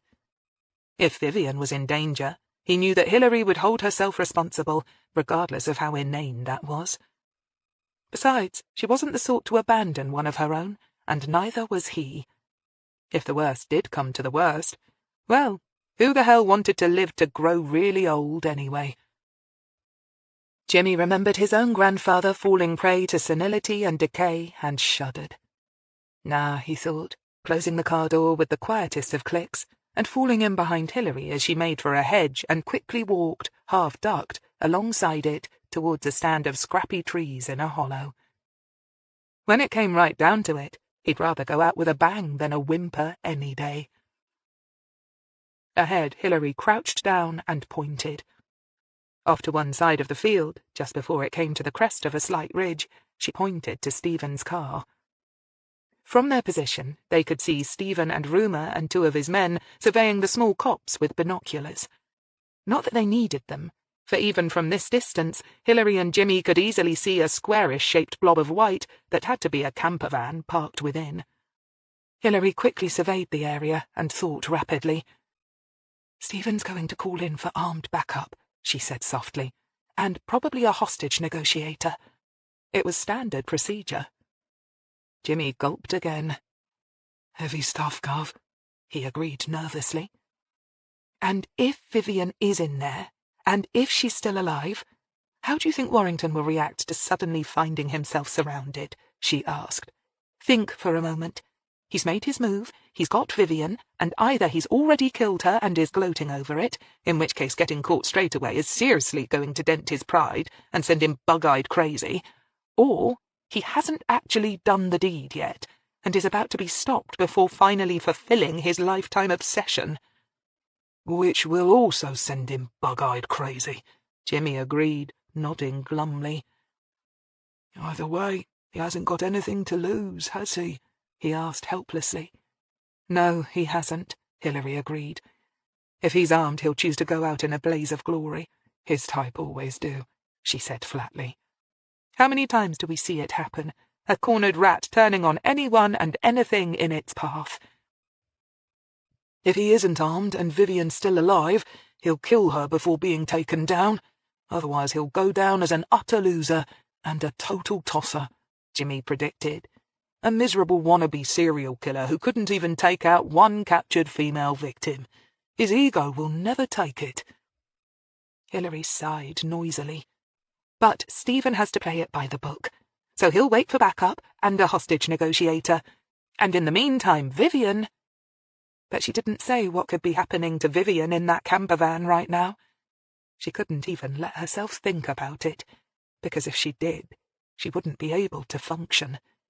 And she needed to function now. She needed to think clearly and choose her options, and make rational decisions like she never had before. Without a word, she turned and, crouched below hedge level, went back to the car. "You've got stuff in the boot?" she asked, and Jimmy, not needing any clarification, nodded, almost feeling insulted. "Course I have," he said, opening it up. He'd been one of those keeping watch on Hillary's boat at night, and he wouldn't have done so without having something handy. Hillary gazed down at the display. There was the good old heavy truncheon, a tire iron, illegal pepper spray, and an even more illegal taser gun. She didn't bother asking the old-timer where he'd managed to get that. She picked it up and hefted it in her hand. "Fully charged, right?" "Yup." She nodded, thought about it for a moment, and then handed it over to him. Surprised, Jimmy took it. He'd expected her to want to hold on to it. It was the most effective weapon in the arsenal. Instead, she reached for the pepper spray and put it into the large pocket of her russet-coloured jacket, where it made barely a bulge. "We don't have much time. Let's hope Warrington's in there and that he hasn't spotted Stephen and the others yet. There's no reason he should have the cars out of his eyeline." Hillary turned and headed counterclockwise to the way they'd previously gone. Quickly, steadily, they crept up and around the side of the small copse, edging closer to the white van. When they were almost level with it, and on the far side from where Stephen and Rumour were watching them, she hunkered down. All the time they'd been creeping closer, she'd been thinking. What they'd needed was a fairly simple plan that stood a good chance of working. Well, she didn't know if she'd come up with one of those, but she was sure that she'd come up with something that gave Vivian Tyrrell a better chance of living through this than an assault by an armed response unit, provided she was still alive. They needed a distraction out front, and a sneaky incursion from the rear. And there was only one person that she knew of who could distract Tom Warrington from whatever he was currently doing inside the van. She felt sick. Her heart was racing, but it had to be done. She took a long, slow breath. "Okay, Jimmy, here's what we're going to do." Stephen Crale slowly lowered his binoculars and swore. Beside him, Jeff Rumour looked at him and saw that his superior officer had gone quite white. "What? Have you spotted movement inside?" he asked, but realised that the superintendent hadn't even been looking at the camper van. He'd been distracted by something on the other side of the site. "No," Stephen said, crouching down behind the car. "Look, stay here and wait for the armed response team. Fill them in on all we have and tell them not to do anything without a direct order from me." He checked that his radio was turned to its lowest noise setting and shoved it down further into his pocket. "What? Where are you going?" A thoroughly rattled Jeff Rumour hissed as he watched his superior officer scuttle away.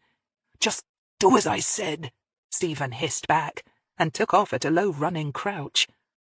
Behind him, the two officers with Rumour watched him go. "Shall we follow him, Gov?" one of them asked uncertainly. Like the DI, they weren't happy to see the man in charge suddenly disappear. "What?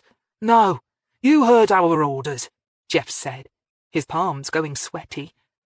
He had no idea what had just happened, but one thing was for sure. If things started to go pear-shaped, nobody was going to be able to point the finger at him. Stephen Crale was the officer in charge, after all. The buck stopped with him. Rumour, the sweat popping out on his brow, looked over the fields towards the main roads. How much longer was the armed response unit going to be? Stephen Crale, his heart in his mouth, worked quickly around towards the back of the woods. In front of him, coming from the opposite direction, he caught the occasional glimpse of Jimmy Jessup, using every bit of available cover, and sometimes going down on his belly to crawl across the ridges of growing wheat as he sneaked up towards the back of the van. But where the hell was Hillary? When he first spotted movement on the other side of the site and saw Jessup through his viewfinder, he knew that Hillary had to be here somewhere. He didn't stop to question the whys and wherefores, not now. He only knew that he had to find her and intercept her before she put herself in harm's way. He cursed silently and got down on all fours himself and began edging his way towards Jessup. He should have known that she wouldn't stay safely back at HQ. Damn it, he should have understood at once that she'd see it as her duty to try and save Tyrrell herself. He thought he saw the van move slightly, and froze. He noticed that Jimmy had seen the same thing, and was now likewise hugging the dirt. Yes, there was definitely a slight rocking movement, as if someone was moving around. Then he heard it, the sound of the door opening. Great. If Warrington was leaving, then they might just be able to grab him without any fuss. And then Stephen Crale's heart almost stopped beating as he heard a familiar feminine voice say clearly and calmly, "Hello, Tom." Tom Warrington stood in the doorway. He was dressed in a pair of blue denim jeans with a white shirt hanging loose over his hips. He had a bit of 5 o'clock shadow, and his hair was slightly ruffled. He looked at Hillary with hot, eager eyes. "You came. How did you find me?" Hillary stood a few feet away from him and gave a slow, dazzling smile. "Tom, sweetheart, remember who you're talking to," she chided gently. Tom Warrington's smile widened even further. "You're right. Sorry. Won't you come in?" Out of the corner of his eye, Stephen saw Jessup get to his feet and run for the back of the van. Without a thought, Stephen did the same. Jimmy Jessup's eyes widened as he flattened himself against the back of the van's paintwork and saw his superintendent sprint quietly up to join him. Stephen held a hand to his lips, and Jimmy nodded. In truth, Jimmy had never been so glad to see anyone in his life.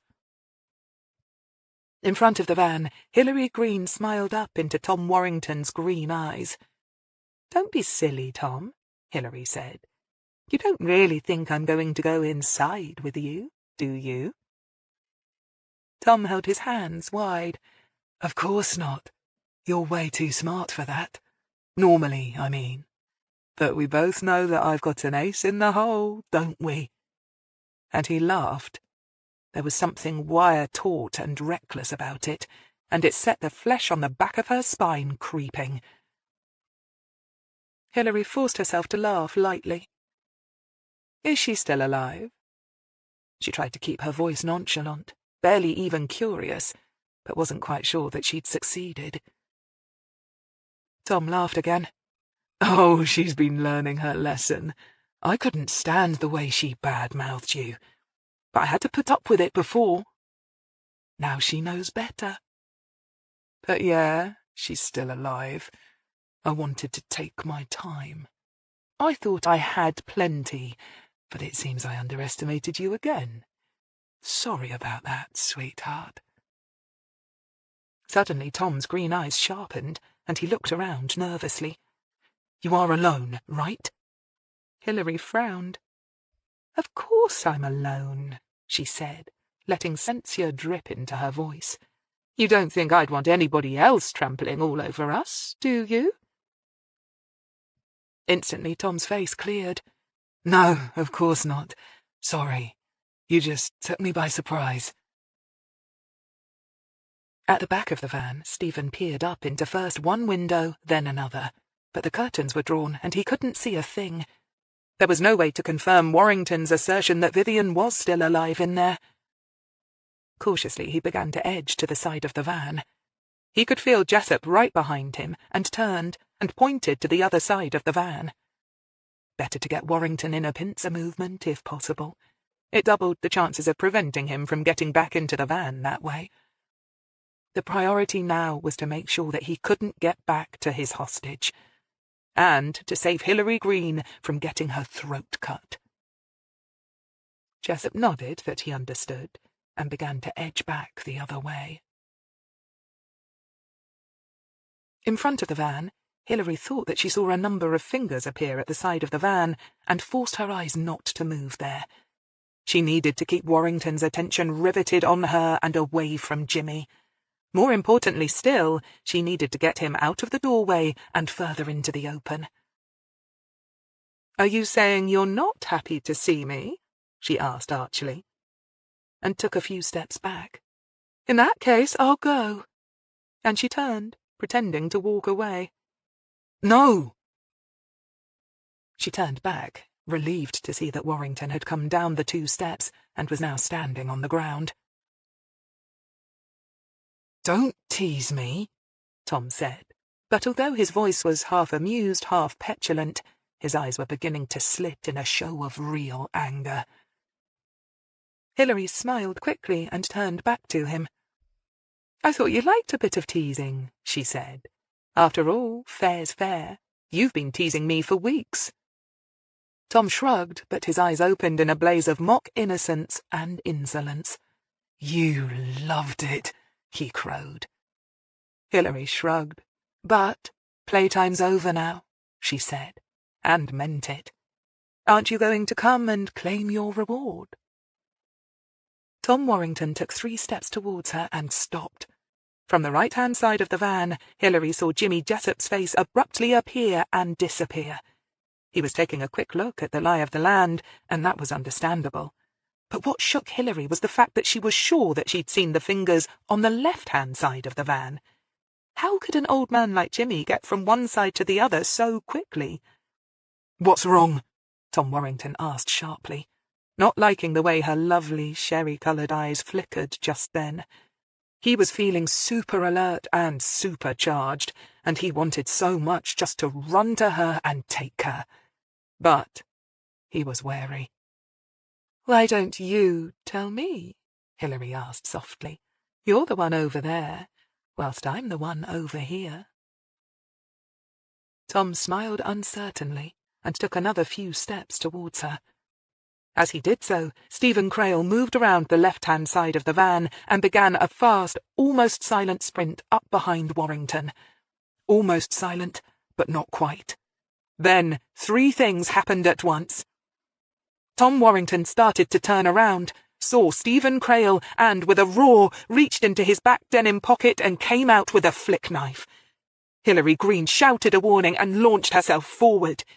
Jimmy, hearing Hillary's scream of warning, shot around from the right-hand side, taser raised. Tom Warrington was interested only in Stephen Crail. For weeks now, the elegant, superior, handsome superintendent had been nosing his way into Hillary's life, and here at last was his chance to get payback. He stepped forward, raising the knife, anticipating the moment with relish when he was able to slide it into the bastard's ribs. He felt something land on his back, and he staggered forward with the unexpected weight, bending over slightly. He could smell Hillary's perfume, and felt her arms come around his neck. But her fingers were gouging for his eyes, and he jerked his head back quickly, flexing his massive shoulder muscles and attempting to throw her off. But she clung on, and he felt her bite his ear savagely. Something warm and sticky ran down his neck. At the same time, Crail went low, ducked his head, and hit him straight in the lower gut with a head ram that made the air whoosh out of his lungs. He roared and threw his arms wide, dislodging Hillary, who went flying. He reached down, inverting the knife, and through the layers of pain he pointed the blade down towards Stephen's exposed back. His arms, pumped with muscle, tensed, ready to plunge the blade home. And then the world exploded with a bright blue light and a zzz sound that seemed to split his ears. He felt his whole body jerk and dance spasmodically, and then he had the sensation of falling into blackness. He didn't see Jimmy Jessop standing over him, the discharged taser gun in his hand, and a snarling, satisfied smile on his face. Commander Marcus Donlevy sighed heavily and looked at the 3 people in front of him. It was 5 hours later, and he was still not sure whether to be in a good mood or a raging temper. Whatever, he was in no mood to string this out. He pointed a finger at Jimmy Jessop, who froze like a rabbit in the spotlight. "You," he said, "get yourself down to supplies and liaise with Sergeant Fulcott. You were assigned the taser 3 days ago and filled out every piece of paper needed. Remember to backdate it. I don't want any loose ends if an inquiry is convened and people come sniffing. You acted with Superintendent Crail's full knowledge and support. If there is an inquiry, and I'm going to do my best to ensure there's not, you'll say bugger all about anything. Got it?" "Yes, sir," Jimmy barked. Donlevy nodded. "All right, then. Sod off." Jimmy gulped and leapt out of his chair. Hillary gave the commander a long, level look, and just as Jimmy got to the door, he added gruffly, "That was good work you did today, Mr. Jessop." Jimmy nodded and shot through the door like a scalded cat. He'd always heard Donlevy was one of the good ones. A bastard, but a good one, and having seen that for himself, he was in no mood to prolong the experience. Donlevy sighed and then glanced at Crail. "I expect you and D.I. Rumour to get your stories straight, too. You planned the whole procedure. You decided that you couldn't wait for backup. You take all the glory, and if the shit hits the fan, you take all the brown stuff too. Agreed? Yes, sir, Stephen said stiffly. Marcus Donlevy nodded, then smiled. Don't worry, it'll be glory all the way. You solved 2 missing persons cases and 1 murder, and you rescued a colleague from danger and apprehended 1 sick puppy. Of course, the media will have a field day with Warrington being one of our own, but that can't be helped. Sir, I think we should get the PR doctors to spin Vivian Tyrrell as the heroine of this story, Hillary put in. After Jimmy had put down Warrington, she'd staggered to her feet and been the first through the van door. She'd found Vivian tied up on the bed with a black eye. She'd been in shock, of course, and was currently in the hospital being treated, but she'd managed to tell them that she hadn't been raped, and that Warrington had been ranting on and on about Hillary for most of the time. I know Vivian won't be coming back to us, sir, she carried on. She admitted to me she wasn't cut out for police work, but she needs to turn this experience into something positive. We owe her that. And I think that, when she's had a chance to recover, she'll be more than happy to be in the spotlight, and will be able to turn her 5 minutes of fame into a career opportunity, perhaps to go for something in the media. Besides, I think the top brass will be happy to have a young copper, well, sort of a copper, shown in a heroic light, given the circumstances. It'll help to take the focus away from Warrington. Donlevy's grey eyes glittered. I dare say it will. And if what I've been hearing about our Miss Tyrrell is true, she'll be happy to take the proper advantage of the situation. So, how exactly are you 2 feeling? Hillary rubbed her throbbing shoulder. She thought she'd wrenched it when Warrington had thrown her to the ground, but she hadn't said anything. I'll be fine, sir. Donlevy's eyes narrowed, but he nodded. And you? He turned to Stephen Crail. Head-butting a suspect and then getting the residue zapping from a taser gun couldn't have been a picnic. Stephen, who had a major headache, grimaced. I'm fine. When you had a muscle-bound suspect to tackle, the least armoured area was the stomach. Forget about going at it with fists. That way led to broken bones and injury. Still, that didn't stop his head and neck from feeling as if they'd just been used as a battering ram, which they had. Donlevy, without a word, reached into his desk and came out with a packet of aspirin. He pushed it towards Hillary, who smiled grimly, and accepted the peace offering for them both. "Okay, Stephen," Donlevy said. "Today's shenanigans, if played right, and I'll make damned sure that they are played right, could mean a promotion for you. Or at the very least bring you to the top men's attention. Chief Super sounds good, does it?" Stephen smiled wanly. Right now, bed and a stiff whiskey sounded even better. Yes, sir, he agreed obediently. "Now, I don't really have to read you 2 the riot act, do I?" Marcus Donlevy demanded. "What went down this afternoon was a right farce. You're both damned lucky it turned out as it did. Get your act together. I don't want to have a repeat performance, etc., etc." Hillary nodded and rose abruptly to her feet. "Understood, sir," she said crisply. She was in no mood for Donlevy's heavy sarcasm right now. Besides, as a civilian, she didn't have to take it anymore. Stephen, slightly surprised by her abrupt retreat, nevertheless rose and quite happily followed her out. Without a word, they left the building together and walked slowly towards his car. No doubt the news about the afternoon's events was spreading through the station house like wildfire, but they would have to deal with that and any fallout from it tomorrow. Inside the car, he slumped wearily back against the driver's seat and sighed. "I'm as mad as hell at you, you know," he said listlessly, staring out in front of him at a line of similarly parked cars. "You scared the living daylights out of me." "I know. I'm sorry." Stephen suddenly gave a great bark of laughter. Hillary Greene being humble?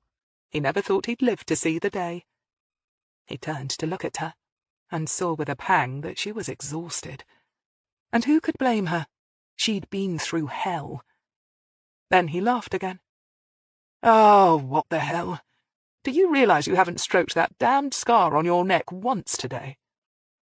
Hillary slowly rolled her head to one side and looked at him. Her lips twitched. What damned scar?